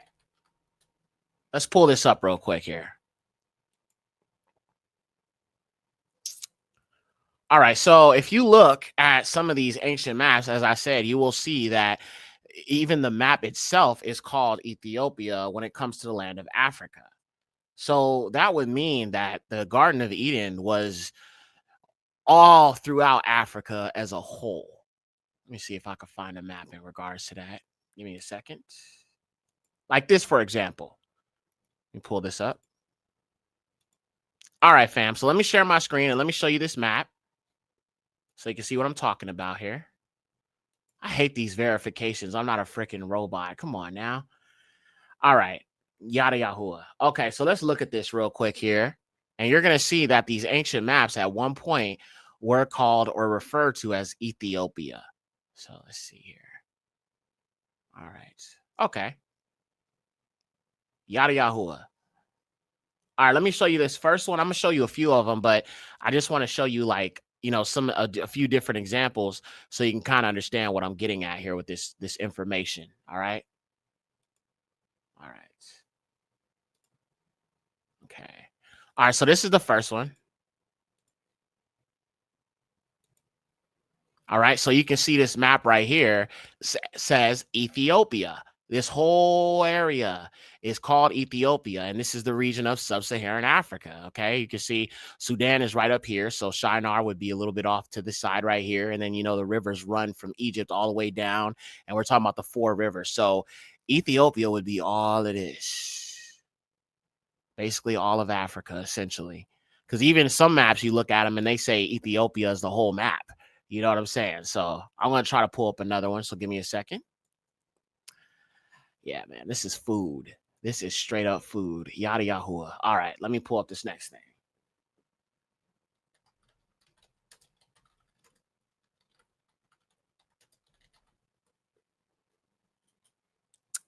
All right, here's another one. Pull this up here. Okay. So this is the one I showed earlier about the Ethiopian Sea. So even they even renamed the sea, y'all, to the Atlantic Ocean when it said the Ethiopian Ocean. Why? Because this was Ethiopia.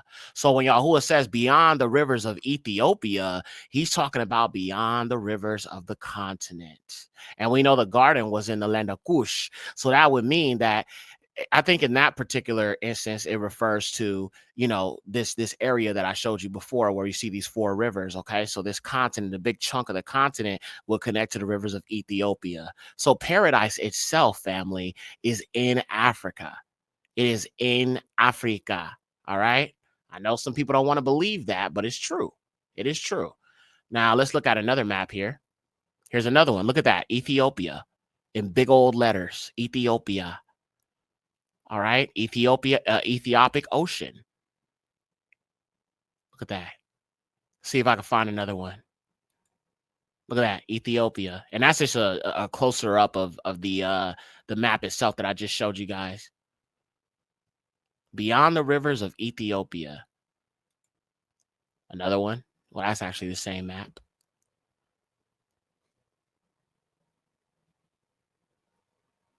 So when you look at the ancient maps, you start to see that even at one point you had the Ethiopian Ocean and the whole land itself was called Ethiopia. Look at that, Ethiopia. In some places it's called Ethiopia, but look at that, Ethiopia, all this, not just that small little region they're trying to tell you it is. So the truth is kind of understanding how they've changed things around and being able to see through the lies and discern. So they turned Ethiopia into this small little area right here, but at one point the maps called Africa itself Ethiopia. The discernment is just knowing the difference when it's talking about the land of Shinar and certain areas of Cush, but then also the whole continent itself. All right. I guess we'll stop there. Right here too. Look, Ethiopia. Look at that. Yada Yahuwah, man. Yada Yahuwah. It is a time of truth, and I am loving this awakening. I am loving everything Yahuwah is revealing. All right, let's get back. As you can see, once upon a time, Ethiopia was known as all of Africa. Yes. This is a 1584 map from Abraham Ortelius, and this map is so very important for a few reasons. Now, the main reason today that we're going over in this video specifically is the fact of what? Ethiopia. Now, what you will start to notice about this map, if we just enlarge it a little bit, if you take a look over here, what does that say about this map? It will tell you right here. And we've zoomed in so you can see it. And again, you can find this at the Princeton website, but here you see what? The ocean Ethiopia, the Ethiopian Ocean. Why is this known as the Ethiopian Ocean? Because what is it referring to? Once upon a time, what was Ethiopia? We've gone over this cartographer very extensively in the documentary, but this is from 1635, a map by Willem Blau right here. And as you can see, this map shows what? Ethiopian Ocean right there. So once again, we see that Ethiopia was pretty much known as all of Africa, and there was even the Ethiopian Ocean that was documented on ancient maps that are what? Well over 400 years old. This one nearly 400 years old as well. Now, another important map, and this one, once again, is from Princeton. So the previous maps that we've just shown you, you can actually find on the Princeton website, but here is one from 1710 from cartographer Herman Mall. Now, we've gone over why Herman Mall's maps are very significant for a ton of reasons, but you see what? Ethiopia right here, and it looks like Ethiopia is known as a large region. Now Ethiopia covers Central Africa right here, as you can see. So once upon a time it extended, but now in this map, as you keep going towards the 1700s, now it encompasses this area. But not only that, when you take a look, you see what this says right here, the Ethiopian Sea. Very interesting and suspicious indeed. Do you see what this is telling telling you? Because when you zoom in just a little bit, you actually see it on the coastline of Western Africa as it's known today. If you keep going, there's the Ethiopian Sea that is located right there. And then if we zoom over just a little bit, which I'm going to do right now, here you see Ethiopia pretty much encompassing all of Central Africa, where it says this country is wholly unknown to the Europeans. But then what happened 7 years later? Because here we are at a 1737 map from Johann Matthias Hayes, and this map shows you all of Africa, but it also shows you something else, because when we zoom in on the map right here, it shows you what? Ethiopia, and it shows it in ginormous letters right here. So that's letting you know that it encompasses a ginormous part of Africa, Ethiopia, but then it says superior and it says interior right there. So you see that it has multiple parts right there. So important. But what's very interesting and suspicious indeed about all of this is that 7 years later, now all of a sudden the ocean is no longer known as the Ethiopian Ocean or the Ethiopian Sea. Now all of a sudden it's changed to what? It's changed to the Atlantic Ocean, as you can see right here. So what do you see? You see how now all of a sudden it's known as the Atlantic Ocean. Why do you think they started changing things? So about the time of the 1700s or the mid 1700s is when they started changing things and started to try to hide and conceal scriptural evidence and scriptural maps at this time, and started changing the names as they did right here. Now, there's one quick thing I wanted to note about the maps in Southern Africa, because what you will start to note, especially if you look at all of them that's bracketed and listed on the Princeton website, and we will link that in the description box below, what you will start to notice actually is something very interesting and suspicious indeed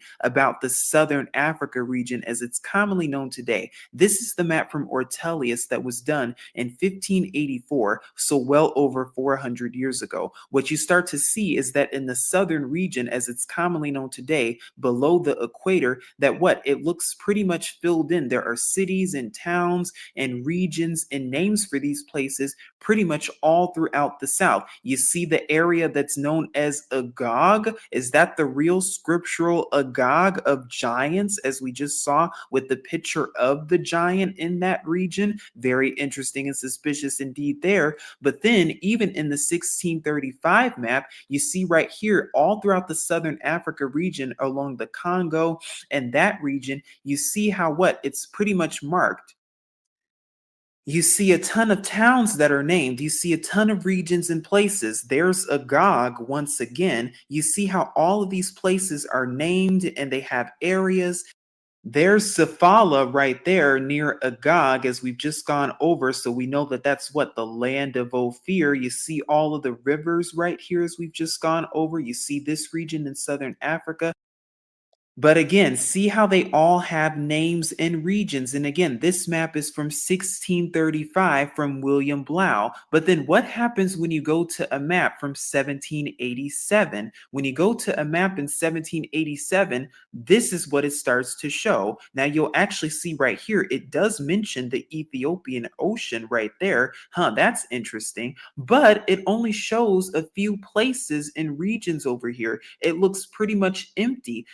That's not how it looked in the 1500s. There was more places and regions that were shaded in the map. Now, all of a sudden, places are hidden and concealed. Why is that the case? Because this map is from 1787. And this is a map from Carey from 1805. So in the 1800s, now all of a sudden, the southern part of Africa below the equator, as it's known today, now all of a sudden it's unknown. And folks, you can find these maps on the Princeton website. This is available on the Princeton website, how you can see from the 1580s from a map right here that below the equator, all of this region is shaded in. It's well known, all of it, even down to the coastlines down here. But now all of a sudden in the 1800s, all these parts are unknown. Do you see the bigger agenda there? Very interesting and suspicious indeed of how they were concealing the truth about these parts, because they know that this area, which is mostly the Kalahari Desert, is the real scriptural Jerusalem. I just found that very interesting and suspicious indeed and wanted to note it to you. And again, wanted to add that as a bonus. But going back to the 4 rivers of Eden, so we just looked at the second one, and the second one is what? Gayakun, or the river Gihon, that is what located in the area, the land of Cush, or as it's commonly known, Ethiopia, which encompasses the entire continent or throughout the entire Central Africa region, which is more than likely the Congo River of today, because as you also saw from one of the maps, that Ethiopia pretty much encompassed all of Central Africa, which is what? This region right here. So one of the rivers today would probably be over here around the Congo River and the region located here. Now, again, before we go on to the third river, if you just need another visual, here's one from the 1710 Herman Mall map right here. As you can see, Ethiopia pretty much encompasses all of Central Africa that's right near the Congo region. And again, also contains the so-called African Great Lakes. Could even those Great Lakes, could they have been known as rivers at one time? And could they even be connected to the 4 rivers of Eden as well? Very interesting and suspicious indeed. But the main river that goes through here, as you can see, today is known as the Congo River. So we know that it is in this region somewhere over here. Now, the third river is the Kadakal, or commonly known as the Hiddekel River, also known as the Tigris River today. Now, according to scripture, they said that this river is east of Assyria. Now, keep that in mind, because we're going to attribute this river to. Let me come back on the screen. I have a scripture for you guys. We're going to go to Jubilees, family, the book of Jubilees, verse 8. When I first read this, this was really, really proof that it is in Africa. Let's look at this together, y'all. All right. So, Jubilees 8, and I guess we'll start off at verse 9. All right. So, this is about Noah and his sons. All right. And he called his, we'll start off verse 8 for context, or verse 7, because they divided the earth among themselves. That's important to understand. So, verse 6, and this is Jubilees 8, and we're going to read 6 through, you know what I'm saying, I think until like 15. And the 6th year, she bore a son. She called his name Falak. And in those days, when he was born, the children of Noah began to divide the earth amongst themselves. Now, how many of you guys have heard of something called Pangea, where the earth was split and it was essentially one continent? Okay. How many of y'all remember that? There was a descendant of Shem called Phalag, or Peleg in the English, and it says that the earth was divided. Okay, so Noah's sons had divided the earth, and they were all given a portion of land. All right, and Pangea, I think, is tied to the descendant of Abar, who would be Phalag or Peleg. We're gonna look at that scripture too, Genesis 10. Let me write that down, or the not Genesis 11, I think. Because I know that's talking about the children of Shem. I know Genesis 10 is about the children of Yaphath or Japheth. So let me write that down, because we need to explore that too. So there was the earth, I believe, at some point was definitely a single mass. All right. A single mass. And sometime during that flood, and I think, and this is a little conspiratorial, I cannot give you a scriptural reference to this. But y'all remember how I talked about the ice wall? I believe that ice wall has something to do with the flood too. All right. Some people say it wasn't a worldwide flood, but I venture to say it was. It had to have been. All right. Now, how did the fallen bloodline survive? That's something I'm going to do a study on, because the answer is in the writings of Abraham. But I also believe that some of these beings went underground, and some of those beings that have that carry that fallen seed were also marine spirits. Because in Job, it mentions that there are Nephilim, and they were specifically called the Raphaim, that were able to dwell in water. And I think that's where that marine kingdom stuff comes from. Atlantis comes from. A lot of like deep stuff, esoteric stuff tied to that, you know, the pre-flood world, the antediluvian world. But Pangea. So yes, this is exactly why when you look at the maps, the continents fit together like a puzzle. Indeed. But by the wrath of Yahuwah and the great delusion, the flood, I believe that is how lands were separated. All right. They were separated. And there was a purpose to that, because Yahuwah was going to divide the sons of Noah and each given a portion of land. Okay, now let's look at this scripture here. I'm gonna try to get a little deep today. No diddy. All right, so this is Jubilees 8. So they begin to divide the earth among themselves, and on this account, his name was called Falak. And they divided the earth amongst themselves in wickedness and told it to Noah. And it happened in the beginning of the 33rd Jubilee, and they divided the earth, Ha'arats, Ha'arats, into 3 parts, to Shem and to Ham and to Japheth, each one to his inheritance. Okay, everybody was given their portion of land. In the first year of the first week, while angel, one of us who were sent to them, was there. And he called his sons, and they came to him, they and their children, and he divided the earth by lot, what his 3 sons should take. Okay, so amongst the 3 sons of Noah, the Adamic so-called race, all right, 3 sons should take, and they stretched out their hands, and they took to themselves the writing out of the bosom of their father Noah, and there came out on the writing as the lots for Shem, the middle of the earth, the lots for Shem, the middle of the earth. Where's the equator? Family, where is the equator? This is a scientific question. Where is the equator at? Where are most dark-skinned people going to be? Let me know in the chat, because it's important that this is understood so we can prove all things with scripture, with history, with hidden history, and all of that. Where is the equator? The middle of the earth. Now, give me a 1. That's agreeable. Give me a 1 in the chat if we can agree the darker skinned people would come or be or dwell near the equator. Darker skinned people would dwell near the equator. Give me a 1 if you agree with that. Give me a 2 if you disagree. I should have did a poll, but it's cool. We can do the number polls or we can do the literal polls. 1s. This person says yes. Okay. 1s. Okay. Yada Yahuwah. So according to the scriptures, I see more 1s. Zakar Yahu, what's up, my good Ak? Shalom Alikam. Queen Raya agrees. Okay, we all agree. Okay, all praises to the highest. Yada Yahuwah. Okay, so the middle of the earth, that would have been where the equator is. That would be in the sub-Saharan areas going back to creation. So we are talking about Africa here. But let's keep reading. Which he and his children, so Shem was in the middle of the earth near the equator. Okay, that is not the West, family. Let me say that again. That is not the West. That would not be America.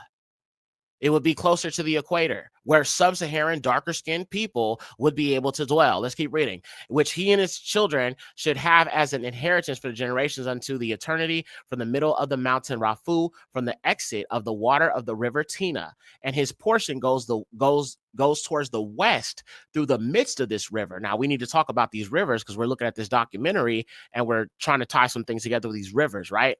And they go until the reproach to the abyss of the waters, out of which comes this river. And this river empties and pours its water into the sea Miat.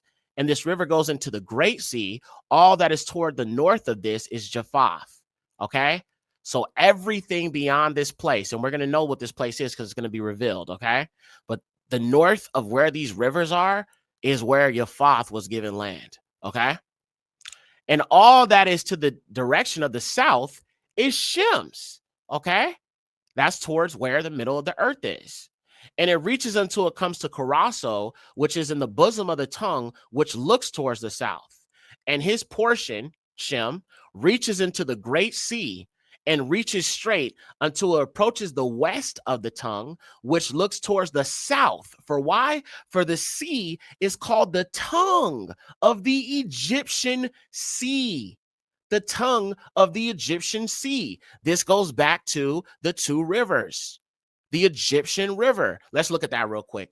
Y'all. All right. The Egyptian sea or the Egyptian river. All right. So, you know, these apocryphal books, they do help tie some things together. And it's like everybody who disagrees with, you know, what I'm saying about Africa, pointing back to Africa, they never pull out these precepts from Jasher, Jubilees, so on and so forth that point to Egypt. And when you think of Egypt, yeah, I mean, Egypt is America in a sense. But there's the ancient Egypt. There's the Kemetic Egyptians. There is the ancient Egyptians who were even scattered from that land, who were near the equator, who would have dwelled in an area where there is extremely hot sun because they have the U melanin in their skin, Adamic race, all right? Not like the white ones you see today who are not Adamic, who got to use SPF 1000 to cover up, you know what I'm saying, their skin and sunscreen and all of that. They suffer cancer. They suffer all of that. But the original Kemetic sons of Ham did not experience this. As a matter of fact, the Israelites looked so much like them, Paul was mistaken for an Egyptian. Yahusha Hamashiach, the Messiah, hid amongst them. Joseph was second in power and ruled over these people. And his brothers that sold him to the Ishmaelites sold him to the Egyptians. He was second in power in Egypt, and his brothers didn't even recognize him. Oh, yeah, some time had passed by for sure. It definitely passed by. But when you were talking about the ancient people, the original Adamic ancient people, they would have been darker skinned people. And we can see the Egyptian Sea is mentioned here. Now, let's look at that on a map to illustrate it.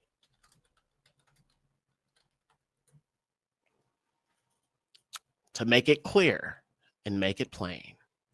So let's go over here to the images. And we're going to look at a map of Africa where you can see this sea that they're talking about. It flows south, it says. So it flows deeper into Africa until it reaches sub-Saharan Africa. All right, now let's look at this. Trying to bring out some receipts for y'all. All right. So this is Egypt right here, right? And there's water that flows from North Africa and reaches into sub-Saharan Africa and is interconnected and goes back to Adon, Eden. Okay. Here's a better illustration. You see? There's water that flows south. It flows downward. Now, factoring in that, you know what I'm saying, the maps could be upside down. There could be more you got to understand about this and factor in. But we can see illustrated that there is sea or water that flows from here. All right. And I believe when it says that the land beyond this is Yephah's. So going up towards the Mediterranean and into the lands of the north, you have Yephah's territory. All right. But look at that. Right there. Okay. So I wanted to illustrate that to show you this is the lot that Abraham was given. Let's go back to the scriptures and we'll continue to read. But I wanted to point that out. Y'all with me? Give me a 1. Are y'all with me? I got to make sure. You know what I'm saying? I know y'all are in the chat.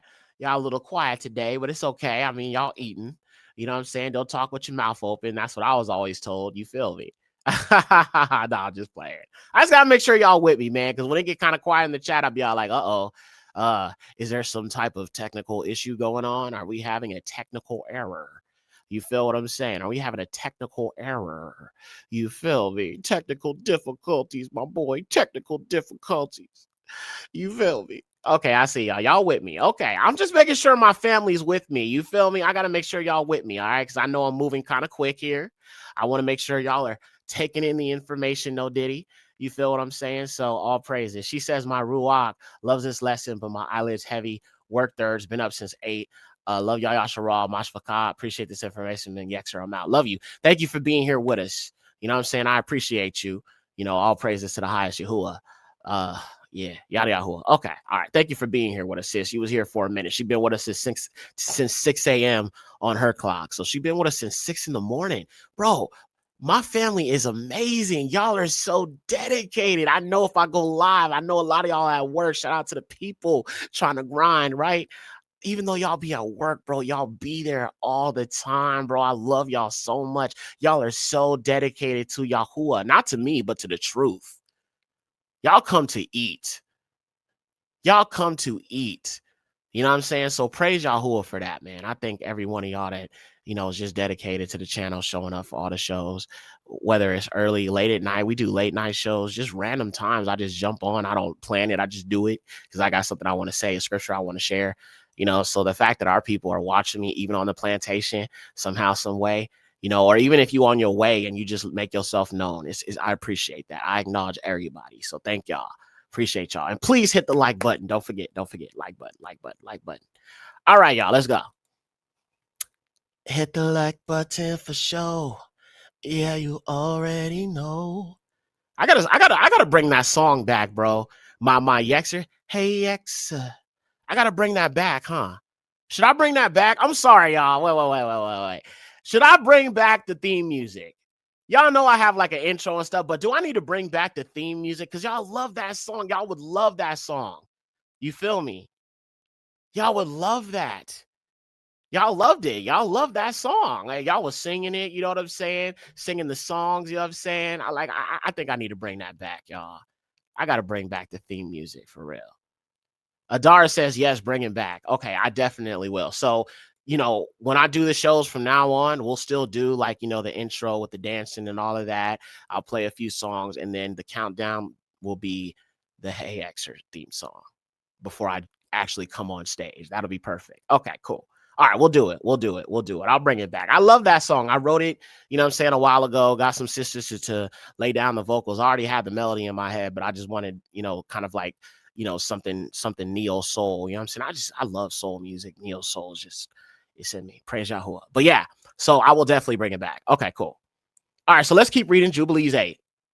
All right. Excuse me. So it says, for the sea is called the tongue of the Egyptian sea, and it turns there towards the south, toward the mouth of the great sea in the shore of the waters, and proceeds towards Arabia, okay, and Ophrah, all right, so just above Africa, and it proceeds until it reaches the river Gihon, and towards the south of Gihon, along the shore of the same river, and it proceeds towards the north until it approaches the Garden of Eden, all right, towards the south thereof to the south, and from the east of the whole land of Eden, and towards the whole east. And it turns to the east, and it proceeds until it approaches towards the east of the hills, whose name is Rapha, and it descends towards the border of the outlet of the water of the river Tina.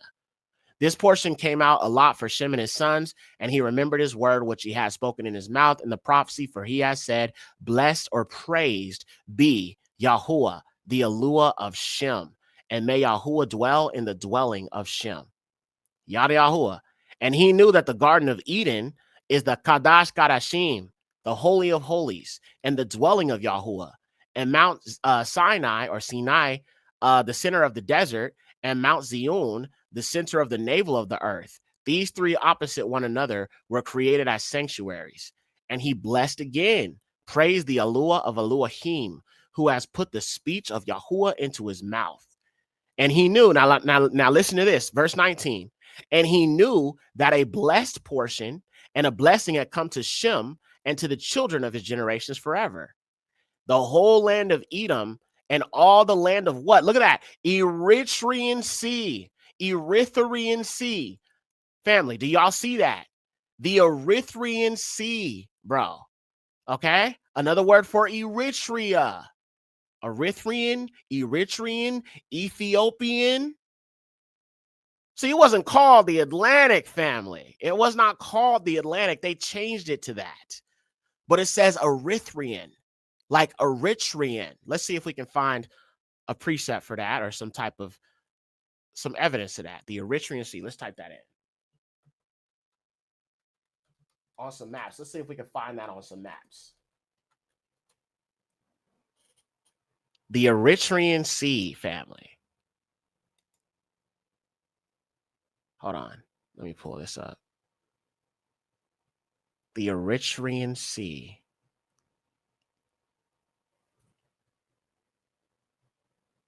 All right, I'm gonna just go through some of these images, and we're gonna see if we can get a match for the Eritrean or Eritrean Sea. Okay. All right, right here. Let's look at that.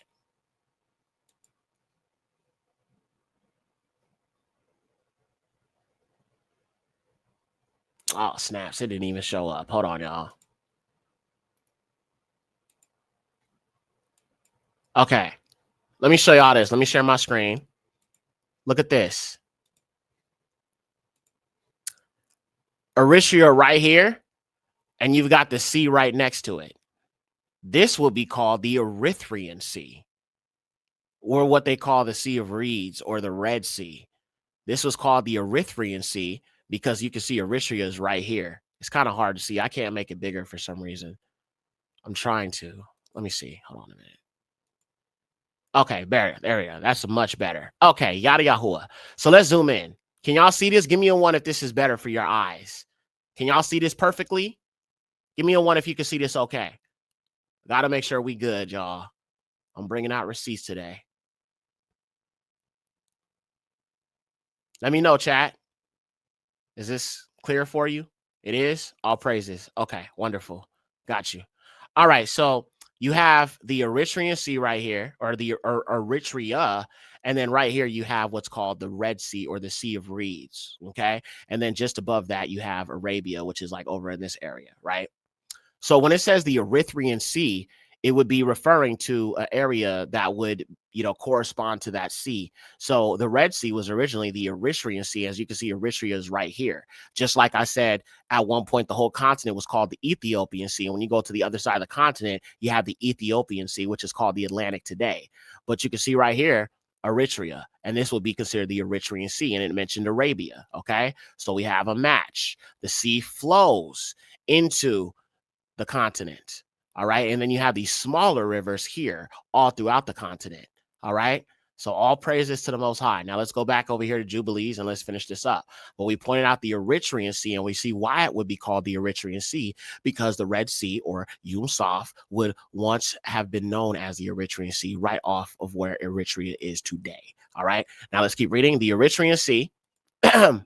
And all the land of the east and India, and at the Eritrean and the mountains thereof, and all the land of Basar and the land of Lebanon and the islands of Kaphathur and the land of Elam and Ashur and Babal and Suzan and Madar and all the mountains of Ararat and all the land beyond the sea, which is beyond the hills of Assur toward the north, a blessed and prosperous land, and all that is in it is very, very good. All right. And I think that's all that I wanted to read here. Actually, no, let's keep going. There's a little bit more.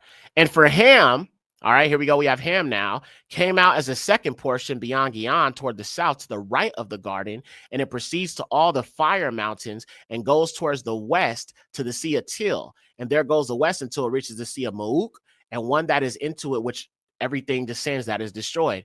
And it proceeds to the north to the shore of Gadil, and it goes to the west of the water in the sea until it reaches the river Gasan, okay, Africa. And the river Gasan goes until it approaches the right to the Garden of Eden, so the land of Africa. And this land is a land which came forth from Ham. As the portion he shall retain for himself and the children of his generations forever. So as you can see, family, the sons of Shem and the sons of Ham both were given portions within the continent. All right. So the sons of Shem and the sons of Ham dwelled together. The sons of Yephath were in their own area, but Ham and Shem were given specific areas. Now, I just find that to be so interesting because it's where the lands that Japheth was given do not have the resources of the land that Shem and Japheth, or Ham and Shem share. As a matter of fact, the lands of Japheth cannot survive without the resources in the land of Shem and Ham. North Africa, there's resources. Southern Africa, there's plenty more resources. There's more resources in sub-Saharan Africa than there is North Africa. That's for a reason. Our people dwelled in sub-Saharan Africa, and those are the areas that the colonizers are most interested in. There's a reason why they choose sub-Saharan Africans. This is a reason why they have so many negative things to say about sub-Saharan Africa and sub-Saharan Africans. And don't get me wrong, they hate the black North Africans just as much, but you got white people masquerading as the North Africans. But there's something about sub-Saharan Africa they know. And that's a fact. All right, let's keep reading. We're almost done. All right. So, approaches to the right of the Garden of Eden. This land is a land which comes forth for Ham as the portion he shall retain for himself and his children forever. And for Japheth, there came forth the third portion beyond the river Tina toward the north. Okay, so we're talking about going towards Europe, Eurasia. You know what I'm saying? Toward the north of the exit of its waters, and it goes toward the northeast of the whole district of Lag and all the east thereof, and it goes towards the north to the north, so deep in the north, and goes toward the mountains of Kilt. Now, isn't it interesting, family, how it says the word Kilt And you have Scottish people that wear kilts. Scottish people that wear kilts. I have already been proving how there are black Scottish people. There are original indigenous Scottish people, original indigenous Irish people who are black.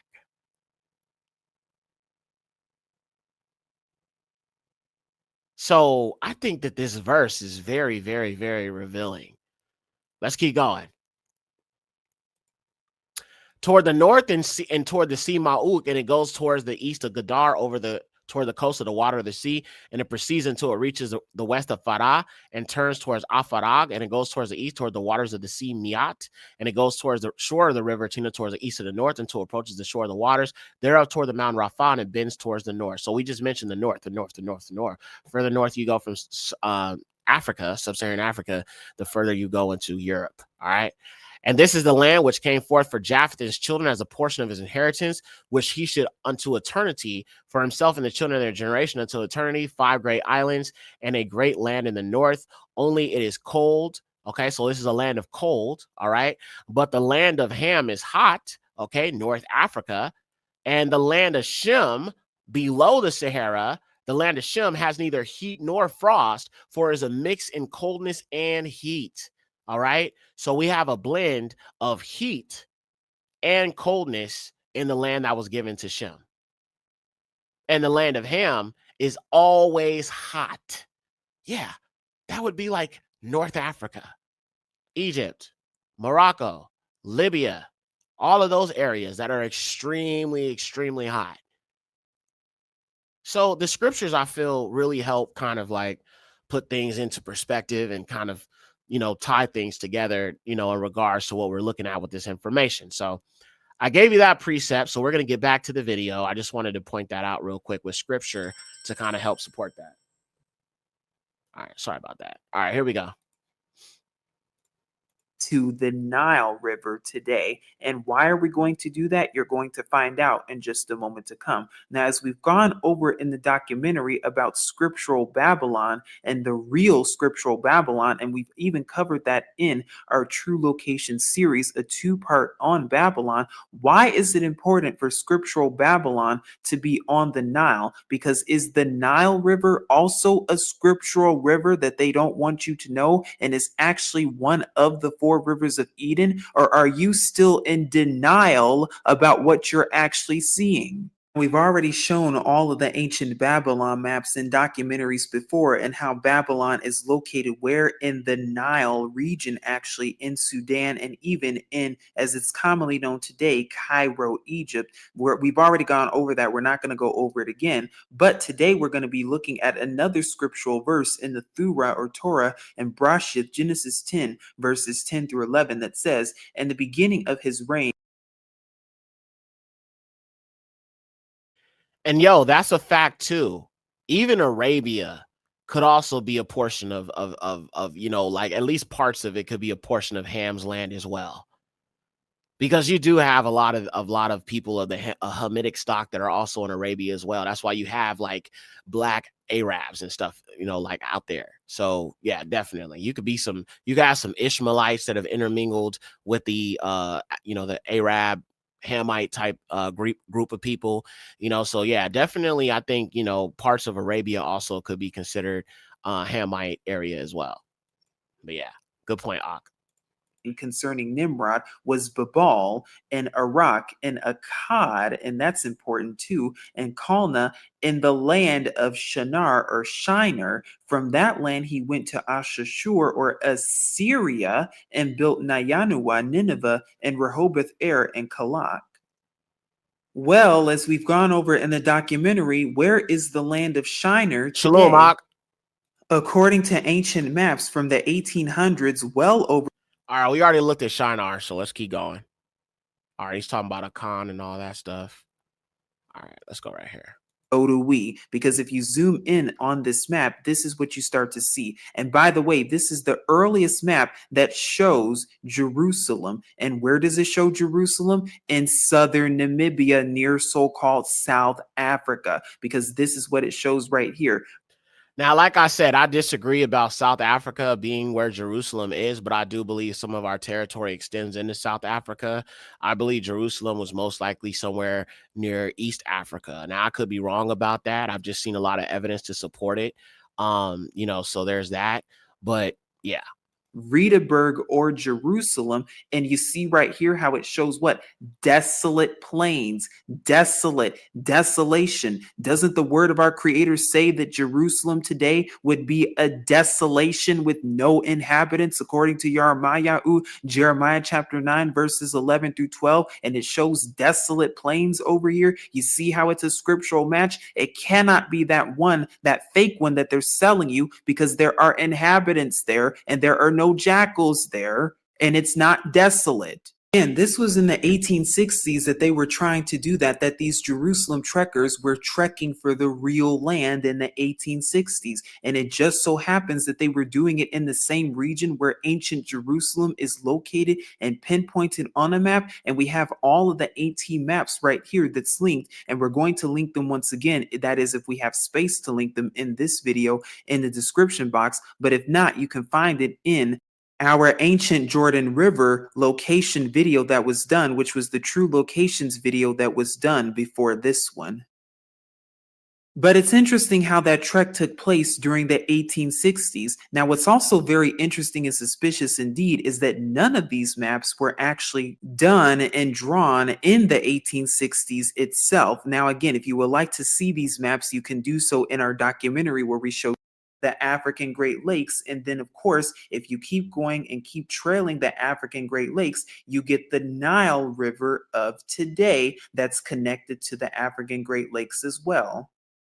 So again, we see how all of these rivers are connected. We see how they're interconnected and linked together with scholarly sources to back it up, and with the tributaries bearing witness as well. So more than likely, the Nile River of so-called South Africa is actually connected to the Nile River that extends from what's known today as Egypt all the way to Uganda. They are connected somehow, some way. Now, if you do not prefer Wikipedia for sources, well, you can go right here in this source at the Nilesvali Nature Reserve to learn more about what we just talked about when it comes to the Nile and so-called South Africa and the Jerusalem trekkers. For research purposes, you can also take a look at this book right here from the History of South Africa that comes from George McCall Thiel, that's located right here, that was around from 1837 to 1919. And you'll see right here, this tells more about what the Nile stream in so-called South Africa in this book right here as another source. And these books will be linked in the description box below, along with other helpful tools and research. Fourth and final river that we're going to be going over today before talking about the source and origin and the potential origin of these four rivers is, of course, the Euphrates River, or also known as Paratha in the ancient Ya'udith language. And according to ancient sources, you're going to see how it's actually the Niger River, and how the Niger River is attributed to the river Euphrates, along with the Benue and Volta rivers mentioned as well. Not only that, but you're also going to see how this river is connected to the Nile.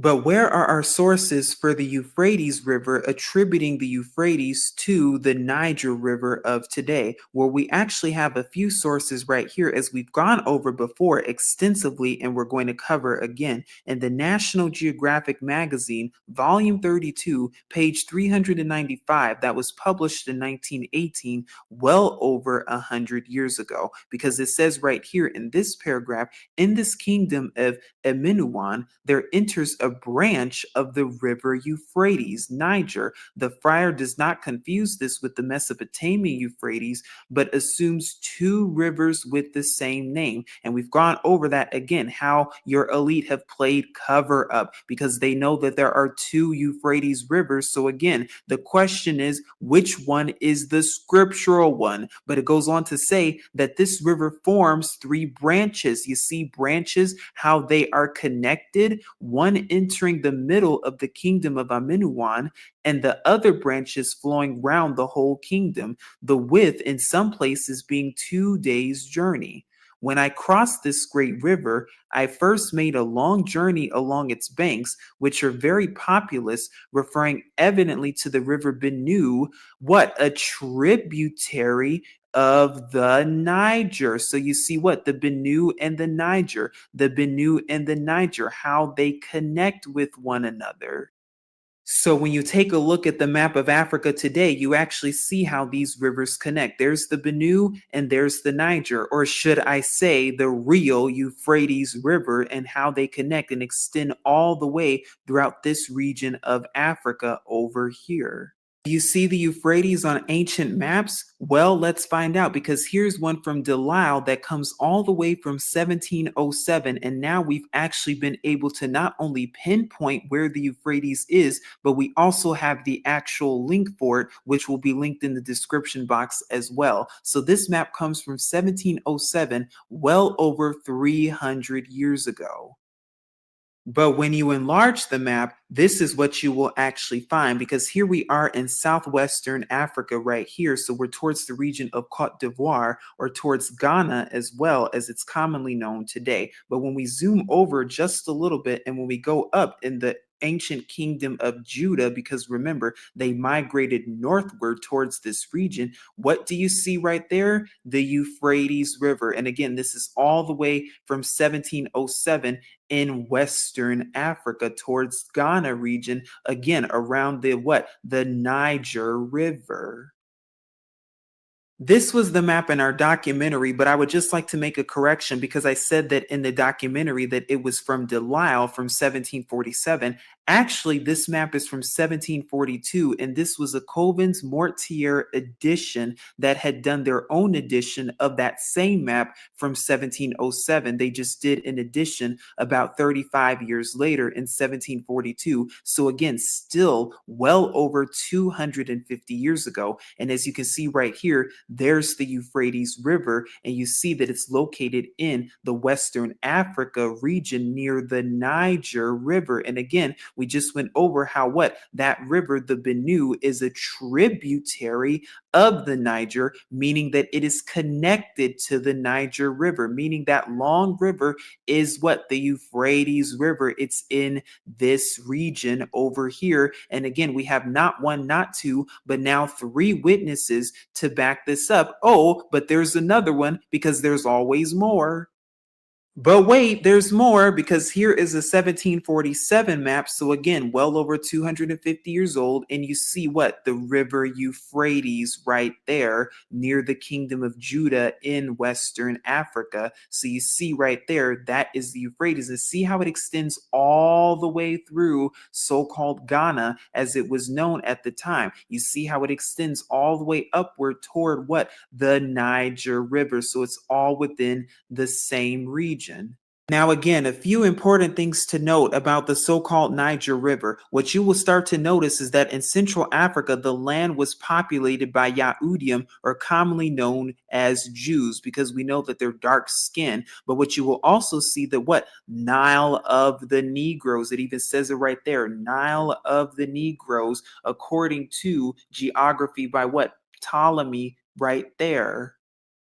But as you can see right here in Central Africa, that's noted on ancient maps, and geographers and cartographers have noted this before hundreds of years ago, how you see ancient media right there. You see it right there, emeralds near this region. This is a region in Central Africa. But then it says right here, and this point is very important, where it says some geographers believing the Niger to be a branch of the Nile have therefore called it the Nile of the Negroes. The Niger River is the Nile of the Negroes, and a branch of the Nile, a branch, just like a tree branch. They're all connected. So you see how the Niger River is a branch of the Nile, according to this source, and geographers have already noted this, and have noted how the Niger is not only a branch of the Nile, but how it's connected to the Nile.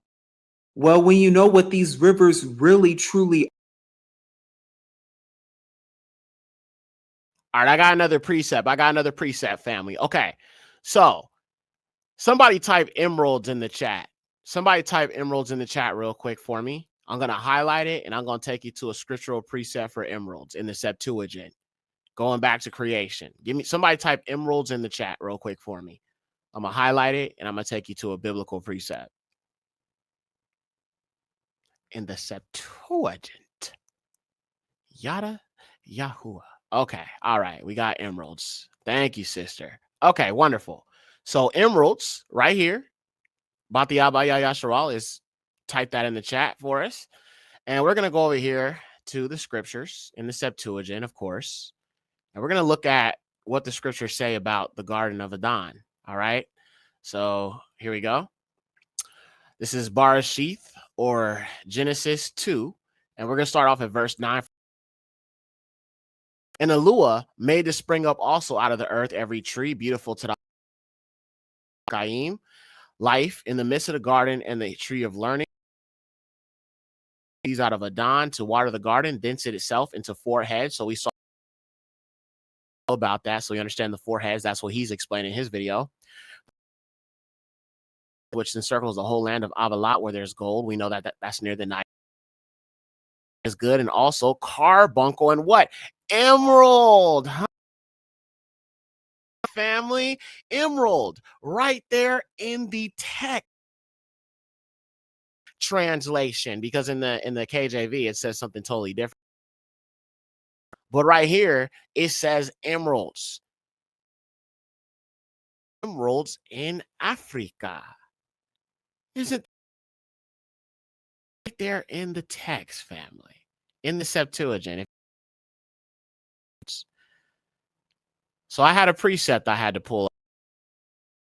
Emeralds, which is why I wanted to point that out. But I wanted to show y'all that real quick. All right, here we go. Then you start to understand, didn't we just go over is really the Tigris River and the Niger River, how they are connected to one another, a branch of. So very important to note how the Niger is connected to the Nile, or should I say connected to the Tigris, and how the real Tigris River extends all called South Africa, how the real Nile River extends all called South Africa, as we've just proven in this video. So what have we learned so far? That names have been changed, maps have. All right, now to pull up some evidence to that. Are there emeralds in Africa? Now, I think you could also emeralds to precious stones mentioned in scripture, as we saw in the first article I just pulled up, and it's from Centerpoint, and it talks about the origin. So let's read that. The first emerald was said to be found in where? Egypt. Greatest value are. Yet emeralds are also found in various countries within Africa. Okay. South America. Colombia is one of the top producing emerald countries in South America, along with are typically found in the southeastern and southern countries, such as what? Zambia and South Africa. Is that all found, family? As we just learned, isn't that where? Isn't the whole land of Africa would be connected to what they call Ethiopia, the Ethiopian Sea, the Eritrean Sea? Africa is the true place of milk. Yahuwah. Yada Yahuwah. Yes, you have true, but the ones of most value are said to be found in. This is in sub-Saharan Africa. Why? They are going to Africa, specifically. All the resources, everything, all of it. This is the awakening. This is the hallelujah. Praise the highest Yahuwah. Beautiful. Yada Yahuwah. So I can't hate Africa.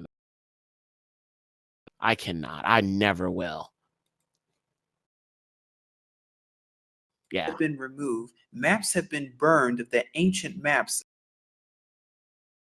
know that the 4 rivers are attributed to rivers in Africa. That these rivers are connected to one another, the major ones connected to one specific source that make up the source as it's known today.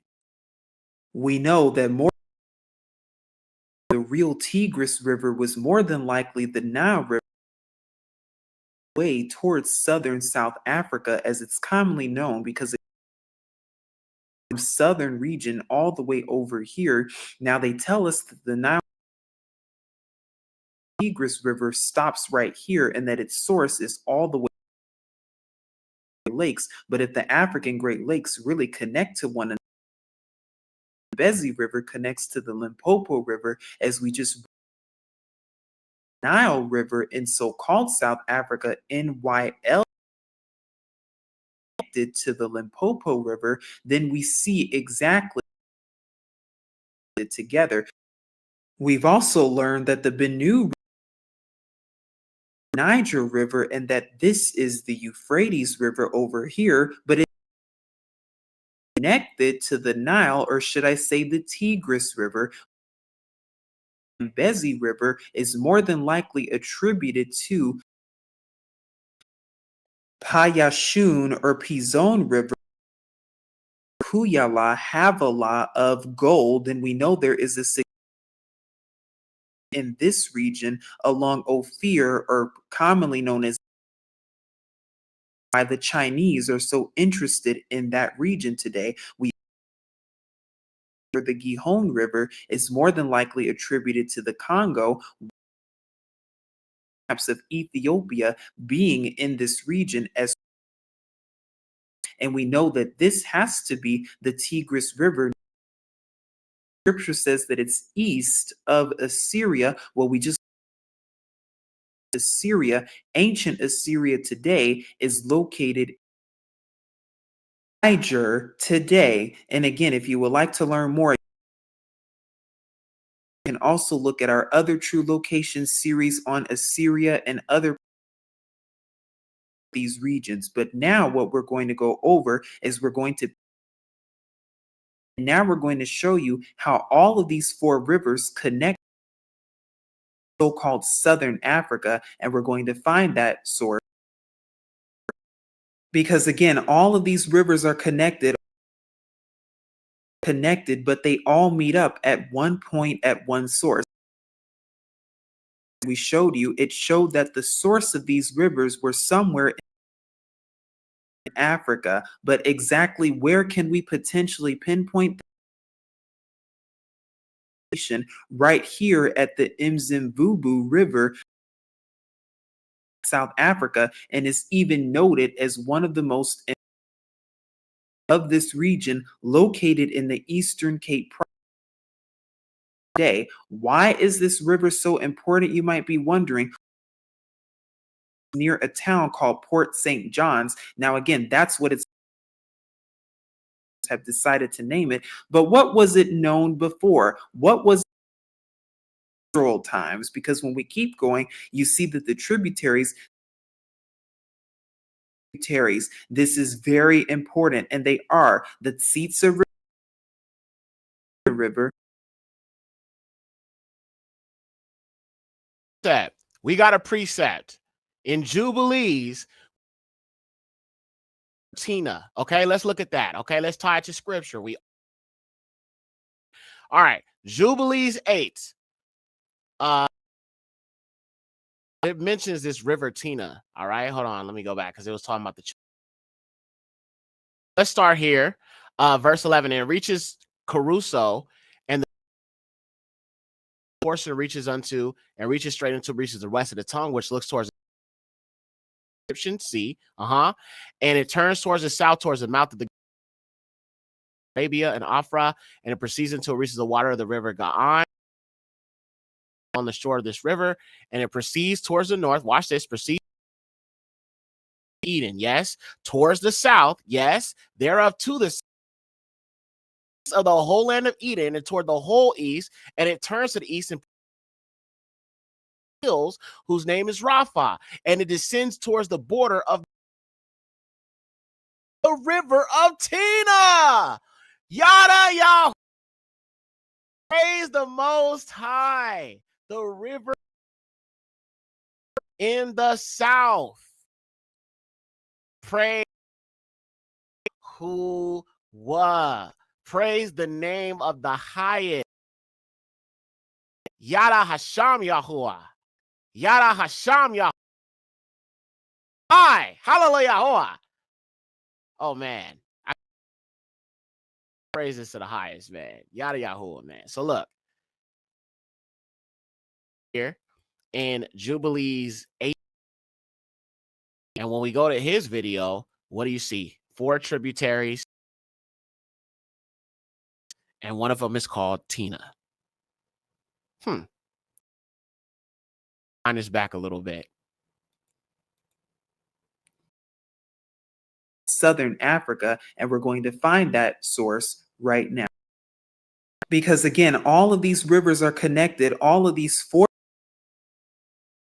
meet up at one point at one source. Now that 1411, the source of these rivers were somewhere in so-called Southern. Where can we potentially pinpoint this? We might have location right here at the Mzimvubu River, South Africa, and is even noted as one of the most in this region, located in the Eastern Cape Province. Why is this river so important? You might be wondering. Well, the first thing, Port St. John's. Now, again, that's what it's called today. That's what the colony. What was it known before? What was it known in times? Because when we keep going, you see that the tributaries that it carries, this is very important, and they are the Tina River, the Kinera River, and the Mzint Lava. Tina or Tina River. And then let's go back to Jubilee.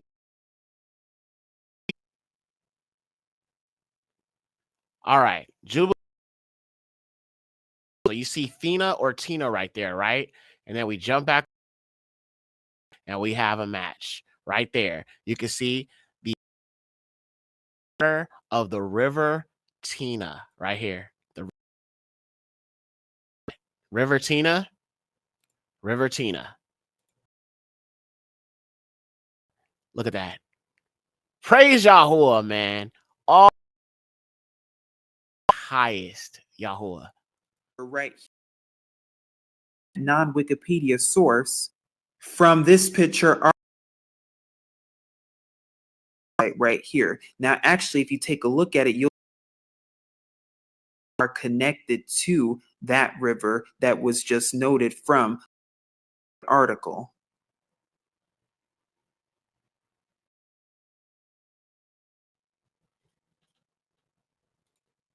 Okay. That splits into 4 heads. 1, 2, 4. Boom. And these are the 4 heads. These are basically 2 heads that split. Look, you can see it becomes 1. So 1, 2, 3. Bro, all praises to the highest. Yahuwah. That is powerful. Just praise Yahuwah. That's all I can say. And I'll be sure to link that in the description box below. But again, you carries the 4 rivers. Could this make up the beginning of the 4? Then, of course, extend all the way through,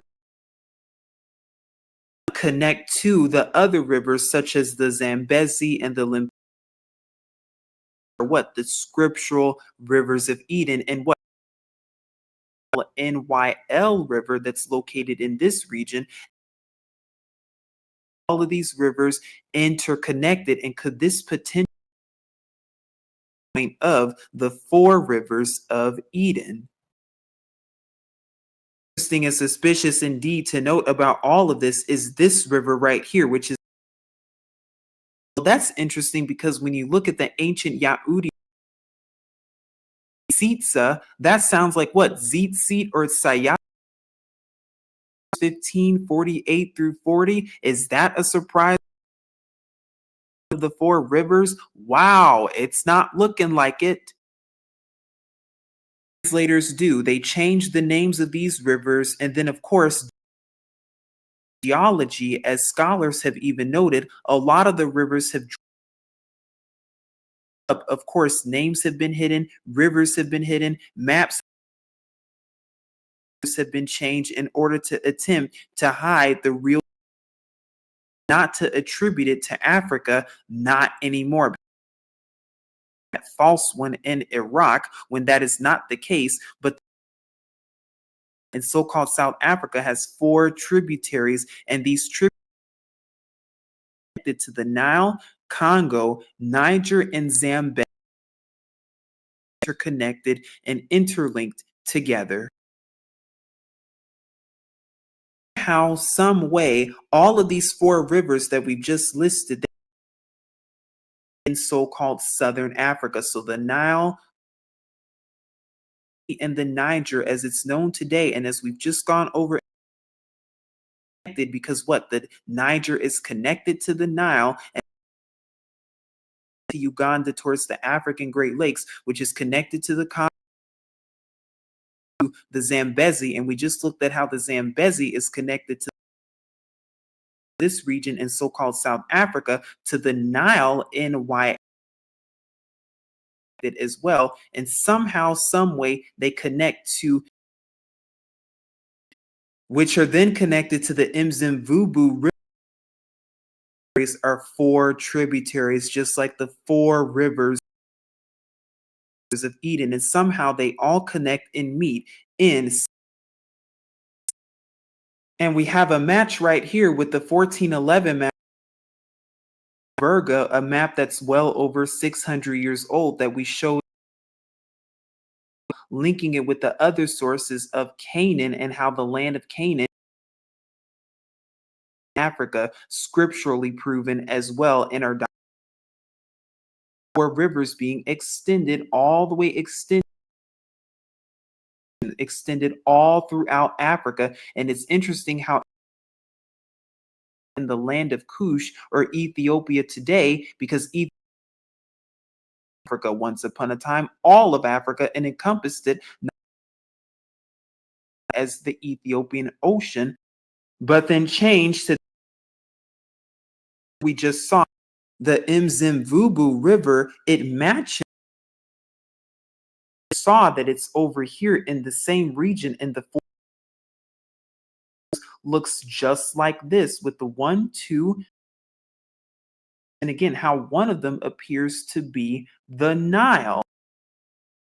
Another drawing of that map. So you see right here, the Garden of Eden, that's the four rivers that's depicted right here. And again, Mzimvubu River and the four tributaries, and again, are connected to one another, one of them appearing to be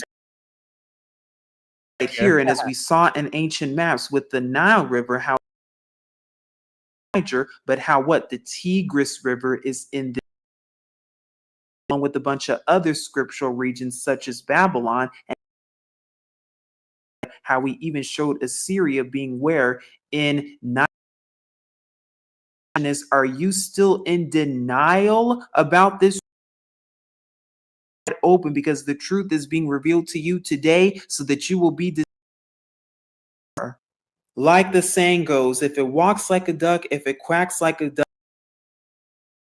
Is all of this just mere surprise or coincidence? And evidence being shown to you right now, is it just mere surprise? It just so happens to be random? That's for you to decide. Seek Yahuwah and his true son Yahusha, so that you will be led into and nothing but the truth. But we will link them in the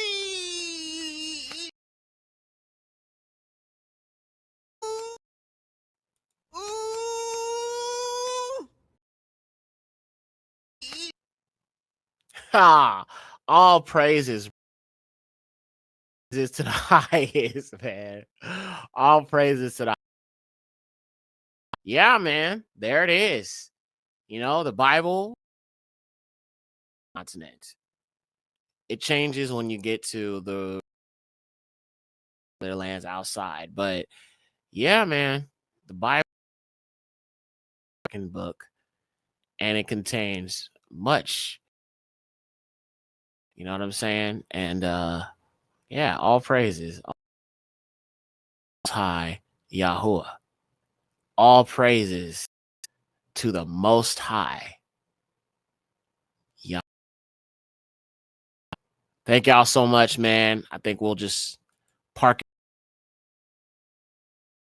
and for being here. I know it's late. We've been on here 5 hours, man.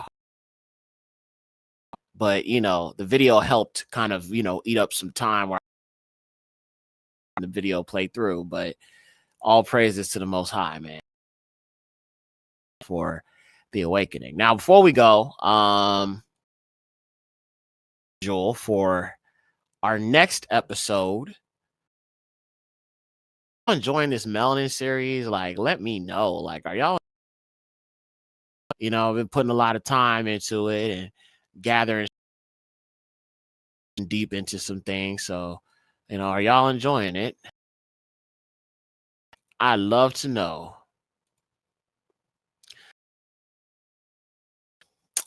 All praise to Most High. Yes. Adara says yes. Zakar Yahoo says yes. Okay, well, I'm glad to make these things, you know, really, really in like tie things together and kind of help people understand the truth. A lot of lies, man. You see how much effort that the children of Lucifer, you know, and like I said, I fully believe with all this information, it is definitely a psyop. And yes, I will continue to call it out. I know some, but the dude is leading you all types of astray. You know what I mean? Is black is not for us, even our own people, because they've already are enemies to lead the children of Yasharal astray in the continent. This cannot be denied. The ancient maps show the truth, y'all. No way around it. Like, you have to just accept it for what it is. You have to just accept it for what it is. But this is going to be our next episode, family. 5 p.m. Eastern Standard Time. Melanin and Trans 3. The quest to become like who they. You know, I go crazy with the visuals. Y'all know with the visuals. That's why I always have to bring y'all on so I could just show you. You feel what I'm saying? I have to. It's like I go crazy with the visuals. Like this in this community. Like, I mean, I started out doing PowerPoint presentations. Oh, wait. We got to put a beat with this visual, y'all. We got to put so hard. All right. So let's see. All right. I'm going to play got right here. Check this out. I got to put the music with it, bro. So it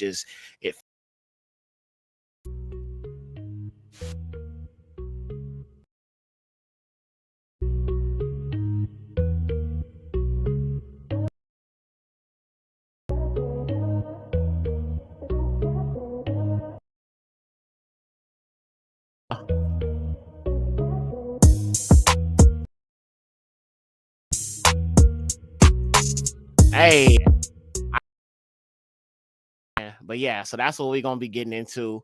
You know, Friday. On Friday. You feel me? You know what I'm saying? But thank y'all again, man, for just being here with liking the video. Please like the video if you haven't liked the video.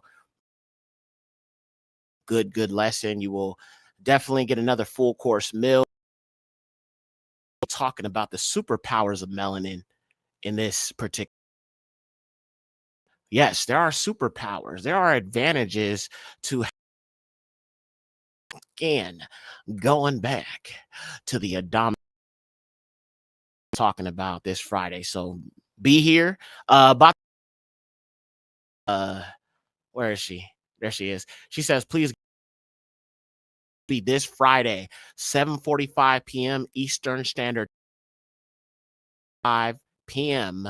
Eastern Standard.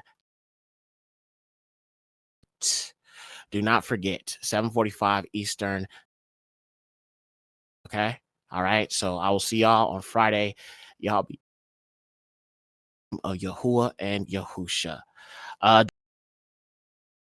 But what makes you different is you got to. I mean, that's how you reach some of our people. You know what I'm saying? I was always the class clown. Bro. Like, you know what I'm saying? I made everybody laugh, bro. Always was, you know what I'm saying? But humor, I think, is important in this truth because, like, you know, even the fallen seed is funny, but it's informational and it's scriptural. And that soon, I'm working on something else. But for the fallen seed, the next that one's coming soon. Yeah, I'm gonna try. It's Monday. I'm gonna try to have it out before that video before Friday, and then there will be a live this Friday. I have the fallen seed roast video for the next person or the about tied to them. You know what I'm saying? I'm gonna be doing a video maybe Wednesday at least. Need like 2 days to finish visuals and then record it, edit it, make sure by Wednesday. But I'm gonna try to have it out this week before Friday. So I'm here and remind y'all. All right, man. Connects with people in the chat. Some big channels don't. Yeah, and that's the thing. Like,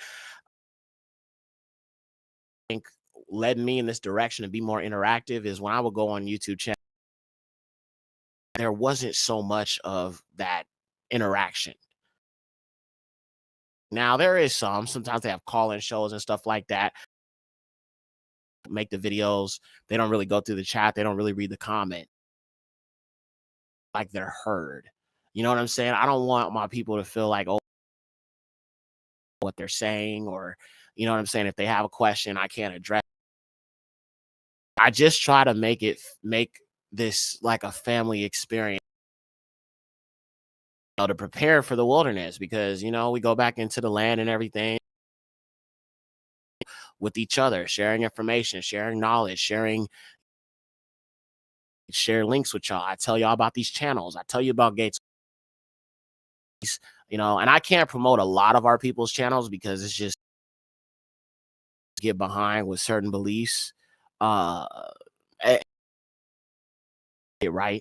But you know, it's just certain things. I'm just like certain things, but then when I see them going in a whole nother direction and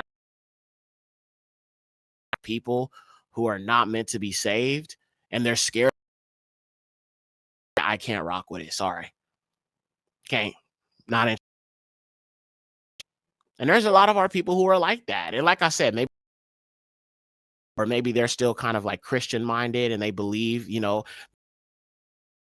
like when it says that, you know, slaves obey your masters or you receive last.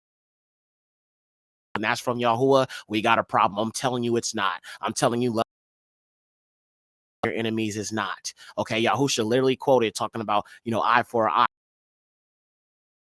Same thing, he contradicts himself in the very next line and literally says, that means Yahusha originally was telling you to defend yourself. He told his go sell your coat and get a sword. What's going to happen to me? We're going to do it violently. But my people, get a sword. You see, Yahusha loved his people so much, he told them to protect themselves. Why you think he cut dude's ear off? Come on, man.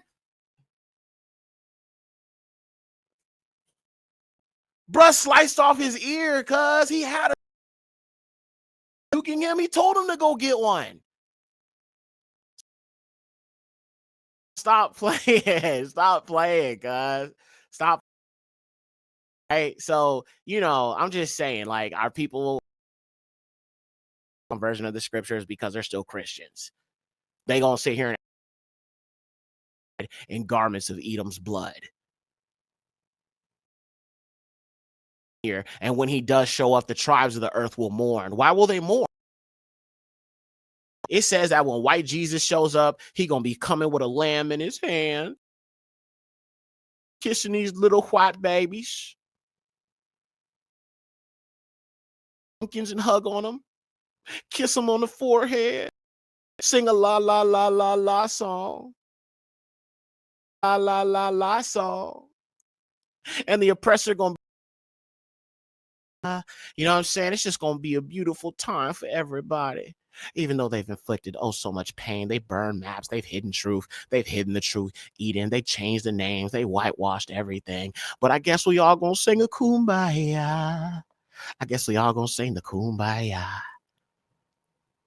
But according to the scriptures, it says that Yahusha is going to cause the tribes of the earth to mourn. So if you're talking about a white man that's coming to bring the world together and not coming to slay the oppressor, but coming to deliver the oppressor, my friend, that is not Hamashiach. That is not Yahusha, the liberator. That is not Hamalak, the king. That is not Hamalakah, your king. That is their king, Malakah. Malakam, their king. Okay, that's not ours. That is not Malakah, your king. That is their king, Malakam. Okay, the difference is in the Albari. The difference is in the words, family. Matter of fact, I'm gonna close this out with Heart of the Torah. Yahusha's garment stained in blood like the wine press. I was telling you what Yahusha's coming to do, even in that song. You got to just know the scriptures. Love y'all, family. Shalom.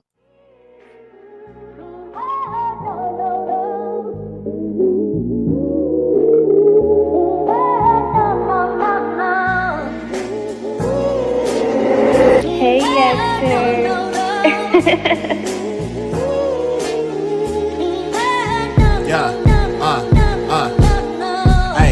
Yo, I rest on the 7th day as surely as a Sunday. One path to Yahuwah and Yahusha is the one way. Narrow path, step and stay on track like a subway. Yahusha crack the sky with the Malakim someday. Dietary laws, ain't no eating swine flesh. Yahusha garment stained in blood like the wine press. The heathens crying out, strong delusion, they the blindest. These heathens can't keep Jesus, not appease in the slightest. Feast days, moral laws, keeping the Shabbats. Don't fall the ways of Edom, by Yahusha's blood I'm bought. Jesus is a big Virgin Mary, don't need her. Yekcyr spin the block on the devil with the heater. Covenant keeper, the Ruach is my teacher. Yahuwah the creator, worship him and not the creature. Christianity can't be any same old difference. You call on pagan names and you call yourself bishops. Heathens in these camps, Jacob giving up his birthright. Hugged up with these nations, white bodied like a termite. Reject the Messiah, yeah, your doctrine is Jewish.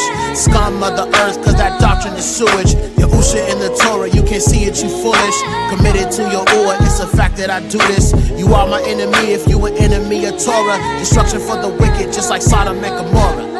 Yeah. Ain't no new ways, doctrine, no chakras, no auras. The Apocrypha, I read it, I explore it like Dora. I'm a strong black man with biblical values. Fulfill doesn't mean abolish, yeah, I'm quoting out Matthew. I'm not a patriot, I am fearing the lure.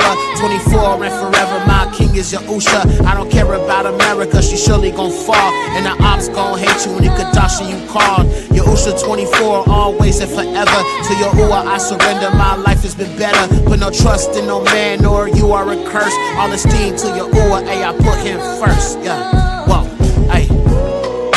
Yahusha 24, ayy. It's Yahusha 24, ayy. Yahusha 24, Yahusha 24, Yahusha 24. All esteem to Yahuwah in the highest. Baruch haba Basham, Yahuwah. Baruch atah, King Yahusha.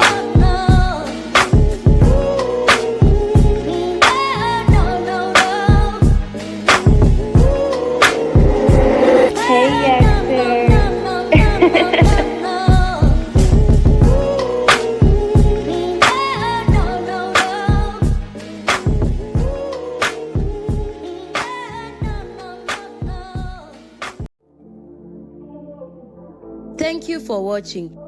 Don't forget you can support this channel by Cash App, $Malkaya Music. Also, be sure to check out the Patreon for uncensored documentaries, films, deep dives, and much more content that you won't find here on YouTube. Check out the merch store for the latest drip. And let me not forget to say, if you haven't already, subscribe and hit that like button and tap in with us. All praises to the Most High, Yahuwah, the highest. Shalom.